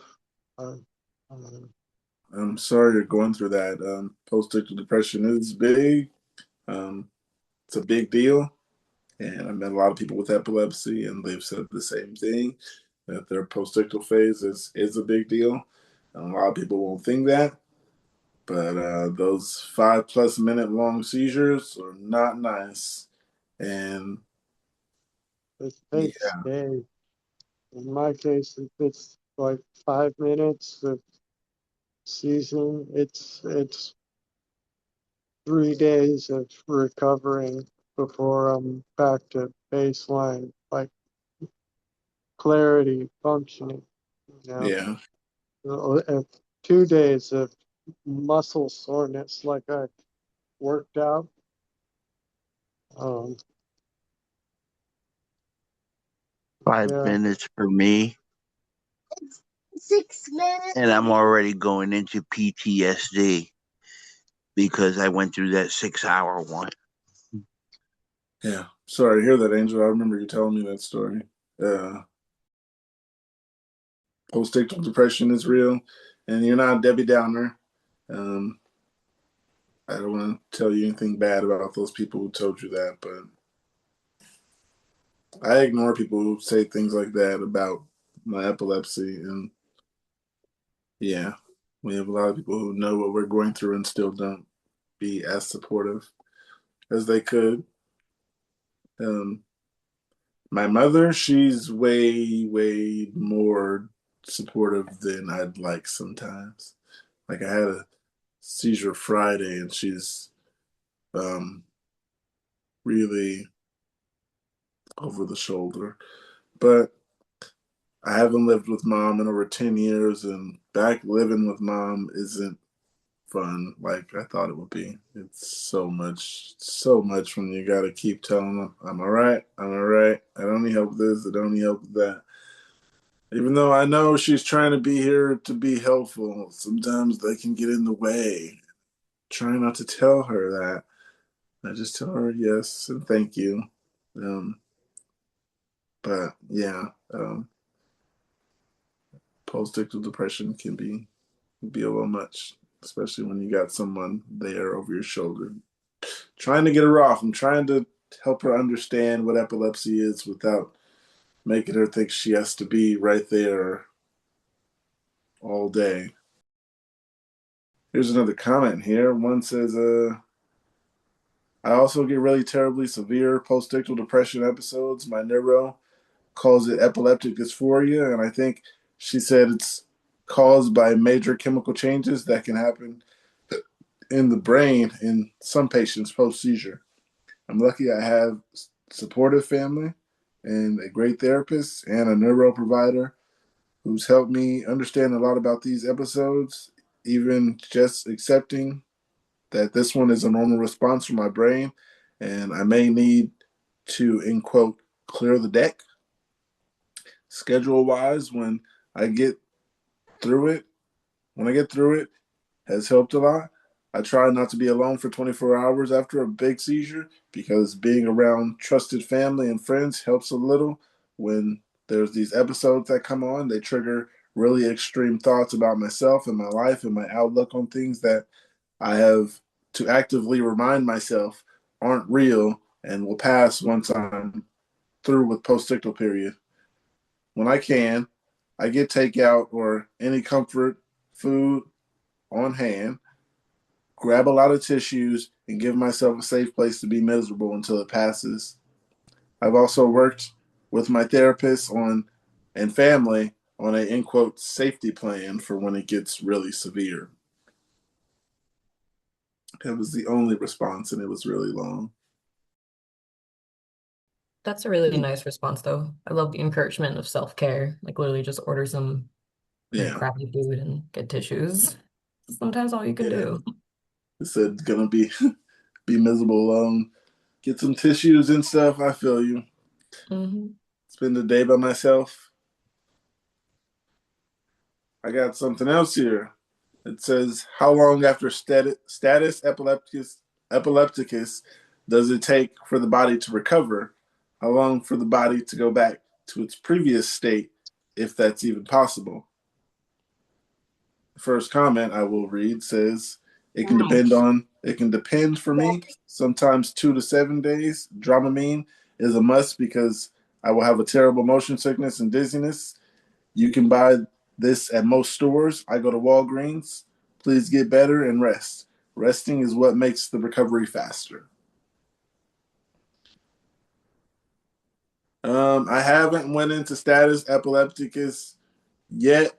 In 20 years of having epilepsy, I'm very grateful that I haven't had to go through that.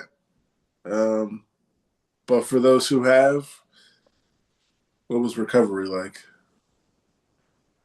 It was horrible.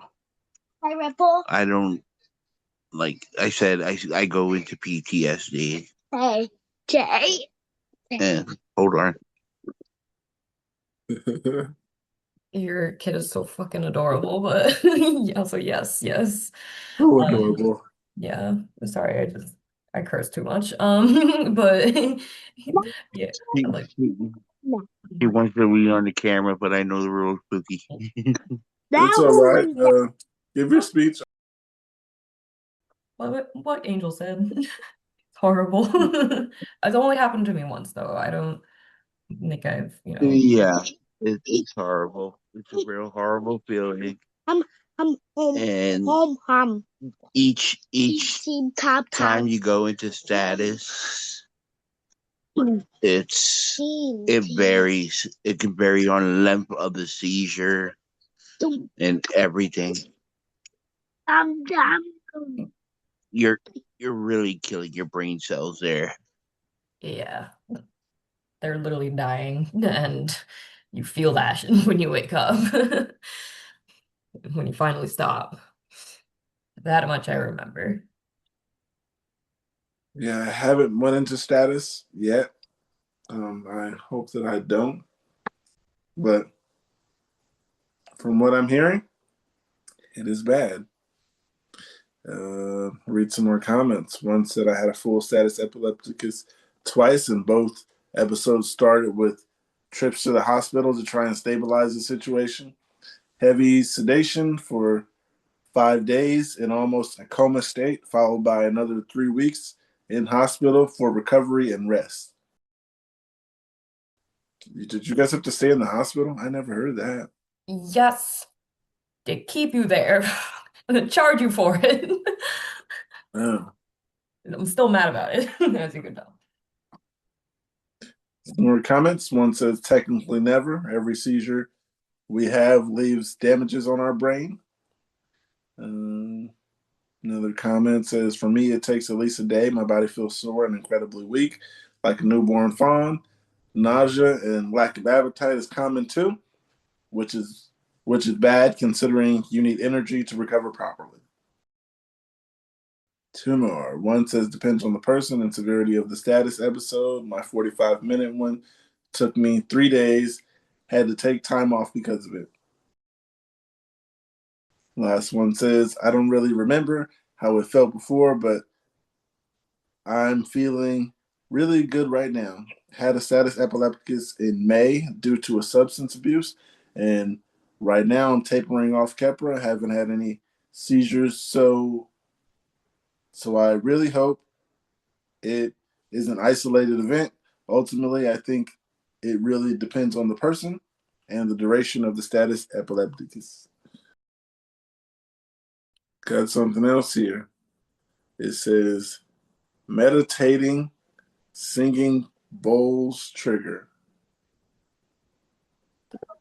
I will say the other thing about status, it was the reason why my neurologist basically put me on a prescription for Klonopin daily. Daily? Not just a rescue medicine, it was daily. So you just got like a benzo daily, right? I had to get off of it because of Excopri, because it was just too much, as you can see today. But yeah. Okay. Says meditating, singing bowls trigger. I love the meditation singing bowls and sometimes listen to them to help me fall asleep. They make me feel so weird though, in a hard to describe way. I feel like I'm floating and I get visuals and super blissful. Apparently though, I have no recollection of this. I had sat up multiple times and started making weird hand movements. My boyfriend says I do before I trigger a seizure, before I trigger a bigger seizure. So I guess I won't be listening to those videos anymore, even though they scratched such an amazing itch for me. Gotta listen to them on my next EEG. Yeah, that reminds me of the musicogenic seizures. You know, particular sound frequencies, or combinations of them causing a response in the brain that leads to runaway electrical activity. Um, that was really interesting. Yeah, how much is there like a term for that? Because I've definitely experienced that. Like if you hear a high pitch, like in my experience, a high pitch noise, and like it feels like tinnitus, but then it's just like it starts to trigger, the sparks in your brain. Like, because I want to know more about that. It's like what is so hard to like explain to a doctor. It's like, it just feels like the sound is just filling up your entire head, Like, you know how that happens? Have you tried to, Gotcha. is it like a specific tone, like a specific isolated frequency, or is it a sound with like a whole bunch of overtones, like a musical instrument? Like, No, the first one.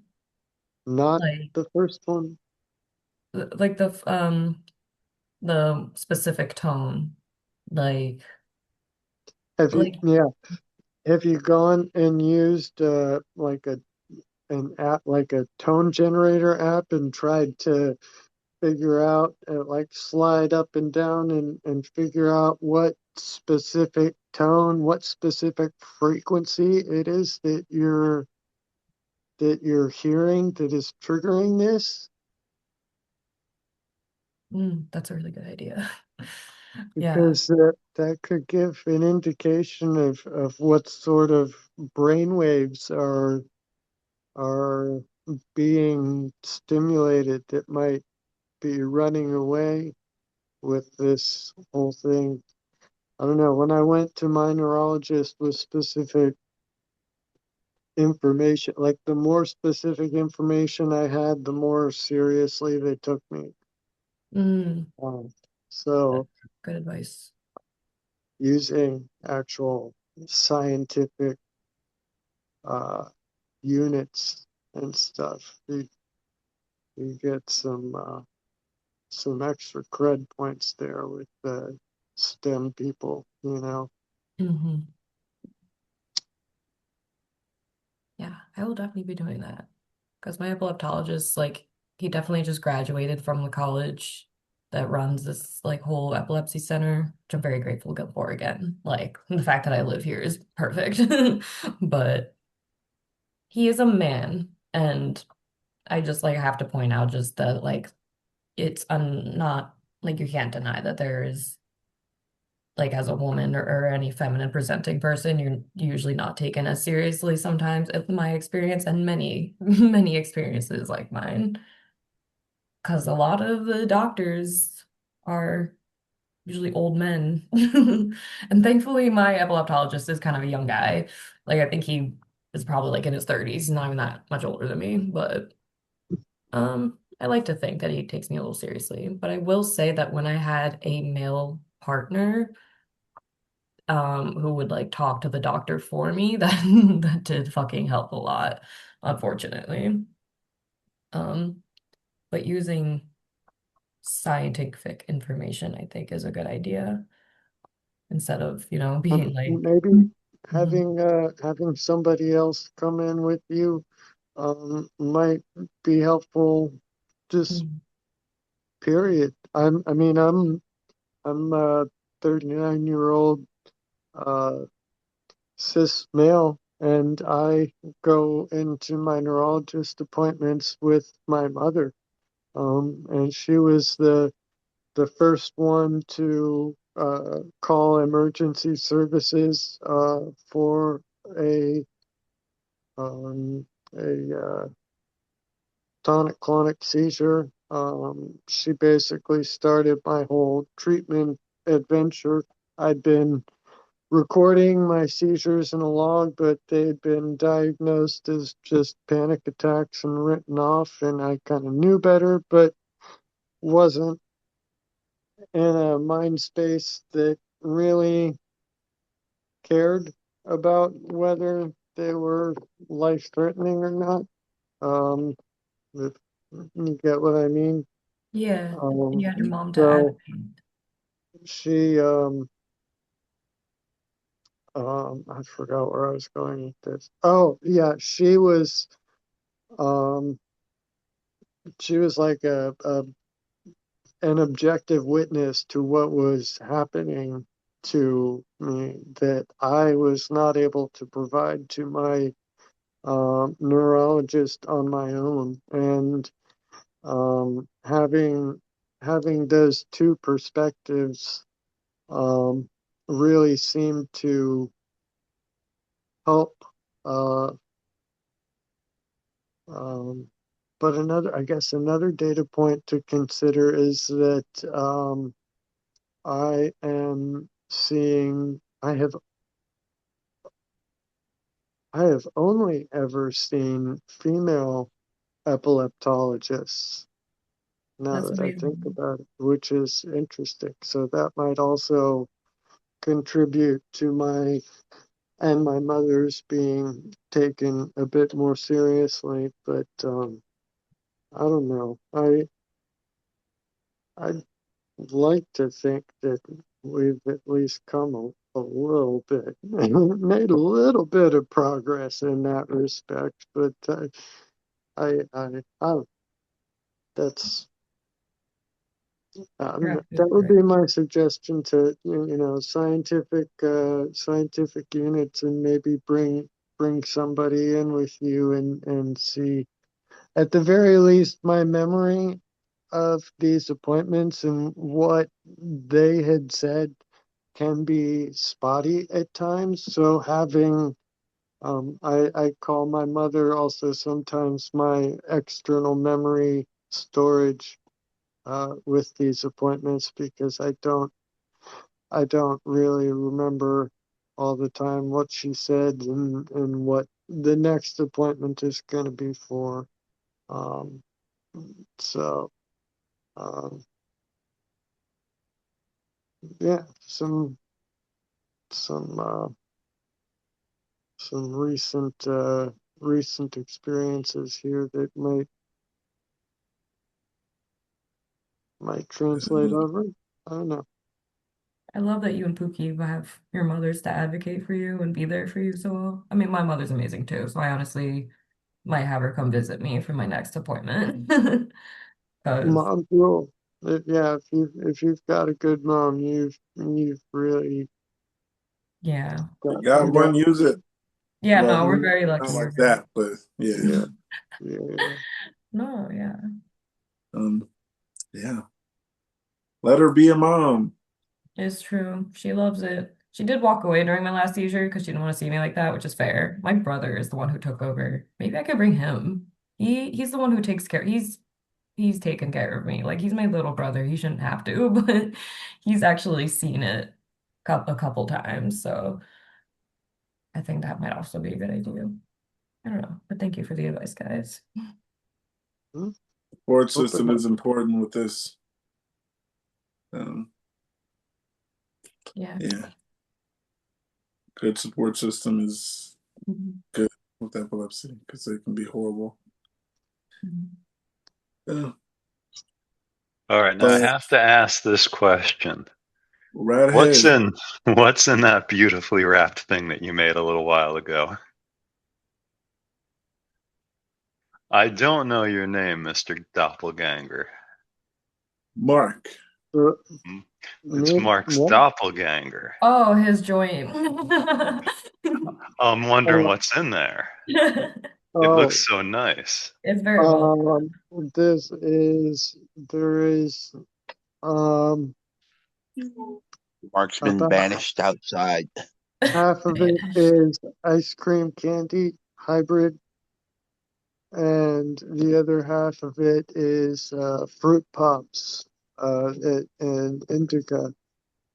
So Cool. yeah. If you guys haven't realized, that's my favorite thing to talk about. I have some weird I've rocket pop, noticed. delicious thing in my hand right now. Flavored Yeah. vape stuff. Nice. Anyway, back to the more important stuff.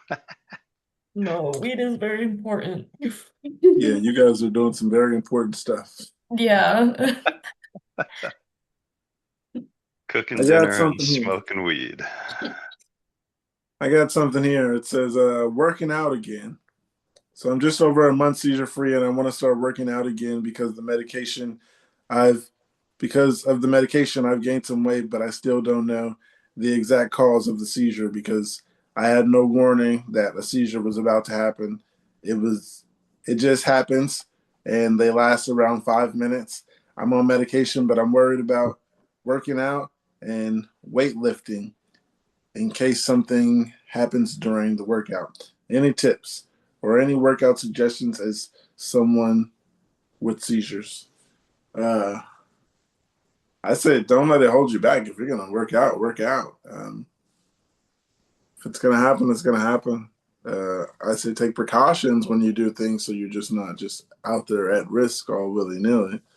But don't not do something because of your seizures. Well, actually, that sounds bad because somebody's been like, "Oh, I want to jump off a cliff or something." Don't do things that are possible to. I don't have the words. My words getting all over the place.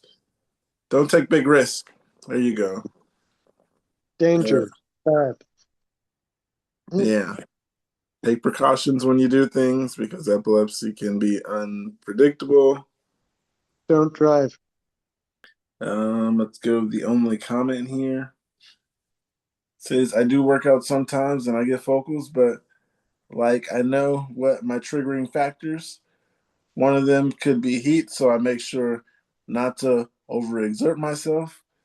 Similarly, you'll have to narrow down what causes the seizures for you, but I won't recommend it if you've got TCs for sure. For myoclonic seizures, guess would have to see guess we'd have to see which parts can twitch during a seizure and do exercise accordingly. Yeah, just like if you're gonna lift stuff, have someone there to help you so you don't lift something and drop something on yourself. Um, yeah, if you're at the gym, let somebody know. I got a bracelet. Um, Angel and Mark got their bracelets too. We're at the gym. Just let them know I got it on me. There you go. We all got bracelets. The necklace. And you got the guitar pick. So, yeah. Wait, I should get one of those. It's really smart. Yeah. I'm going to get one too. But I try to let Mark be special and be the only one with the with the guitar pick, but it's pretty nice. So, Yeah, I gotta find the email confirmation from the the seller that has them, and I'll drop it in the chat when I get back inside. right. I'm just on my cell phone out here, so I can't really navigate very easily. I got another post here. It says surgery for absent seizure. Hi everyone. I'm wondering if anyone had any surgery for absent seizures, generalized onset. I've had seizures and epilepsy for the past 15 years, and I'm looking for different treatment options. I'm on my fifth anti-seizure med, and within the past few months, I've started having more seizures despite anti-seizure medication, and within the past few months, increasing the dose twice. Now my seizures are starting to impact my job. The other four medications I increased, the other four medications I tried, I either can't take anymore, didn't stop my seizures, or had really bad side effects. So I feel like I'm running out of options. I've heard that some people with generalized onset seizures have gotten VNS or the DBS, so I'm wondering if anyone here has gotten any surgery or has any advice. This is my first time posting on Reddit, so I hope I did this right. But if not, please let me know. I don't have absence seizures, so I would not know. I don't have the VNS or DBS or any RNS or any of the S's. Um, I can't specifically help with this. Um, Yeah, I have the VNS, but I don't have generalized onset absence seizures. Mine are focal to generalized. So I don't know if that I'll go through some kind comments then because we can't help personally. of One comment here says if your seizures are caused by a tumor, then yes, you can go have surgery. Have you talked to your doctor about it yet? I underwent 2 brain surgeries and radiation therapy to stop my seizures caused by a tumor. Another comment here says my daughter has a VNS. She has prolonged absence seizures. I think it's been helpful, especially when she might have a little blip and she can preventively swipe herself.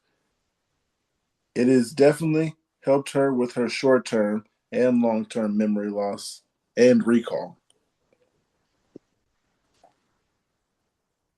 Mark, have you noticed anything that helps with your memory or anything? I don't know about memory. Maybe I mean, it's still really fresh. It was just October 28th that it was installed, so um, just a month, and half of that was with it off, so it's like 2 weeks.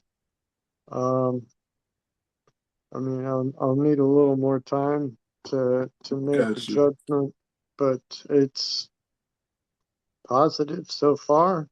I mean, at the very least, it's not overtly negative. Um, I accidentally hit myself a lot of the time without thinking about it. Reach over and uh, grab that shoulder. And, Where is it?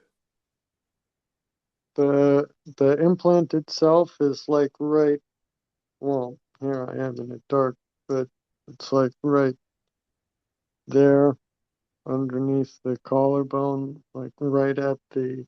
It was closer to the shoulder than I was expecting something down close to the chest, on or closer to the pectoral, and it's up more towards where the collarbone hits the shoulder, um, like the shoulder joint there. It's like right, if you hit right where the joint is and just boom with the magnet on the wrist, that'll go right over it right there. So, Oh, so you don't have to put the swipe it. You have it on your bracelet?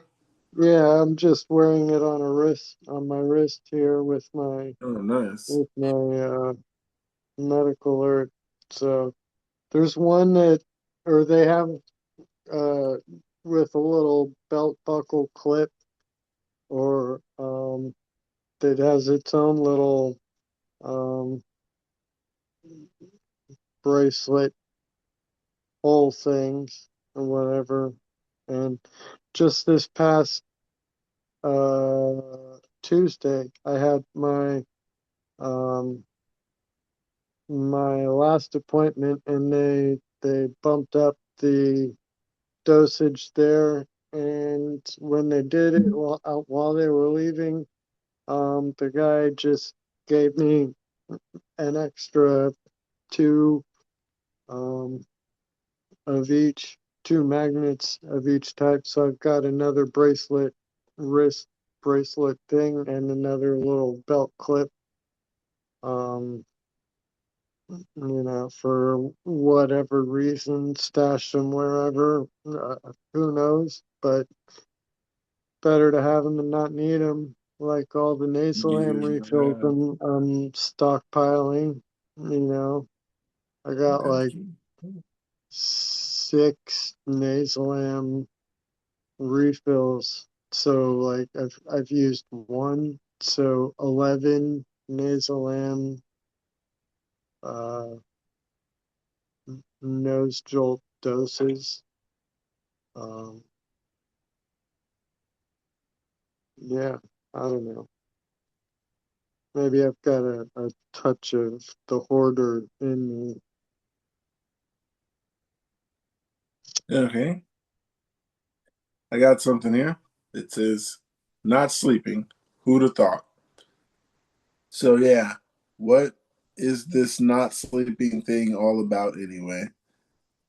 I never in my wildest dreams would have thought that not sleeping enough would be enough, would be enough or remotely possible. Stupid medication changes. I don't want to have a seizure. Uh, that's all it says. I don't want to act a seizure. But it looks like it says a question. And the only question mark here is, what is this not sleeping thing all about anyway? Um, with me, I take Lamictal or lamotrigine, the generic. Um, and the medication I didn't read years ago. I started taking it maybe 8, 9, 10 years ago. Not sure how many. But they didn't say it causes insomnia, and now it's a little too late. So reading that as a side effect, I don't look at it as that bad, I guess. Because I tried to tell them they gave me insomnia, and they tried to give me a sleeping medication with it. And the sleeping medication they tried to prescribe causes seizures. So I was just like, you guys gotta figure out, get the in between, because yeah, put me at risk for seizures. I'm trying to stop having seizures. It was just all kinds of stuff, and I told them I'm not gonna take what they were offering. So I'm not taking it, and I'm just dealing with the insomnia. And they just expect it and just hope I take the medication they prescribed, even though I told them it doesn't help my epilepsy. They don't seem like they care. They seem like, oh, we prescribed this. Sorry, I didn't know you had epilepsy. This is what you're going to take or you're not. And that's how things have been. I'm just not taking medication because what they prescribe is going to make me seize or put me at risk. I'm already at risk. You having any sleep problems, Mark? Yeah, How's that going for you? Who would have thought? yeah, really. Well, there's the med stuff, which is tolerable, but there's the CPAP that they just gave me, and I'm having trouble wearing it frequently enough to get the insurance to agree to it. They said like a minimum of 4 hours a night on at least 70% of the nights over a 30-day period, which is like pretty convoluted, but um I mean it sucks. And the mouthpiece hurts my nose and it's bad. It, I don't like it. I probably need a new mask thing, but yeah, that plus just I I don't know. I if I knew what was causing, what would help, what would fix all of this stuff, then I wouldn't have sleep problems. You know what I mean? Yeah. The best fix I've found is you know, this guy right here, and that a nice fatty will get me a good 4 to 6 hours or so, but that's not a full night. So, ah, I don't know,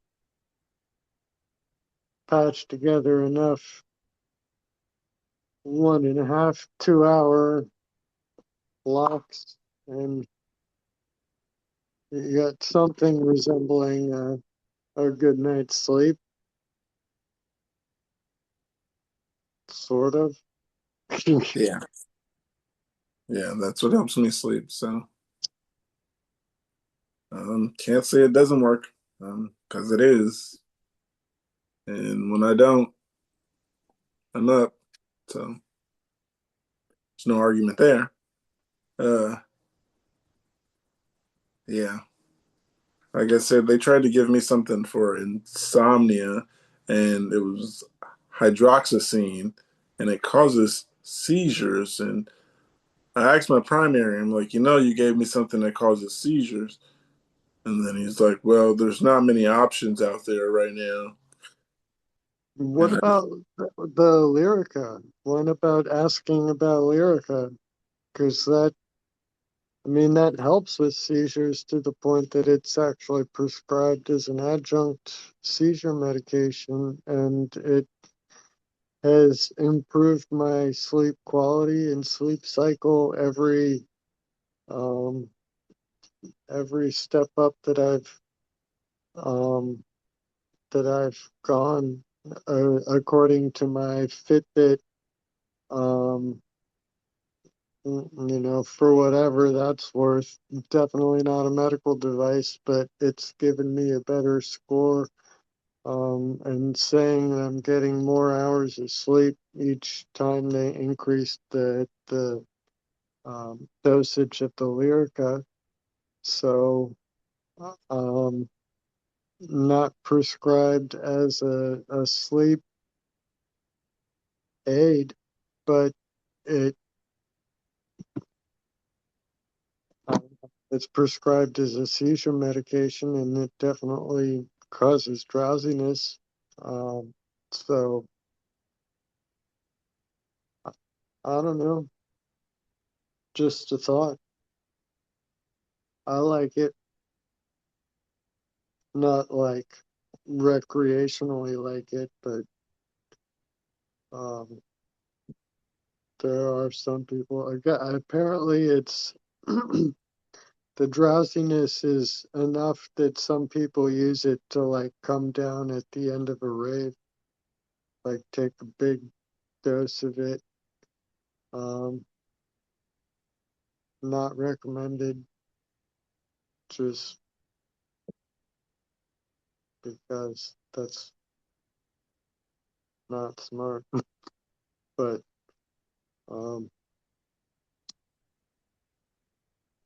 yeah, it's a good medication. This is my 1,000 milligrams of Keppra, so I can only imagine what angels look like. I have this post here. It I says, graduated up to Excopri now, so.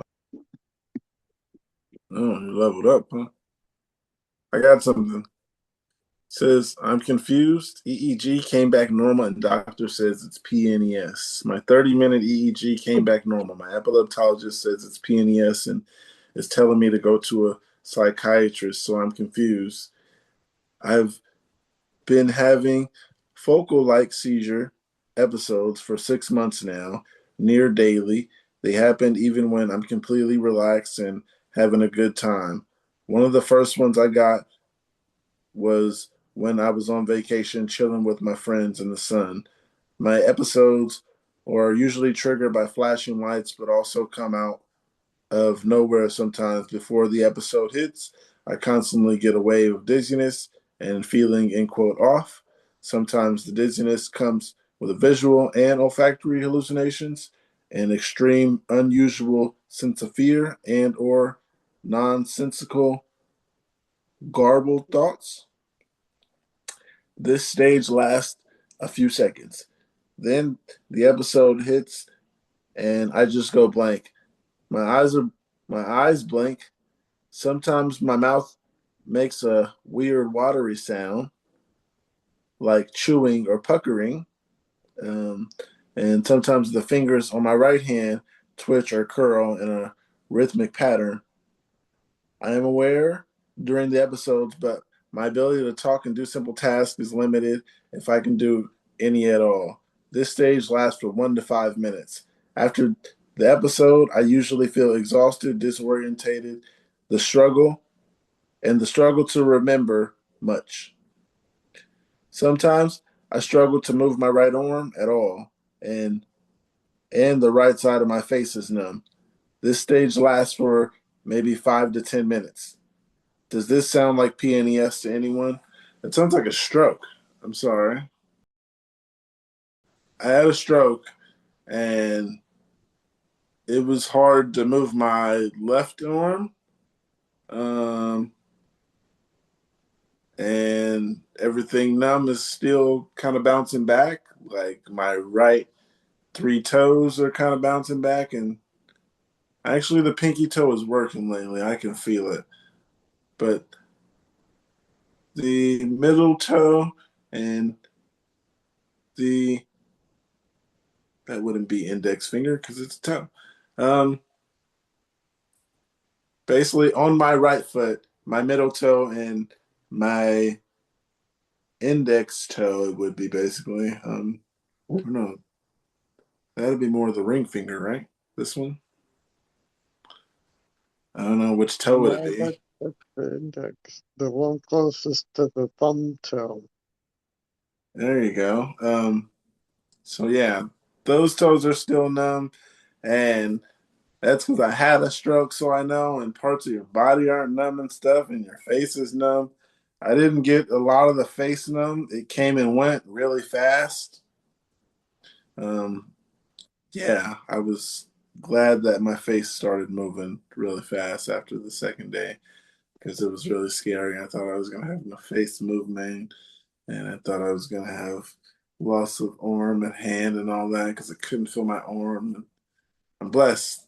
Everything is back except for my toes. I can deal with that for now.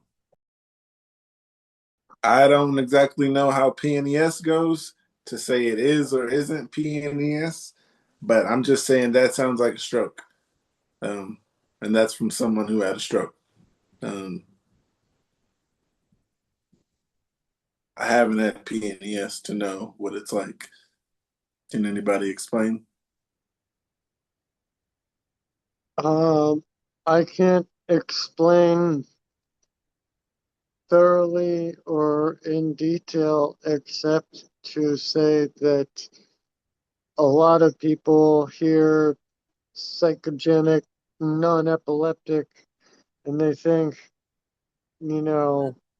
made up or not real. And that's not the case. They're real, actual seizures. Non-epileptic means that they're not electrical activity in the brain, but there is still seizure activity happening. I mean, it is still a serious medical condition that needs to be handled. It just needs to be handled by a different medical professional than an epileptologist. So, um, don't feel like you're being dismissed simply by being referred to a psychiatrist. I was just looking up the PNES. Yeah, doesn't seem like this is something I've went through.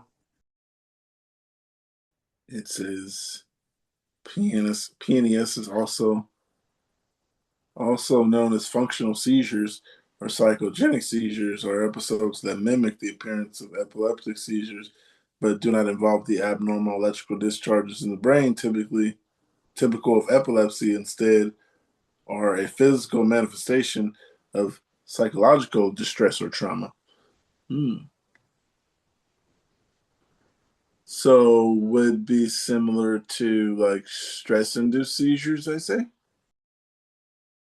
I mean, if stress induced epileptic seizures, then not entirely because it's not electrical activity going on in the brain. But in terms of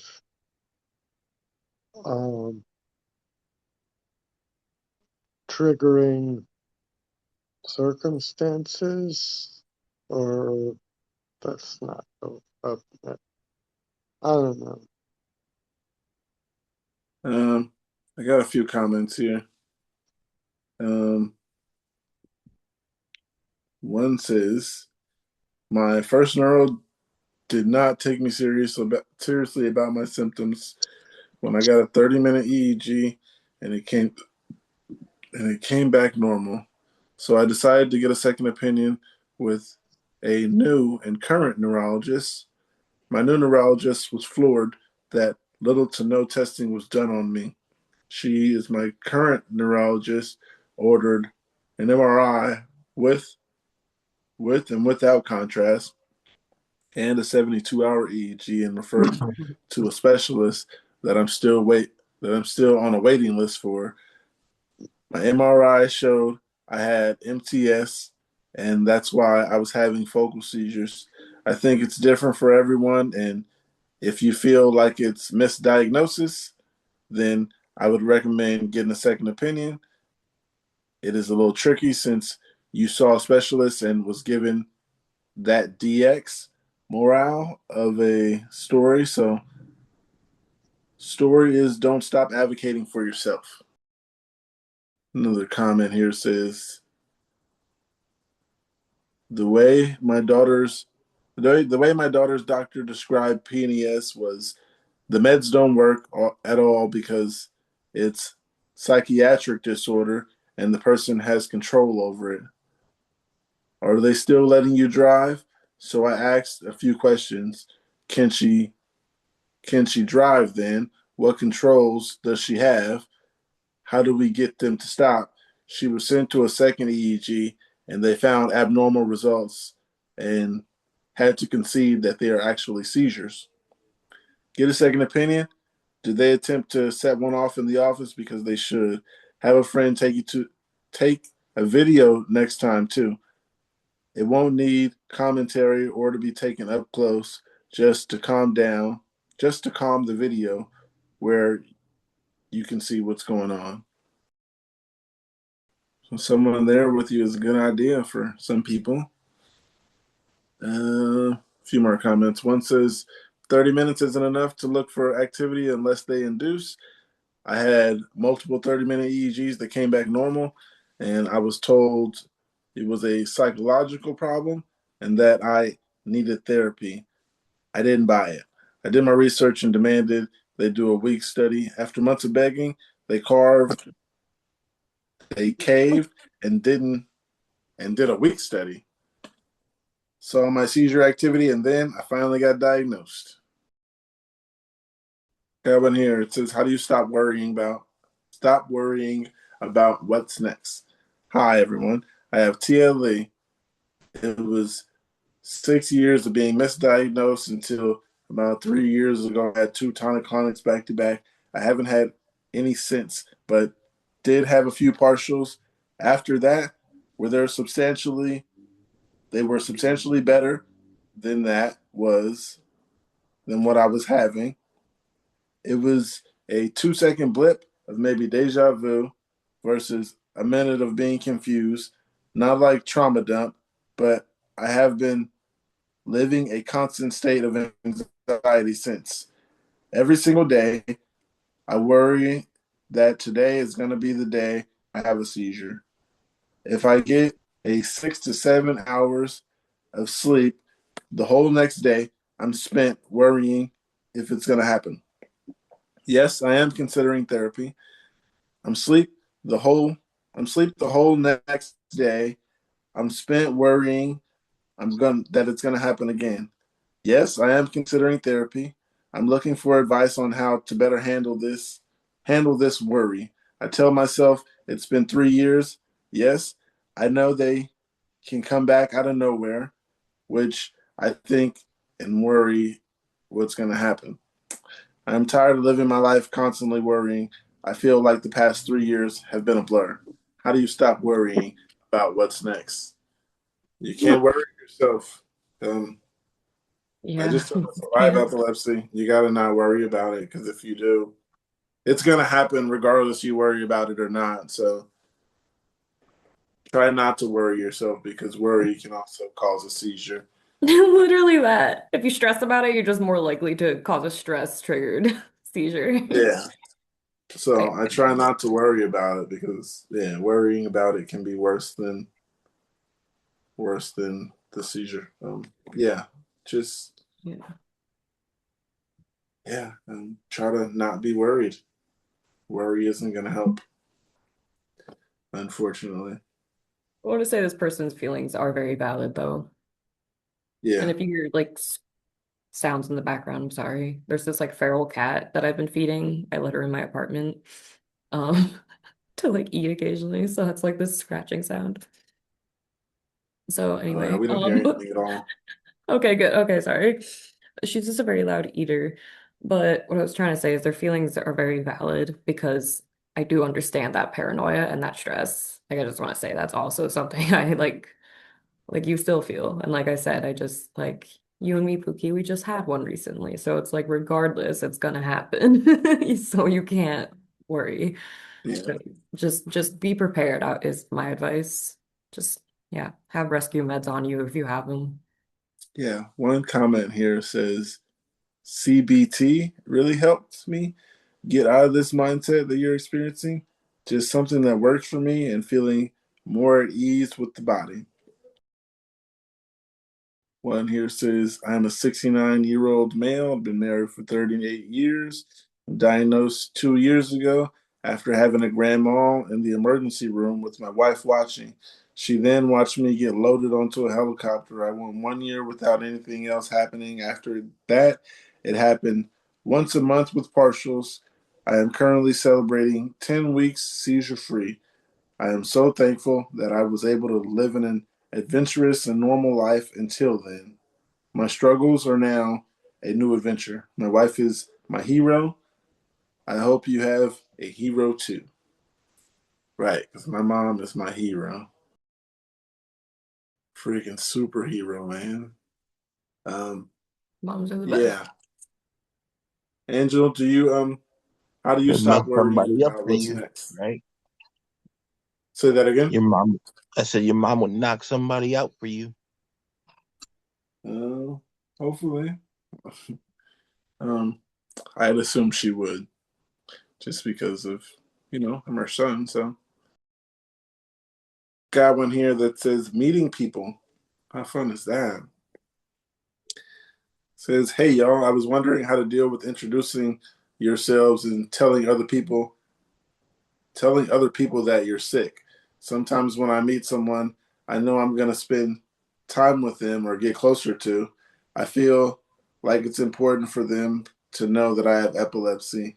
If something happens, they need to know and be aware, but I don't know how to bring it up without making it the only thing that they notice about me, or making them feel sorry for me, or see me as a end quote the sick person. How do you cope with that?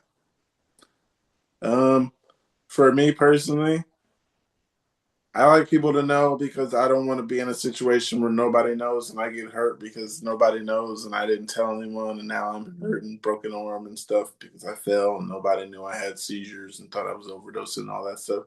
Yeah, I like to have people in the know when I'm in a situation where I'm in someone's house. They should know.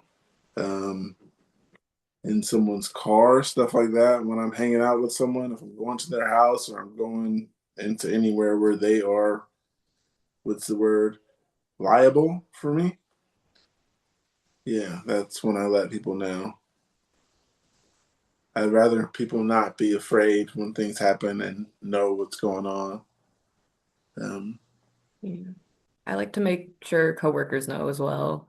And I make sure people know like seizure first aid because a lot of people don't know. Like you said, they don't know what to right. do. You don't want them to freak out. You want them to at least be like, okay, this is what they told me I should do in case this happens. Yeah. Or like, he said he has seizures. Let's call the ambulance. Yeah, Yeah. stuff like that. But yeah, that's just me. I like having people in the know. How about you, Angel? Oh, Yeah, I definitely want people to know. I don't let like when I used to work, I didn't tell the people I was interviewing with until after I got the job. hmm After the job, that's that's another thing, yeah. I always wait till after. yeah, that's how I did it too. I told him I got epilepsy, and he was already like, "Can you press this button on this button so we can get you the job?" And yeah, yeah. Once he told me that, he was like, "Can you just press these buttons so we can figure this out?" And yeah, I got the job, and yeah, you don't have to tell them. I was told, so I don't. I mean, I tell them at the last minute. And this person said, I was being the sick. sick person. How do you cope with being the sick person? I don't use that term. That seems like a little offensive. Uh, The I sick wouldn't want person. someone to refer to me as the sick person. Um, Everybody's sick in some way, you know? yeah. Um, yeah. How do I cope with it? I just let people know. That was the question. How do you cope with that? Just let them know. Don't put yourself in a vulnerable position to where you can get hurt or something like that. And that's how you do that. And you don't tell people that you're in a vulnerable position to be hurt, and you end up getting hurt. I've went places and did things for work and shouldn't have been doing those things, and I was just like, let me not tell them, and then now I got a chip tooth. So another comment over here. One says it can suck, but over time I've been used to it.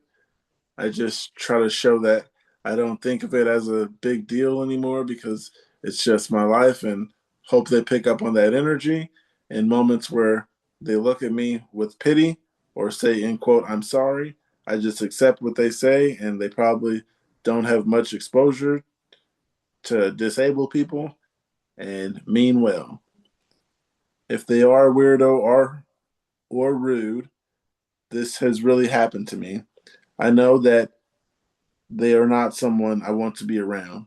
Wishing you well on the internet, my friend.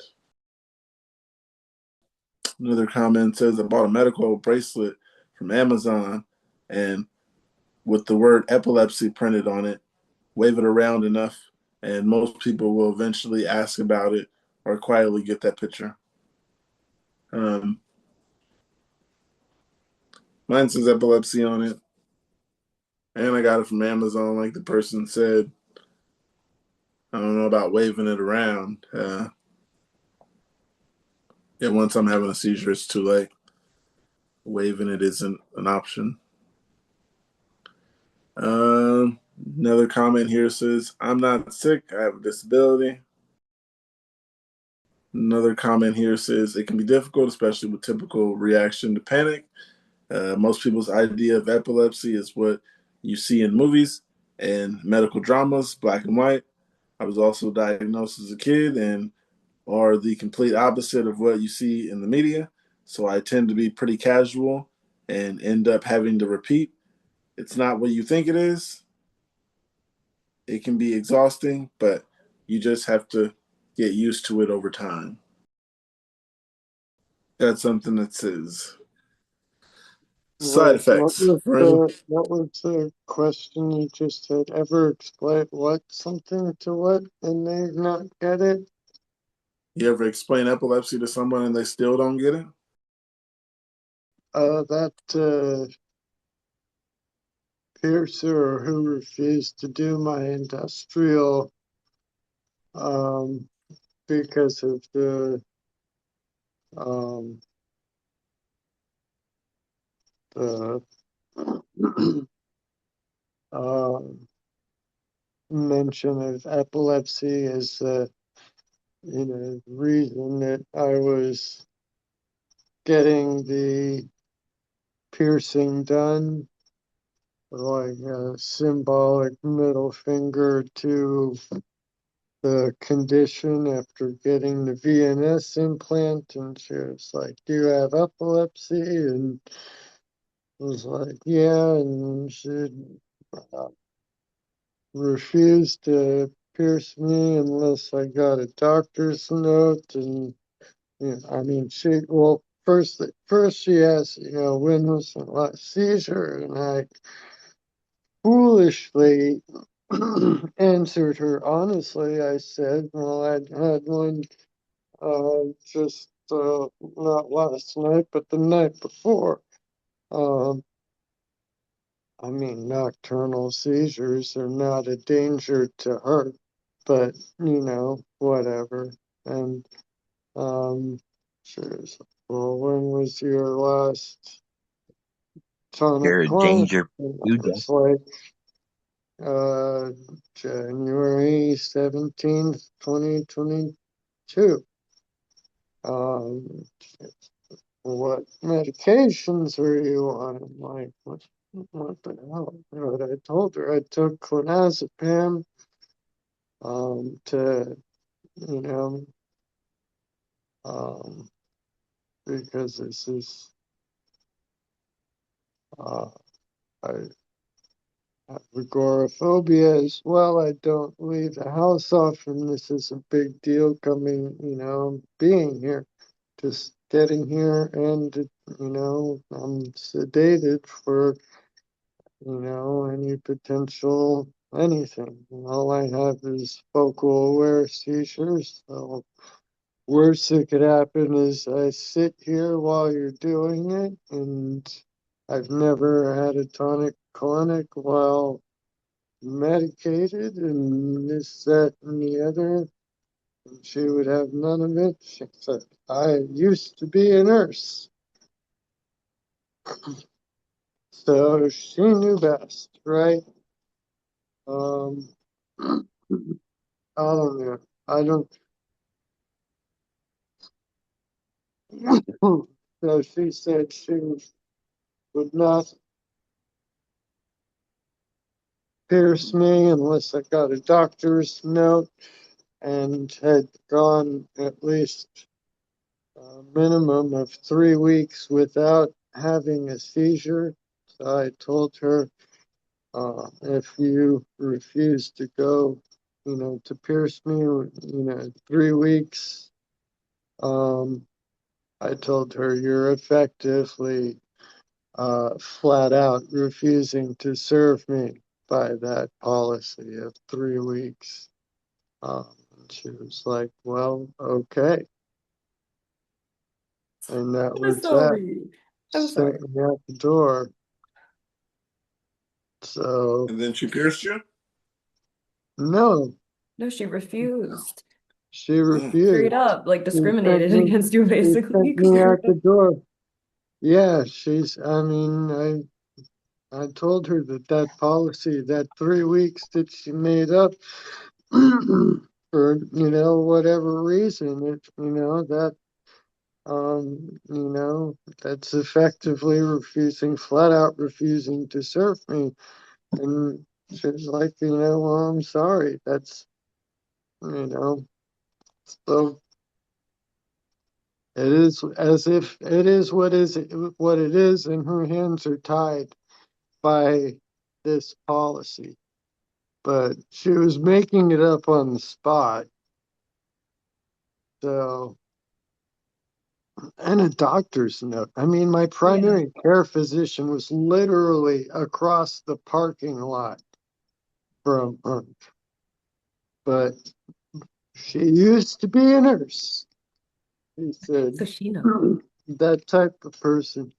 She's piercing because she loves doing body piercing. So I suspect she's piercing because of whatever reason that caused her to used to be a nurse. I don't think that she's necessarily qualified to be a nurse. But that's just me being spiteful, and I need to work on that. That's not a good No, character trait, but it's valid though, your feelings. I'm the people who feel like their medical whatever means that they know my body better than me, when anybody with any actual medical knowledge about epilepsy would know how laughable that idea is, that she understood epilepsy better. I mean, I don't know. That that was, yeah. And in front of all of these apprentices, it's like, out of nowhere, why the hell are a bunch of piercing apprentices sitting around there listening to all of this? And she's explaining, well, traumatizing to me, but also to them. Like, why the fuck are they there anyway? Send them out. Problem solved. No trauma for them. Like, God damn it. Yeah, and teaching them the wrong thing. Like, Right. hey, yeah, feel free to, tell epileptic people to get the fuck out. That's awful. Well, and another thing, if she's gonna be using me as like a living demonstration doll for training all of these young apprentices, I feel like I should get a discount on my piercing, right? She's getting paid by these apprentices to be teaching them. Why the hell should I be paying her full price to get my piercing done also? Yeah, I wouldn't like that. Did they ask you ahead of time? Like, or was she just like having them shadow her? They were just sitting there. when I came in, I had to use the bathroom when I got there, but I came out and in that room, there's just like three rando 20 somethings just sitting around on this couch. And I there would was hate a that. chair. I had no idea where, where to even sit. Well, I don't know. It was a bad experience. I'll just I'm so sorry that happened to you, Mark. That's like one of my fears. I have a lot of piercings and I've never once had any kind of epileptic related activity or tattoo related, like not none of it. So and like you said, you know your body better. Like, isn't that illegal? Yeah, I mean, I told her, this is not new to me. I think she saw, two earlobe piercings on each side and thought that I was, thinking, oh, I knew what I was doing about the cartilage piercing, but I've had my tongue pierced twice. I mean, I had both earlobes and both nipples pierced in one sitting one In time, one and sitting? I have a below the belt piercing. I'll just leave it at that. Um, so cartilage piercing is Not new. not a pain level or stress level beyond what I'm already familiar with. The Especially after nipples. Like nipples are the worst. I had both mine done in the same sitting. And then I drove myself and my friends to go get food after, and I don't know why I did that. I was in so much pain. It was so fucking terrible, but it was totally worth it. But like you say, like those high stress, high pain level piercings, like you would know if that was gonna trigger something. It would have fucking happened. Yeah. I got something here, you guys. It says side effects. For anyone else who has epilepsy, can they tell me if they suffer from these certain side effects, and if they do know how, do they feel they deal with them?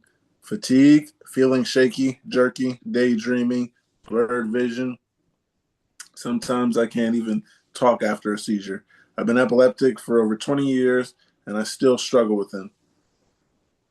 Um, not sure why the question mark is in the place it's in. It says, I've been epileptic for 20 years and I still struggle with them. And then there's a question mark. Like, are you asking me? But just say they're confused there. Um, mm, how do you deal with the side effects? Is what the question is. Um, Mine came with insomnia, so how fun is that? So when I deal with it, I just deal with it. How do you deal with it? When it says I'm not sleeping tonight, and I'm usually not sleeping tonight, then I find something to do instead of sleep. Um, Are they yeah. talking about the side effects of all the meds? Say that again. Are they talking about the side effects of their meds that they're on? Yeah. Which ones are they on? Because do Um, they say? they did not say what med they're on, but they're saying they can't deal with the fatigue, the feeling shaky, jerking, daydreaming, blurred vision, and sometimes I can't talk after a seizure. Yeah, this just sounds really similar to me, which is why I was curious. Because like I said, I'm on a lot of Keppra, but not like 4 grams of it. But um after I take it, I get the definitely fatigue and like blurred vision.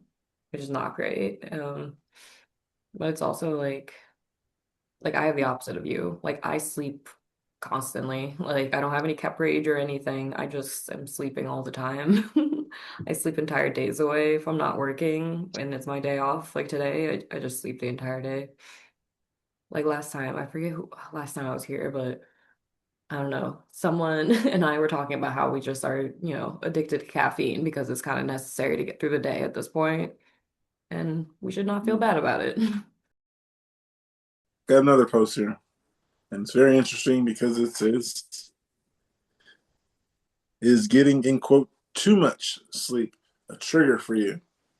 I am just recently diagnosed with FAS. Is that frontal aware seizures or focal aware seizures? Mm. So I'm starting to figure out what my triggers are, and adjusting to pregabalin doses increases. Wait, adjusting to pregabalin doses increase. I'm still seizing every 2 to 3 days. My menopause brain only allows me to have an average of 4 to 5 hours of sleep, and I know the lack of sleep is a cause for triggers, is a cause and triggers for many people. However, I'm finding that when I sleep more than 6 hours, when I get up, I can tell it's going to be a bad day. I still have sensations in my head and face that precede the seizures. So thankfully, I know to take care of myself and stay home. I'm going to give it more time to see if it really is a trigger. If it is, then I'll set an alarm to wake up at 5 hours. Does anyone else have a trigger with sleeping too long, or am I crazy? I never imagined that I would need to spend time figuring these things out. This disorder is bizarre and difficult to adjust to. Very much. And you're not crazy. Not crazy. I don't know about too much sleep being a trigger, but everybody's body is different. So I'm not going to tell you that you're tripping or nothing like that, because anything is possible with this stuff, come to find out. Or there's just so many people with epilepsy that there's so many different things that I don't know what to watch out for these days. So I just say anything's possible. Getting too much sleep for you guys, is that a thing for you guys? Not me. I love sleeping. Right, I love sleeping if I could. Whenever I can get some sleep, it's great. If I can get some sleep at any point in time, it's great. These days, I'm fighting to sleep, trying to get so much sleep in. Yeah. It's usually the end of the night when I smoke, and that's what helps. So, yeah. There is a comment here. One said, considered that maybe the sleep is your body responding to something being wrong, almost like your body goes, uh-oh, something's not right. The impending seizures. Oh.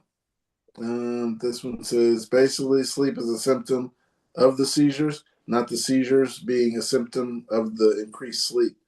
I hope that makes sense, but that always leaves a question mark to ask. Is the seizure because of XYZ, or is XYZ because of a seizure? One comment here says, if I oversleep, it can cause problems, but I think it's mostly because I miss my morning meds. However, sometimes I take naps in which I get deep sleep, and coming out of them, I get deep sleep and coming out of them, I feel a bit confused. I feel the same as an aura. So far, never been more than that though. I just had a breakthrough cluster. I don't know what to do, so I'd really like someone to talk to. I must have been on my 3rd month seizure free. I have tonic-clonics, and they always come in clusters of 3. This time I had 4, and I'm on 2 grams of Keppra. This one says, this time I had 4, and I'm on 2 grams of Keppra a day. How fucked up am I? Mark, Angel, Casey. And we don't know the level of fuck this person is on.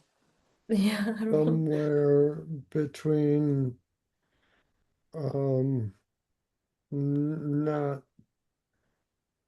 and entirely.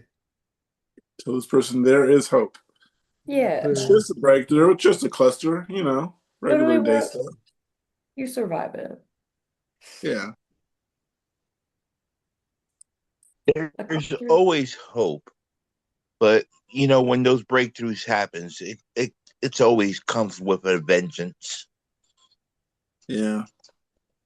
Yeah. Because I could say after a year, I kind of forget what seizures felt like. Um, well, I'm saying you guys look kind of not like that. I mean, like, um, after it's been so long, I couldn't imagine going that long and just then it just like come out of nowhere.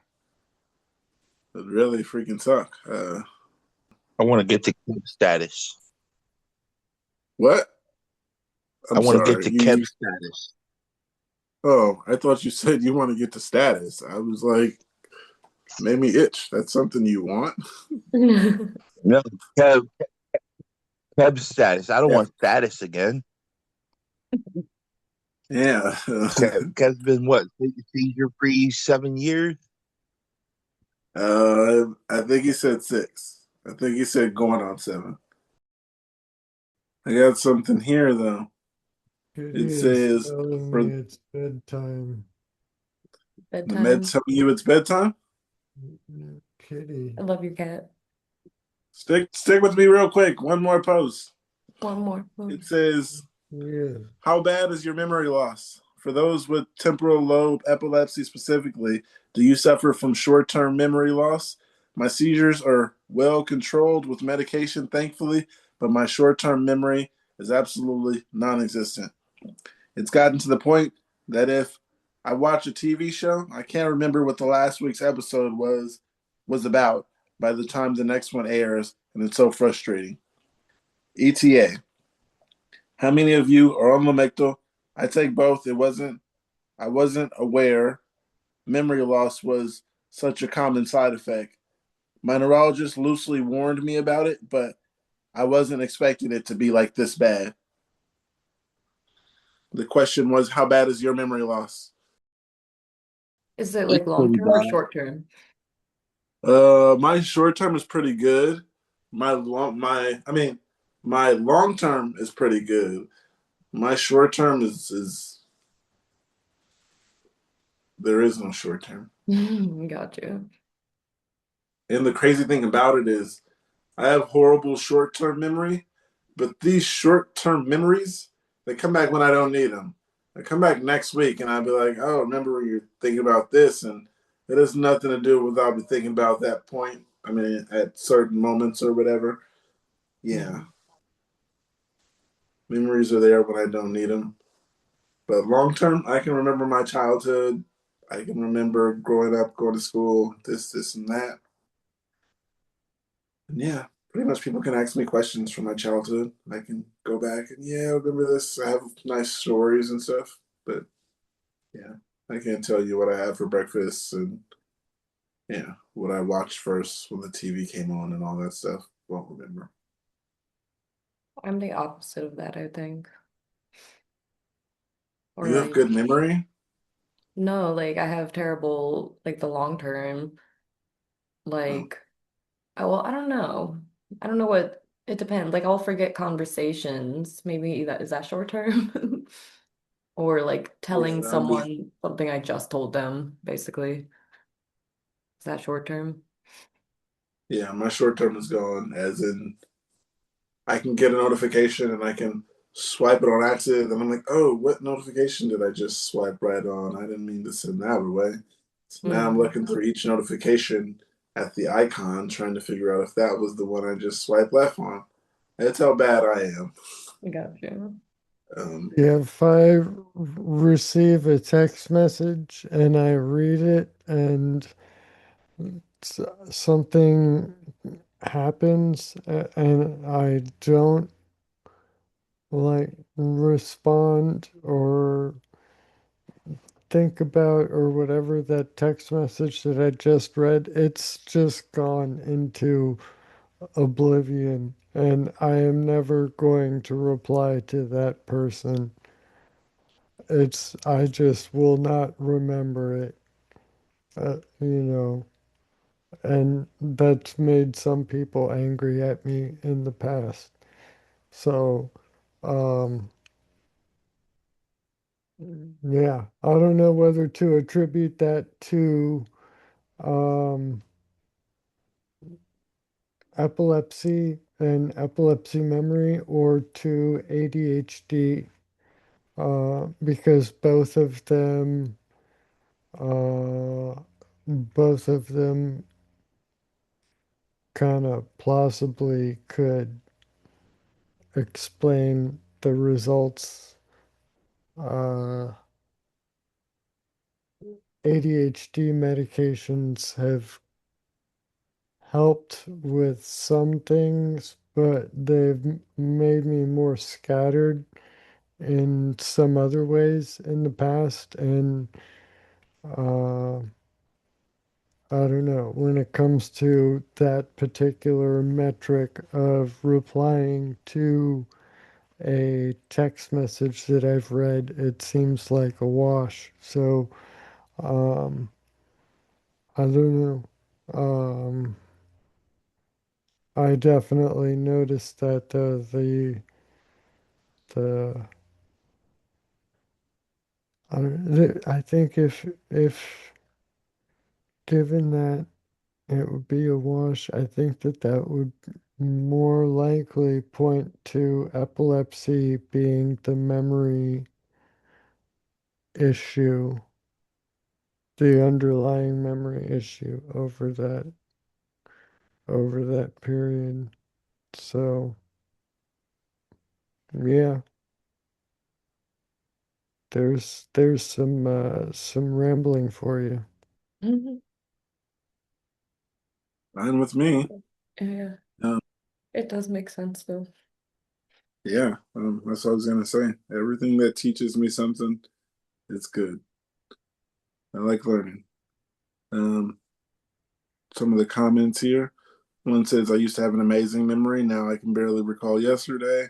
When I was diagnosed a few years ago, I would miss doses of medication, end up having seizures every few days. Now I can barely remember the first few years of my daughter's life. Even while writing this, I had to go back and check your post to see what it was even about before responding to it. LOL. Been there. Another comment says it is definitely not fun when you're surprised by something you already know. I watched a lot of movies for the first time a lot of times. I mean, that's not necessarily always such a bad thing. No, that's a Right. good. You get to see a good movie a lot of times, and sometimes the third time is the best time. Mhm. Um, yeah. I'm gonna have Uh, to dip also. I'm sorry, no, because go ahead. I'm actually seeing a movie tonight. So thank you again though for having me here. I appreciate it a All lot. right. You're going to the movies? Yeah, yeah.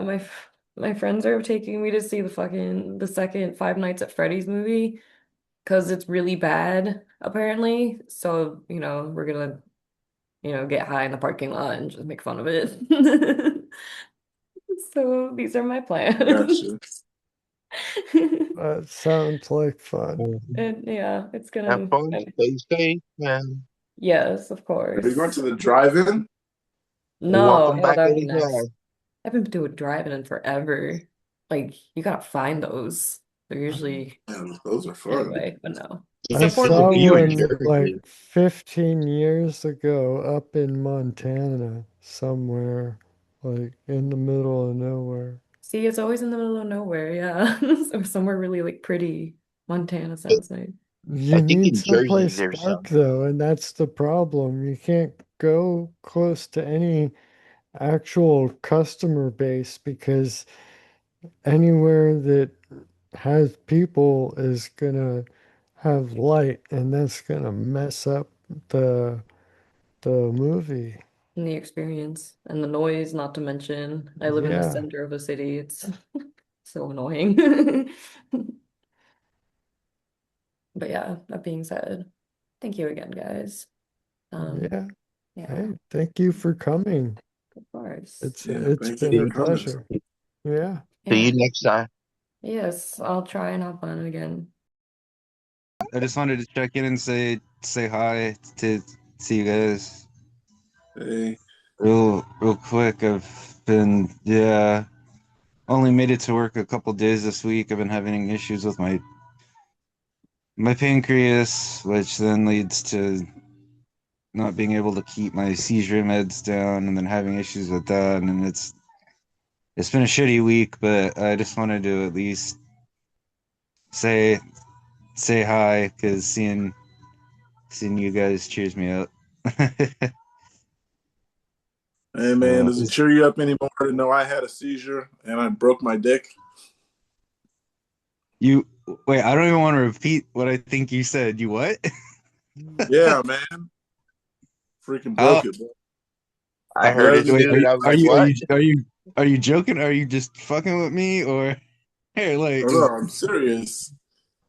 you broke Like, I mean I've heard of that like being a thing, but how I don't even want to know the detail. well, you're gonna know just because you brought it up. Um, I, I brought it up. You brought it up, motherfucker. yeah, you said I don't want to know, but you said I don't want to know. You said it like you wanted to know. You said it like All I right, don't go want to ahead. know. And you want to tell me. That's what it sounded like. But I'm what had yeah, happened was, I'm too curious. I'm too curious now, man. Let me yeah. so Give what had me the happened story. was I had a seizure. One says tonic-clonic to focal. For almost 10 years, I've had tonic-clonic seizures for a while. They've got a little less frequent, and then this past year, they've been every month or twice a month, and often several days, several times a day. And then recently, these have changed and turned from tonic-clonic seizures to what I believe are called focal seizures. But I am still exhausted after these, like my past seizures, and I don't remember anything about it for hours.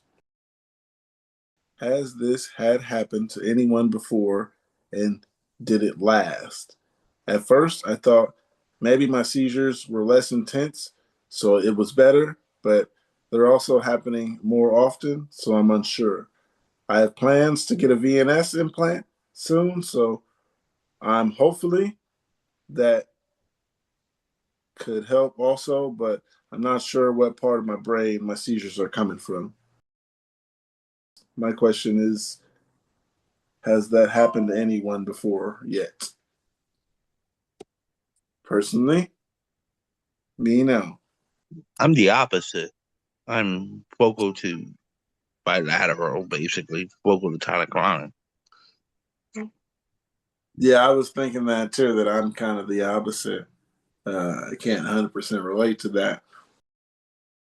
But I do have another one. It says epilepsy and antidepressant. Hey guys, I've been on epilepsy medication now for more than 11 years, and I started going on antidepressants 3 years ago. My mental health declined to a point where I no longer want to live, and it came it came full on crashing down on me. Also ending up in a psychiatric ward for depression. Since I've been on antidepressants, I've noticed that the frequency of my tonic-clonic seizures rose, and even small seizures emerged that were not noticeable before. I was told that the antidepressants will lower my thresholds for seizure stability, and I'm definitely feeling the difference, especially looking back now at 2025. I wanted to ask you guys about your experience. Did you make any similar experiences? Wait, did you make similar experiences or make better ones? How are the antidepressants working for you, and how are you dealing with the side effects on top of the epilepsy medication side effects? Much love. P.S. Epilepsy and depression can suck a dick. The question was, did you make similar experiences or make better ones? 2025, I told myself my epilepsy needs to be better. And I told myself maybe I can make epilepsy better for others. So now we're here. You did. Um, You did. yeah. You And definitely yeah, did. Just starting this podcast did. antidepressants weren't helping. They were just helping me live because they're also seizure medication. So I can't say that they really helped me, but I'm alive. So they've helped that. Can't complain. I mean, complain about the average stuff, epilepsy. Other than that, I'm not going to complain about epilepsy anymore. Seizures are coming, whether I like it or not. Live the best life I can. Yeah, I was in a bad spot Talk about when it. when you sent me into the invite for this, and I think that's just with like depression and all the stuff I was going through alone. And when you sent this, and I think it really, really helped. It changed out around a lot of stuff, personal views and everything. And then I was learning even more than I ever Googled before. The isolation is killing me. Not being able to drive is making me crazy. I'm lucky enough to have a spouse that loves me, so I'm not alone all the time. But when they're not home, I get so depressed. I also have a work from home job and a call center that gives me anxiety. I want life back. That's all. What do I do? Say that again? Stop thinking you're getting your life back. You're not. Yeah, you sound like you have a good life. I do. I'm not complaining about it, but it's never going to be the same as it was before I had epilepsy. Yeah, I was talking to that person, but yeah, we do have a great life. Um, Regardless if he has a great life, he's never going to be the same. Never going to be able to say, thank your wife. Or you didn't say wife. You might have said lucky enough to have a spouse. Yeah. Um, yeah, high five your significant other because they're a dime a dozen these days. Not everybody wants to deal with someone who has epilepsy. And maybe it's just me talking. Maybe it's just the people I find. I don't think it's just you talking. That's the way it is. I think it's hard for people to have to deal with. I do have one comment here. 33-year-old female. I work remotely from home full time since 2019. Over the last 2 years, I've been allowed to drive 5 months total. It is beyond difficult until you learn to be comfortable with being yourself long term. I highly suggest a therapist, journaling, online exercise class, and some sort of artistic hobby. Being able to log in the same being able to log in the same time every week to a fitness class and see others helps you look forward to the future. I personally also have pets that keep me busy. That keep me busy too. I've considered online book clubs, but I personally haven't found one that I enjoy yet. Pets are a great thing, a great way to have company. Um, but it's not the same as having a person around. But I mean, still, it's they can be great company themselves. I know for instance, when I was in Pennsylvania and Liz was working all day, I had the cat on my lap all day. So it was, at least somebody there, something to keep me company. Yeah. And that was, kind of a relief. So, some of the comments here. One says, "Damn it, I'm so sorry. This is why I'm glad I've never had a license. I was diagnosed when I was 12 and I'm 34, so I've never known the pain of getting it taken away. Are your seizures controlled or improving at all? And the person says, I have TLE, so I get a lot of auras. Honestly, I'm not sure if I have had a full blown absent seizure in a while because I don't have grand mal seizures. Reading some of these posts, it shows me how bad others have it, so I don't complain about my own. Yeah, but then it also shows you that you went farther when you think you don't have it that bad. Sometimes I have absences. I don't know when I have absences. Usually, someone has to point it out to me, unless they're very, very long. Yeah, that's the only way I can tell is if they're really long. Otherwise, I could be having them, throughout the day, and I wouldn't know. Yeah, you can have 100 a day. Yeah. But when Yeah, they're really long, you can tell. I got something here that says focal aware. My EEG was clean, and the neurologist thinks my episodes aren't seizures, but my symptoms are pretty typical for focal aware. Is this discrimination against focal aware? Is it more difficult to be diagnosed with it? I'm not claiming to know everything, but I feel they are overlooked in my symptoms. They seem dismissive when I told them that they aren't grand mals, that I don't lose awareness fully. Firstly, when you said they, that kind of puts all of the what do they call it, neurologists in a box. Yeah. I'm not going to say all of them don't pay attention because neurologists, some of them are really on top of stuff. For me personally, some are, some aren't. I'm not going to put them all in the box and say they. Um, You got your good apples, you got your bad apples. there you go. Doesn't make And the this whole bunch person may bad. not be describing what's happening properly to the doctor. I've had bad doctors. I didn't know they were bad, but you know, at times, like the one that had me on Keppra, I knew that one was bad. All he wanted to do was raise up the medicine, and it wasn't helping. It wasn't doing anything. Just giving me more rage. And Yeah. eventually, I found a good one that of how I am supposed to be treated.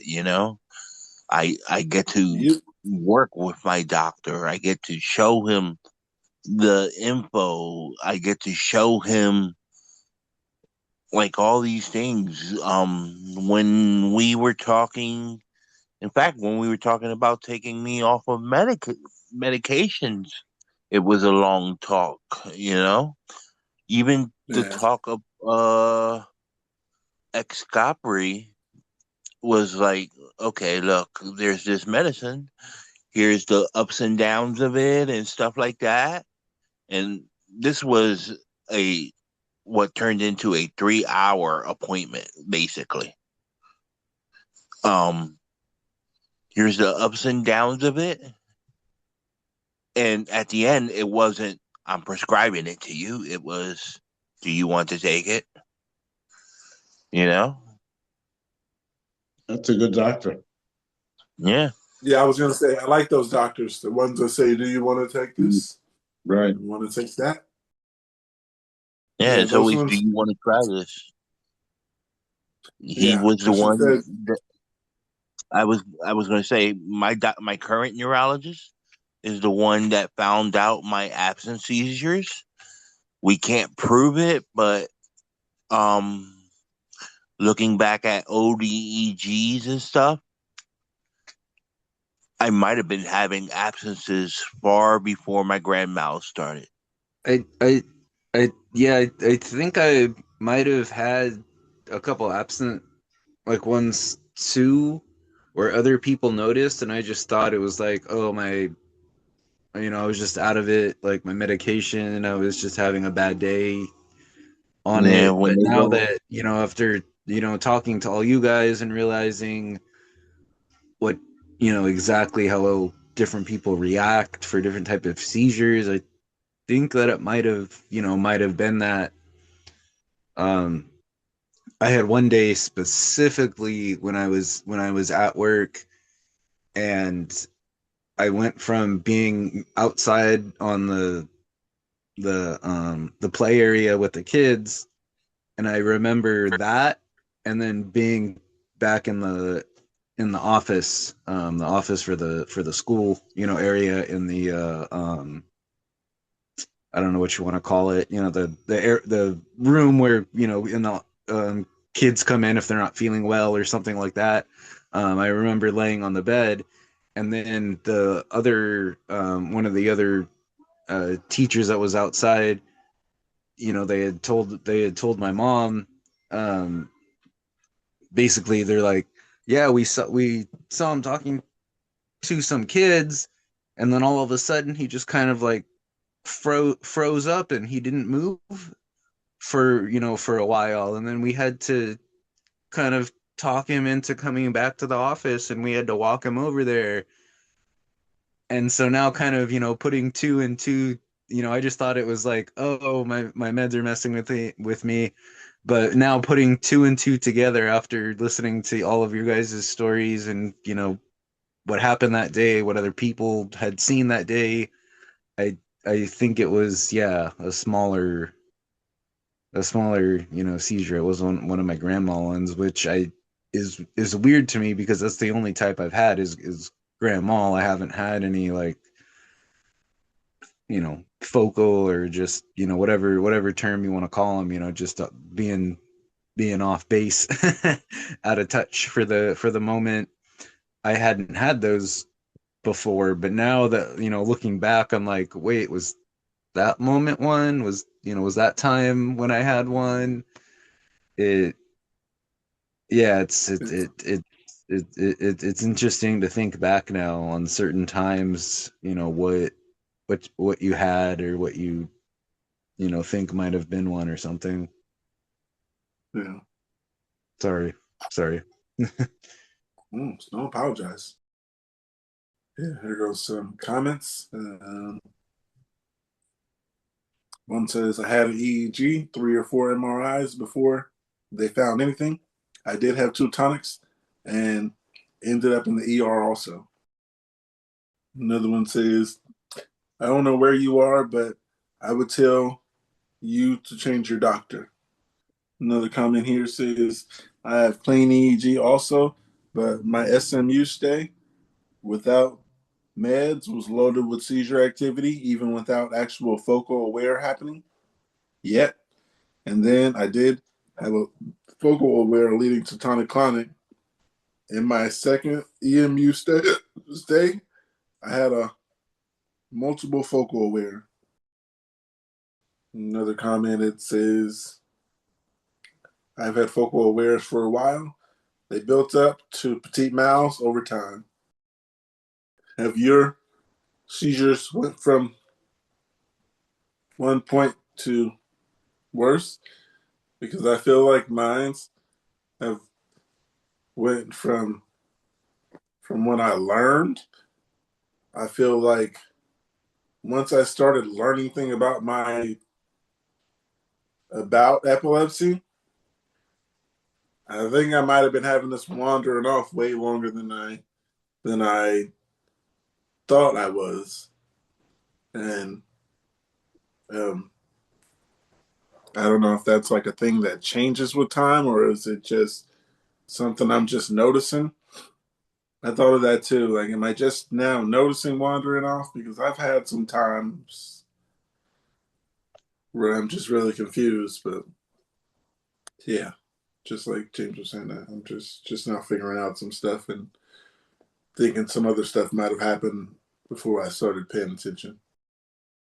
Yeah, and like in the moment too, it just you just feel like you're like an idiot, right? Like, for like for a few seconds, you're just like, oh wait, okay, I'm being stupid. Like, it's a medication or that, you know, it's a, No, this is it, stupid. yeah, it's just a weird, like, you know, side moment. You're like, oh, okay, maybe I'm dizzy or nauseated or, you know, something. And like, you know, I've mentioned a bunch of times my other health issues. So maybe I was just like, oh, is it, you know, those meds that are causing this? Like, you don't really, yeah, know about it.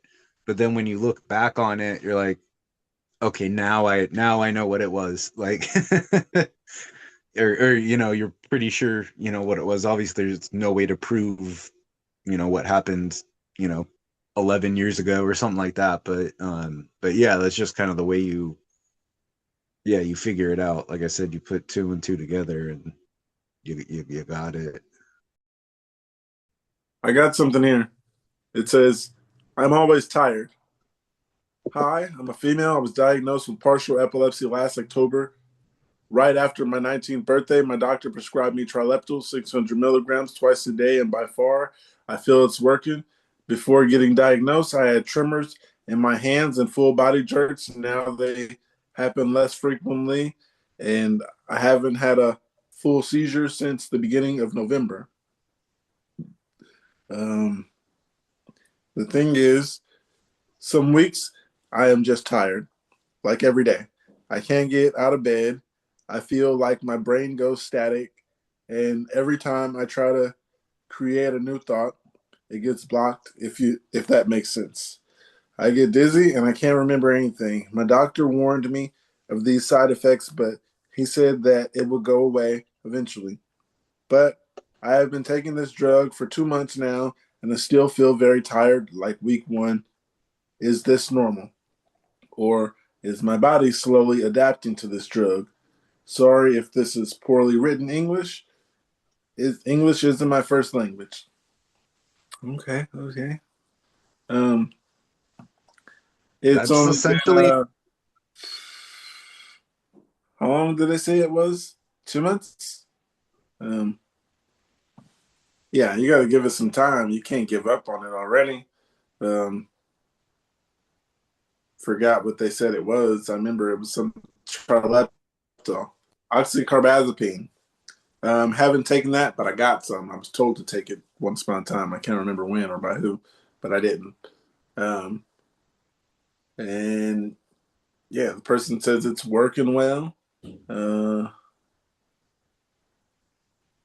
yeah, I was gonna say that's not what I'm on, but that essentially has been my last week. I mean, when I looked on it, yeah, I told you guys why I wasn't here on Tuesday. I've just been feeling crappy all week, and like I haven't gone to work, and I'm just slow and tired, and I don't know what medication it is because I'm taking a few, but it's got to be one of them because this wasn't the me a few years ago when I wasn't on right. different medications. So it's yeah, it's a I don't know. I don't. There's got to be one certain word for it, but I don't know what it is. But it's a it's a trade off, or a balance Mm-hmm. that you got to figure out. Like, do you want to Yeah. put up with being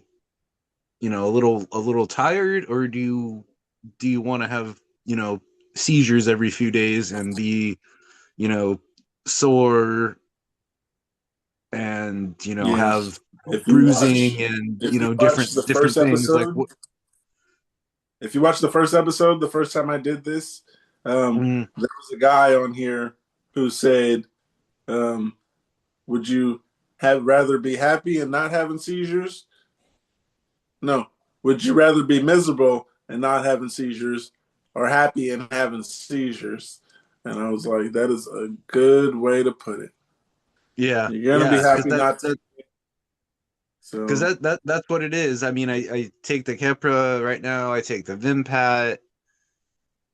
I'm still having them, every couple of weeks, but I can only imagine what they would be if I didn't, take them. So mhm. it's like, yeah, it really is that choice. Would you rather, have one every couple of days and not feel tired, or whatever that, the word you want to say, that the person is feeling, or would you rather, take them and do all that? It's just it's just something that I guess that we all have to put up with, kind of, and it's not a fun choice, it's not a fun decision, and I guess that's why we're all here talking to each other, because it's a fucking pain in the ass and we need somebody to to talk to about it, right? Right. Got some comments here. One says, I suffer from fatigue down to the side effects of very strong medication.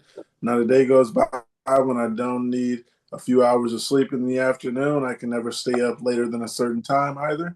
It really disrupts my day. For someone in their 30s, I certainly sleep a lot. I wish I knew what I could do to help. Another comment. One says, everyone is different, as it takes for each of us to adjust. It is a good drug, but sodium levels are needed monitoring. I was on for 13 years with good seizure control, but over time my sodium levels got low. Doesn't happen to everyone, but higher possibility than other drugs. One last one says, everyone is different, but I would say it's normal. From my experience, maybe ask for another different drug to try. Have you ever heard of too much sleep being a trigger? Not being a trigger. I would say for me at least, it comes on kind of like these people are talking about it. It just comes on days where the meds kick your ass. That's basically what's happened this week. I came home and I was gonna watch some racing, some F1 racing with my dad, and like halfway through I fell asleep. I just no, no nothing, no trigger, no whatever. I just fell asleep halfway through, what we were watching, and it was just annoying because it was like, time I wanted to spend with my dad, and also annoying because I knew it was, the meds. It was like 2 o'clock in the afternoon. I mean, there was no reason for me to fall asleep, but I still did. It was, yeah, it's just so frustrating sometimes. I almost rather would be like, like a drunk or an addict or something. At least I would have like be like, oh, okay, this was the reason why I did it. It was my bad, my fault, my choice. But that's we don't necessarily have that. Like, I know I've talked about like, me, grabbing a drink here and there, but not something I do like, in the middle of the day, or something that's gonna super affect, what me falling asleep in the middle of the day. It's definitely like the meds, and it takes a while for your body to adjust to a new one. And then even if you get used to it, it doesn't mean that it's working with your with your body. I mean, you could take something for 10, 11, 12 months, but that doesn't mean that it still works with your system and everything. So it might be, there are lots of different seizure medications out there. So maybe that person just needs to at least try another one, for a couple of months or something, and see if those are better. Right. Get some second opinions, try other stuff. Yeah, because I like I said in the past, the people that are here have probably heard me say this, so sorry, but yeah, I've been on several different ones since I was first you know, told that I had this back in 2010. I've tried several different ones.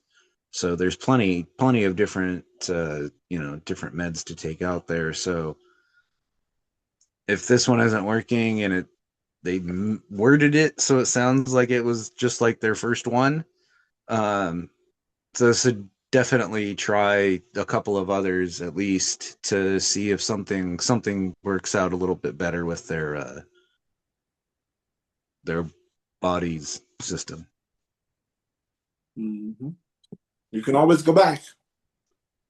Exactly, and if the next one doesn't work, you can go back to the first one that you tried. Yeah, because they've tried to get me back on Keppra. They've tried. I wish I wish I had something else to try. Get off this shit, but at least I've lowered my dosage of Keppra from the first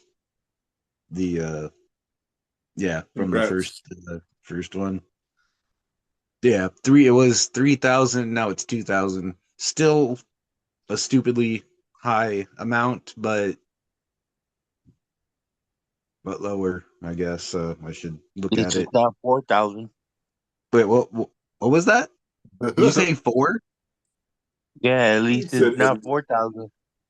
That's true. Wait, were you prescribed 4,000 before? Yes. Holy shit! 4,000. Really? My that was doctor told me that 3,000 was the highest that she could prescribe me. It was 4,000. 3,000 twice a day would be the max. Would be 6,000. Yeah.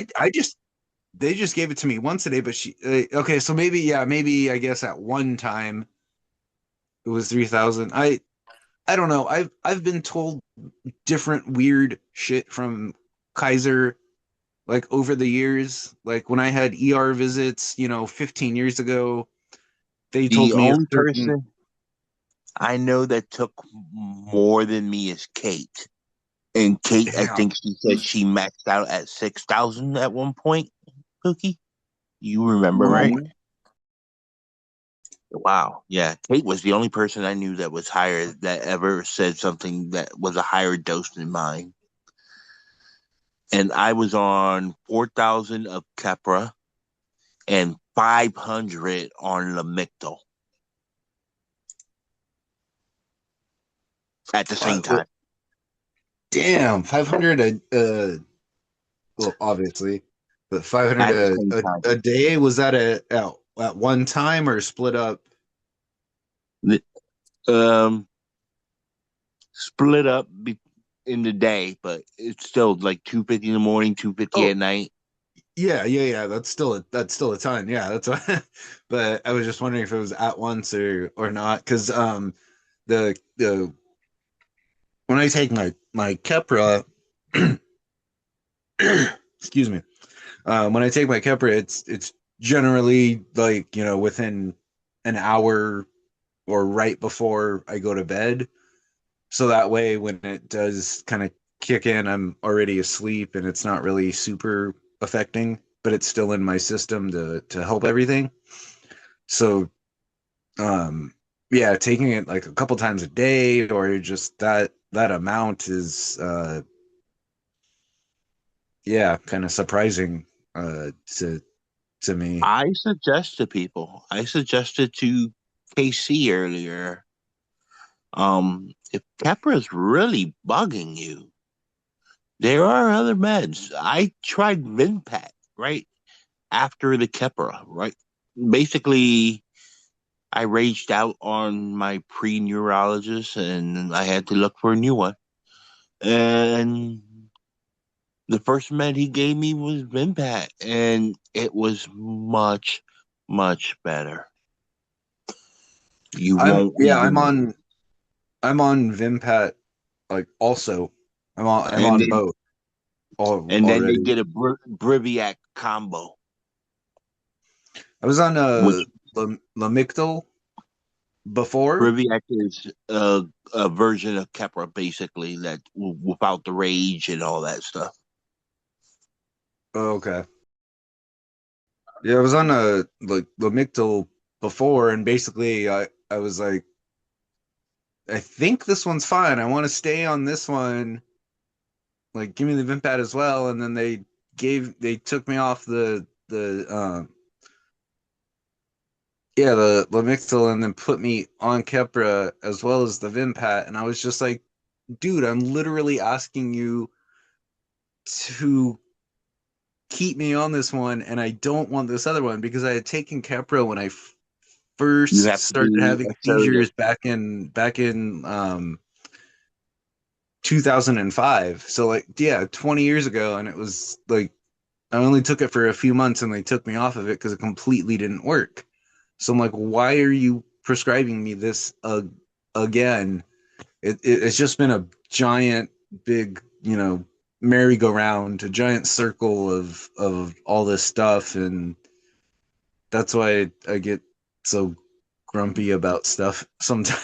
It's just Yeah, because you I'm have just to like be I asked assertive. you to do something and you literally did the opposite.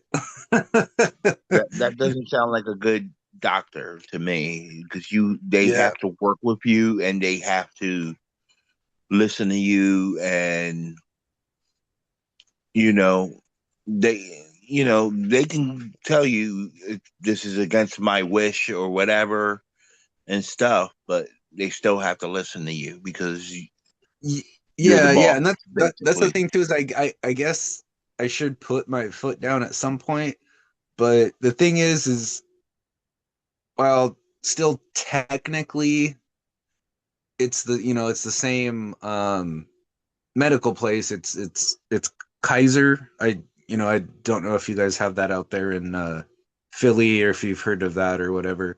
So it's the same Okay. medical, business, whatever you want to call it.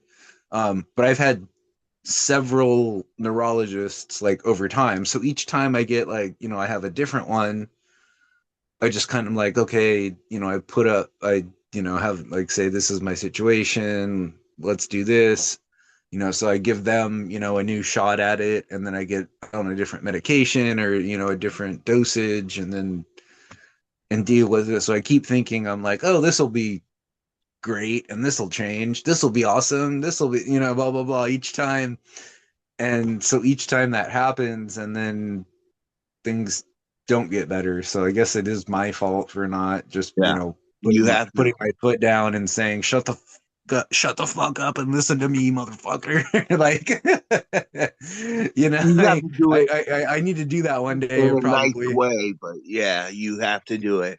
Well, yeah, not those exact words, obviously, but But but yeah, yeah, like my last visit was to get me off.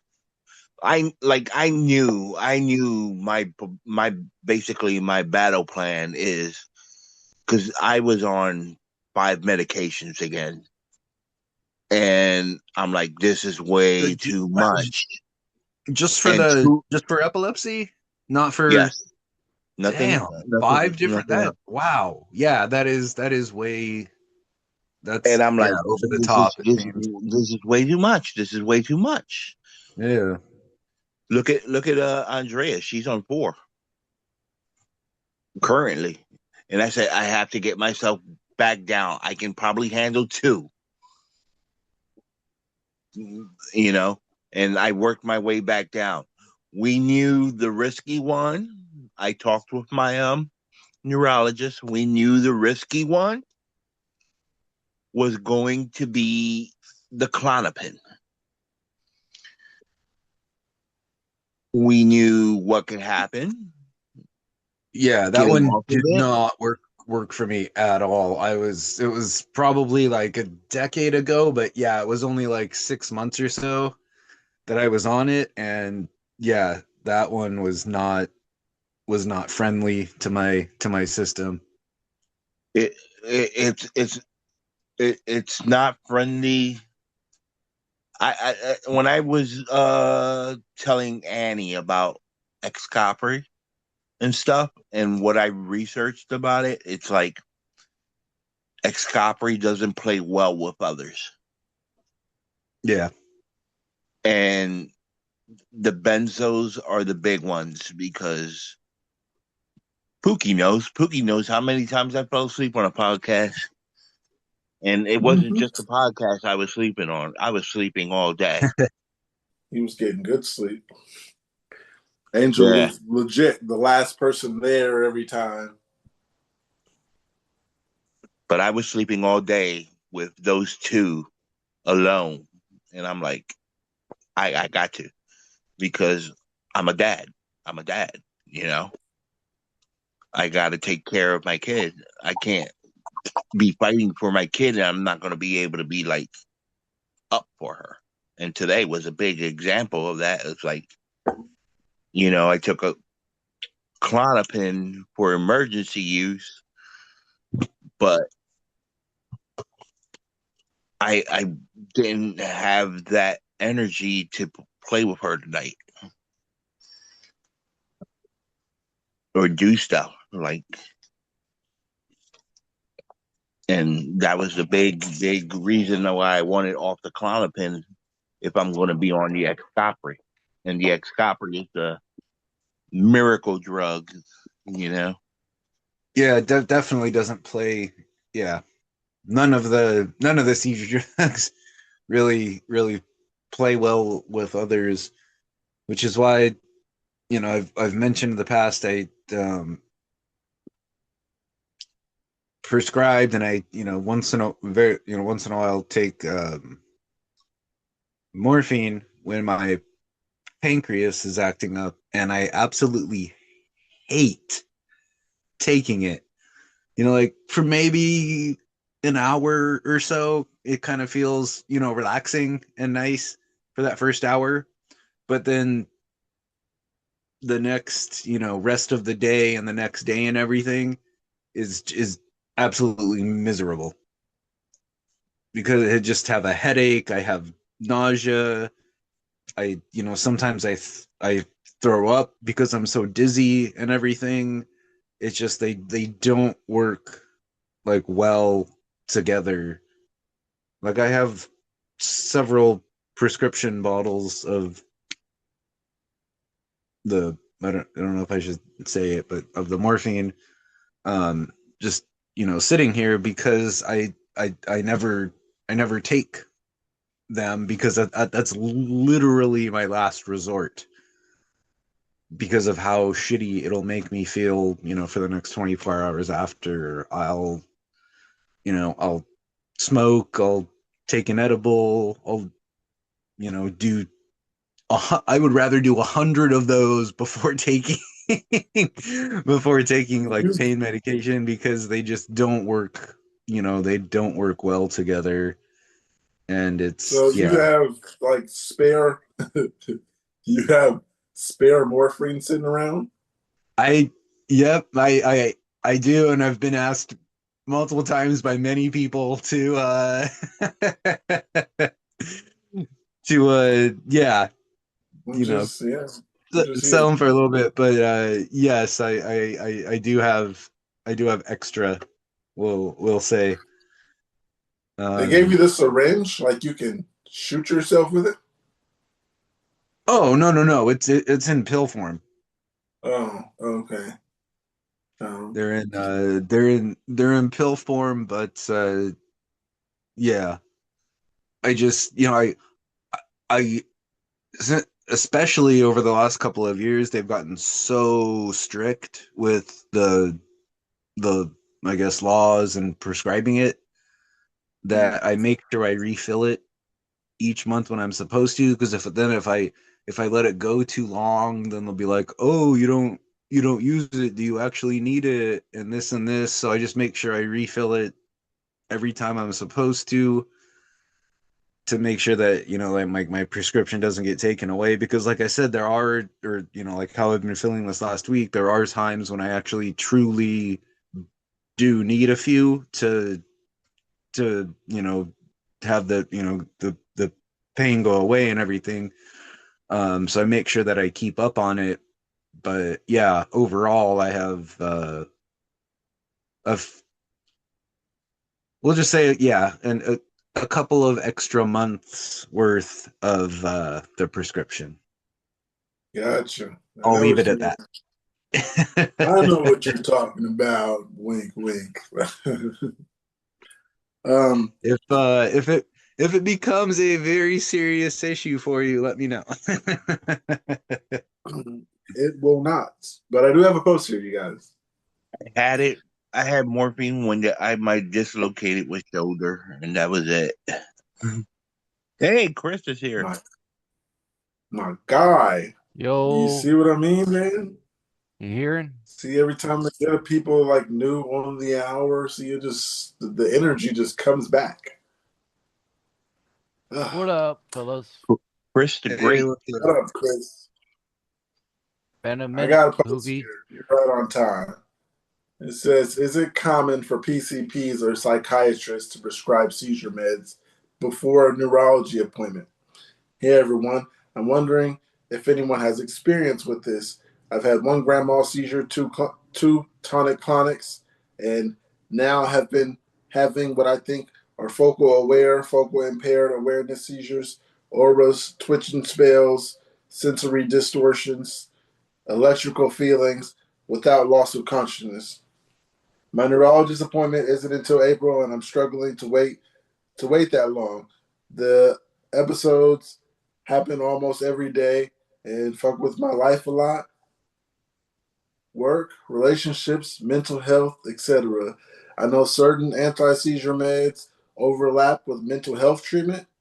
I already tried Lamictal in the past for depression, but it made things worse. Gabapentin also doesn't help. Wondering if the other seizure meds that also Lamictal doesn't treat and or depression. anxiety, or are at least commonly used in psychiatry. That might make a PCP or psych more willing to prescribe something in the meantime. Or if they might just go ahead and prescribe something like Keppra. I'm on Lexapro, so the meds would need to not have been dangerous interactions.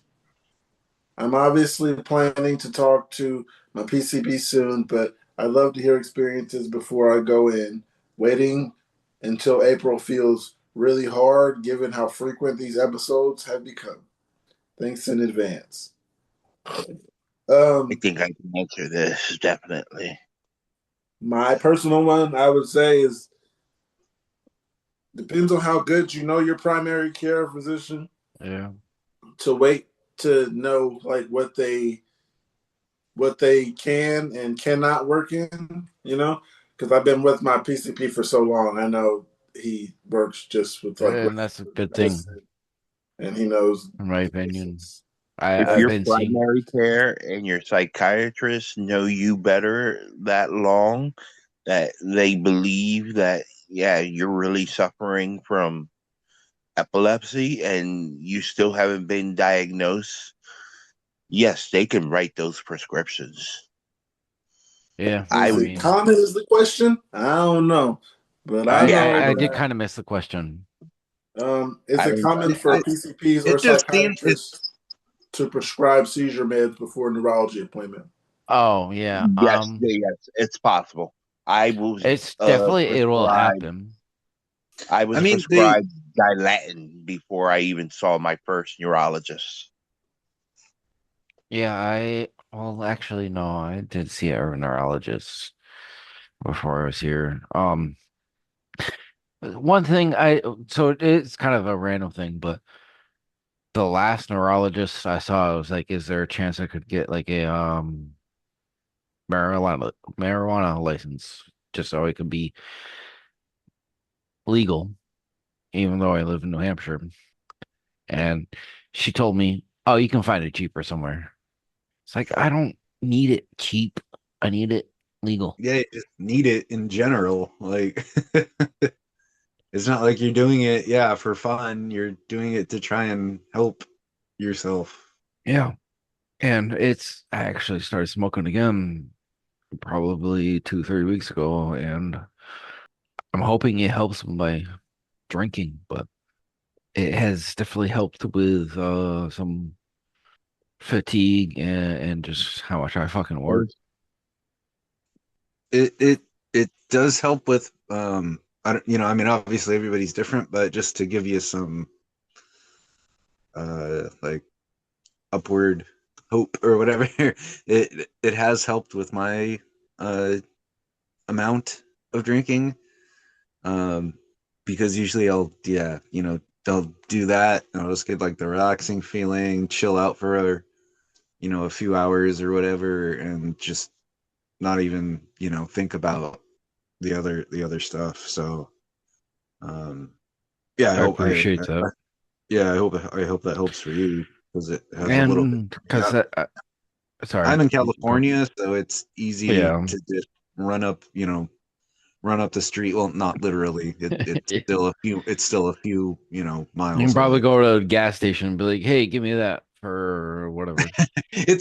I mean, I know that's a stereotype, but it's not Yeah, that yeah, easy. You have to still go to like a specific place. they're Yeah, called dispensaries. Yeah, you got to still go to a specific one for those, and I've lived in that's where I'll get Maine. like a cartridge or gummies, or Yeah, some I've plant lived in and all Maine, but like that.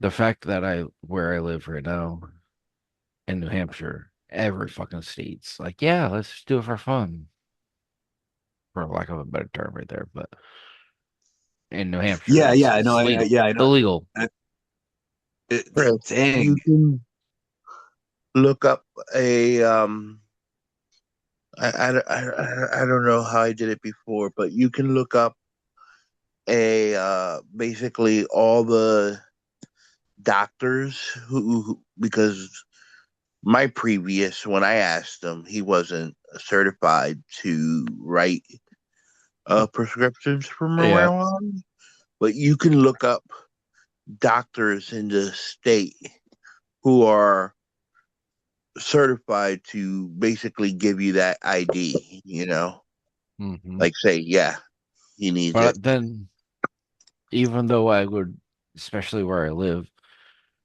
then I would be like, where,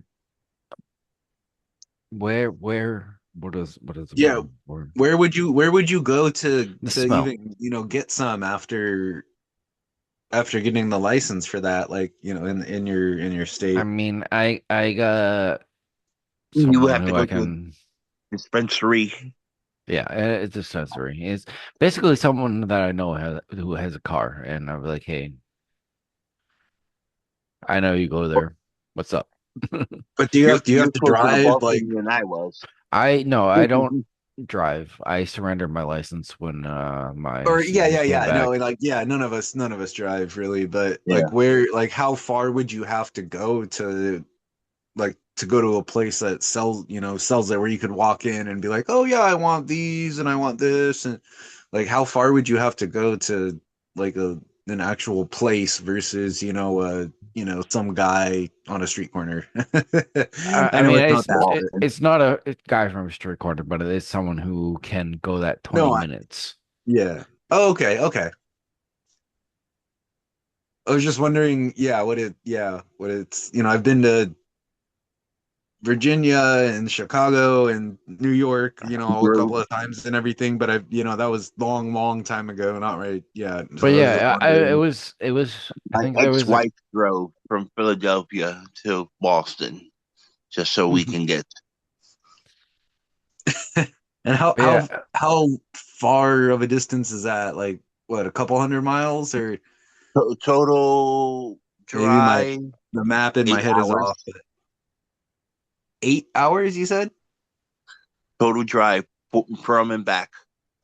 So probably like 400 to 500 miles then? Yeah, I can't do the math by miles, but yeah. Around that though. Yeah. Dang. All right, man. I'm sorry. I hop on my bike and I get to my place in like 10 minutes on my bicycle, not even a plane. That was yeah. I before mean, Jersey got legal. Yeah. I walk rather about 10 minutes to work. Yeah, Which yeah, I that's mean, that. You're yeah, sorry, go ahead. you're. I was gonna say. I was just gonna say you're as fortunate as I am. Yeah, I hop on my bike. It's only 2.5 ish miles to my yeah. place. What's that, like 20 minutes or something like Like 10 to 15, depending that? how Yeah, long like a stoplight, a that's not crosswalk bad. takes. But Yeah, at I'm least you're getting very, some very fortunate. And I used to be exercise there. I'm sorry, I yeah, feel like I'm talking over you, but oh no, I feel like I'm talking over you too. I know. But yeah, it's yeah, gives me some Bike. exercise. I before this, when I did have a full-time job, I was a bicycle mechanic, so I know how to, Damn, I maintain didn't know and that. work on my own bike so I can keep up the maintenance on it. So not only do I not have, any cost of, car, gas, insurance or anything, I know how to maintain my own bicycle. So like I said, plus the And exercise. So it's all, yeah, it's not too bad. I try and look at and it. you're talking about an actual bicycle, not like a motorcycle, right? No, yeah, a bicycle. I actually, pedal it. Yeah. It's electric, Oh, an electric but one. it doesn't have a throttle on it or anything. I still have to Yeah, I pedal get that. Yeah, with yeah. it. Yeah, so yeah, I keep the exercise up and I'm everything, and simply curious. yeah, that's fine. That's fine. And I have no problem. I love. I could go on for bicycles about days. Like that was my first. It was my very first job when I was a freshman in high school. So when I was 15 years old, my first job was working at a bicycle shop. And basically that's all I did all the way up until I couldn't keep a full-time position anymore. Yeah. So 2022. So from 2001 to 2022, I worked at bicycle shops. How old are Um, you right now, James? 39. I'll be 40 in Oh, March. damn. Yeah, I'll So basically, be so yeah, 33. for 22 years, No, basically the only yeah. thing I ever knew, like I have a full, tool. I have every toolbox of full of every bicycle tool that you could think of. That's dope. Sitting in my garage. I do stuff for friends all the time, like random, So random I bicycle want to work. share a little bit Yeah, go ahead. Your turn. I've been talking too because long. Sorry. you were talking about bikes and it was one of your first jobs, but one of my first jobs was in a restaurant. But then one of my favorite jobs that I've had as a younger, I did a lot of sailing cruises. Well, I, you did a lot of what? Sorry, I didn't hear. Sailing cruises. Sailing cruises? Yeah. I we would have people come and be on a sailboat basically. Mm-hmm. Like And tourist type stuff. tourist, yeah, yeah. It was it was in the Gunquit, Maine. I would do sailing cruises. Okay. Me and my family worked all there, like not in the sailing cruise, but like in the Gunquit. It was a touristy town every summer. It's vibrant, but Yeah. I would get we would do. I had no fucking clue that I had. Sorry, I lost my thought. I had literally no knowledge or experience with sailing boats, and the captain knew that. But then he You just kind of, kind of like learned along the way. yeah, exactly. But and the way he kind of treated it all was like, why the fuck don't you know? So I only did it for about a year, but it was a very fun job. Yeah, that sounds super fun to me, dude. I would get like Yeah. $300. I would get paid in cash. I would get like 20 or 30 bucks for every cruise we did from the captain, and we would do like they would last like an hour and a half, 2 hours. So it was like 14-hour days. So I'd get like 100 to 120 bucks from him, and then I would get whatever tips they gave us, which would be like anywhere from 100 to like 300. That was your first job, you said? Not my first one, but it was probably one of Okay. the more fun ones, is what I was getting at. Nice. And how since you asked me, how old are you? I'm I sure we've talked am, about this before, but oh I'm yeah, so sorry. currently 32, and like you said, Oh, in okay. March, I'll be a year older. Oh, okay. Oh yeah, didn't we talk about this like recently? We talked. What was your birthday A again, couple. man? Mine's March 26th. Oh, okay, mine's the 16th. Mine's the Yeah, 16th. Yeah, I think we mentioned this like last week plenty. or something. Yeah. Something that I've stupid enough that I forgot. Hey, ladies. I'm just kidding. You guys got quiet when I said ladies. Well, we Because want to I hear didn't think what's you were. I next, didn't think you were Daddy. talking to us then. So All right. I didn't know you were still here, Pookie. We've been talking so long. I forgot about you. I was gonna say you guys want to have a conversation. I'm trying to wait till you guys finished. Everybody's body is different, and we're not doctors. Please take medication as prescribed. Please take your medication as prescribed. I'm about to go to bed.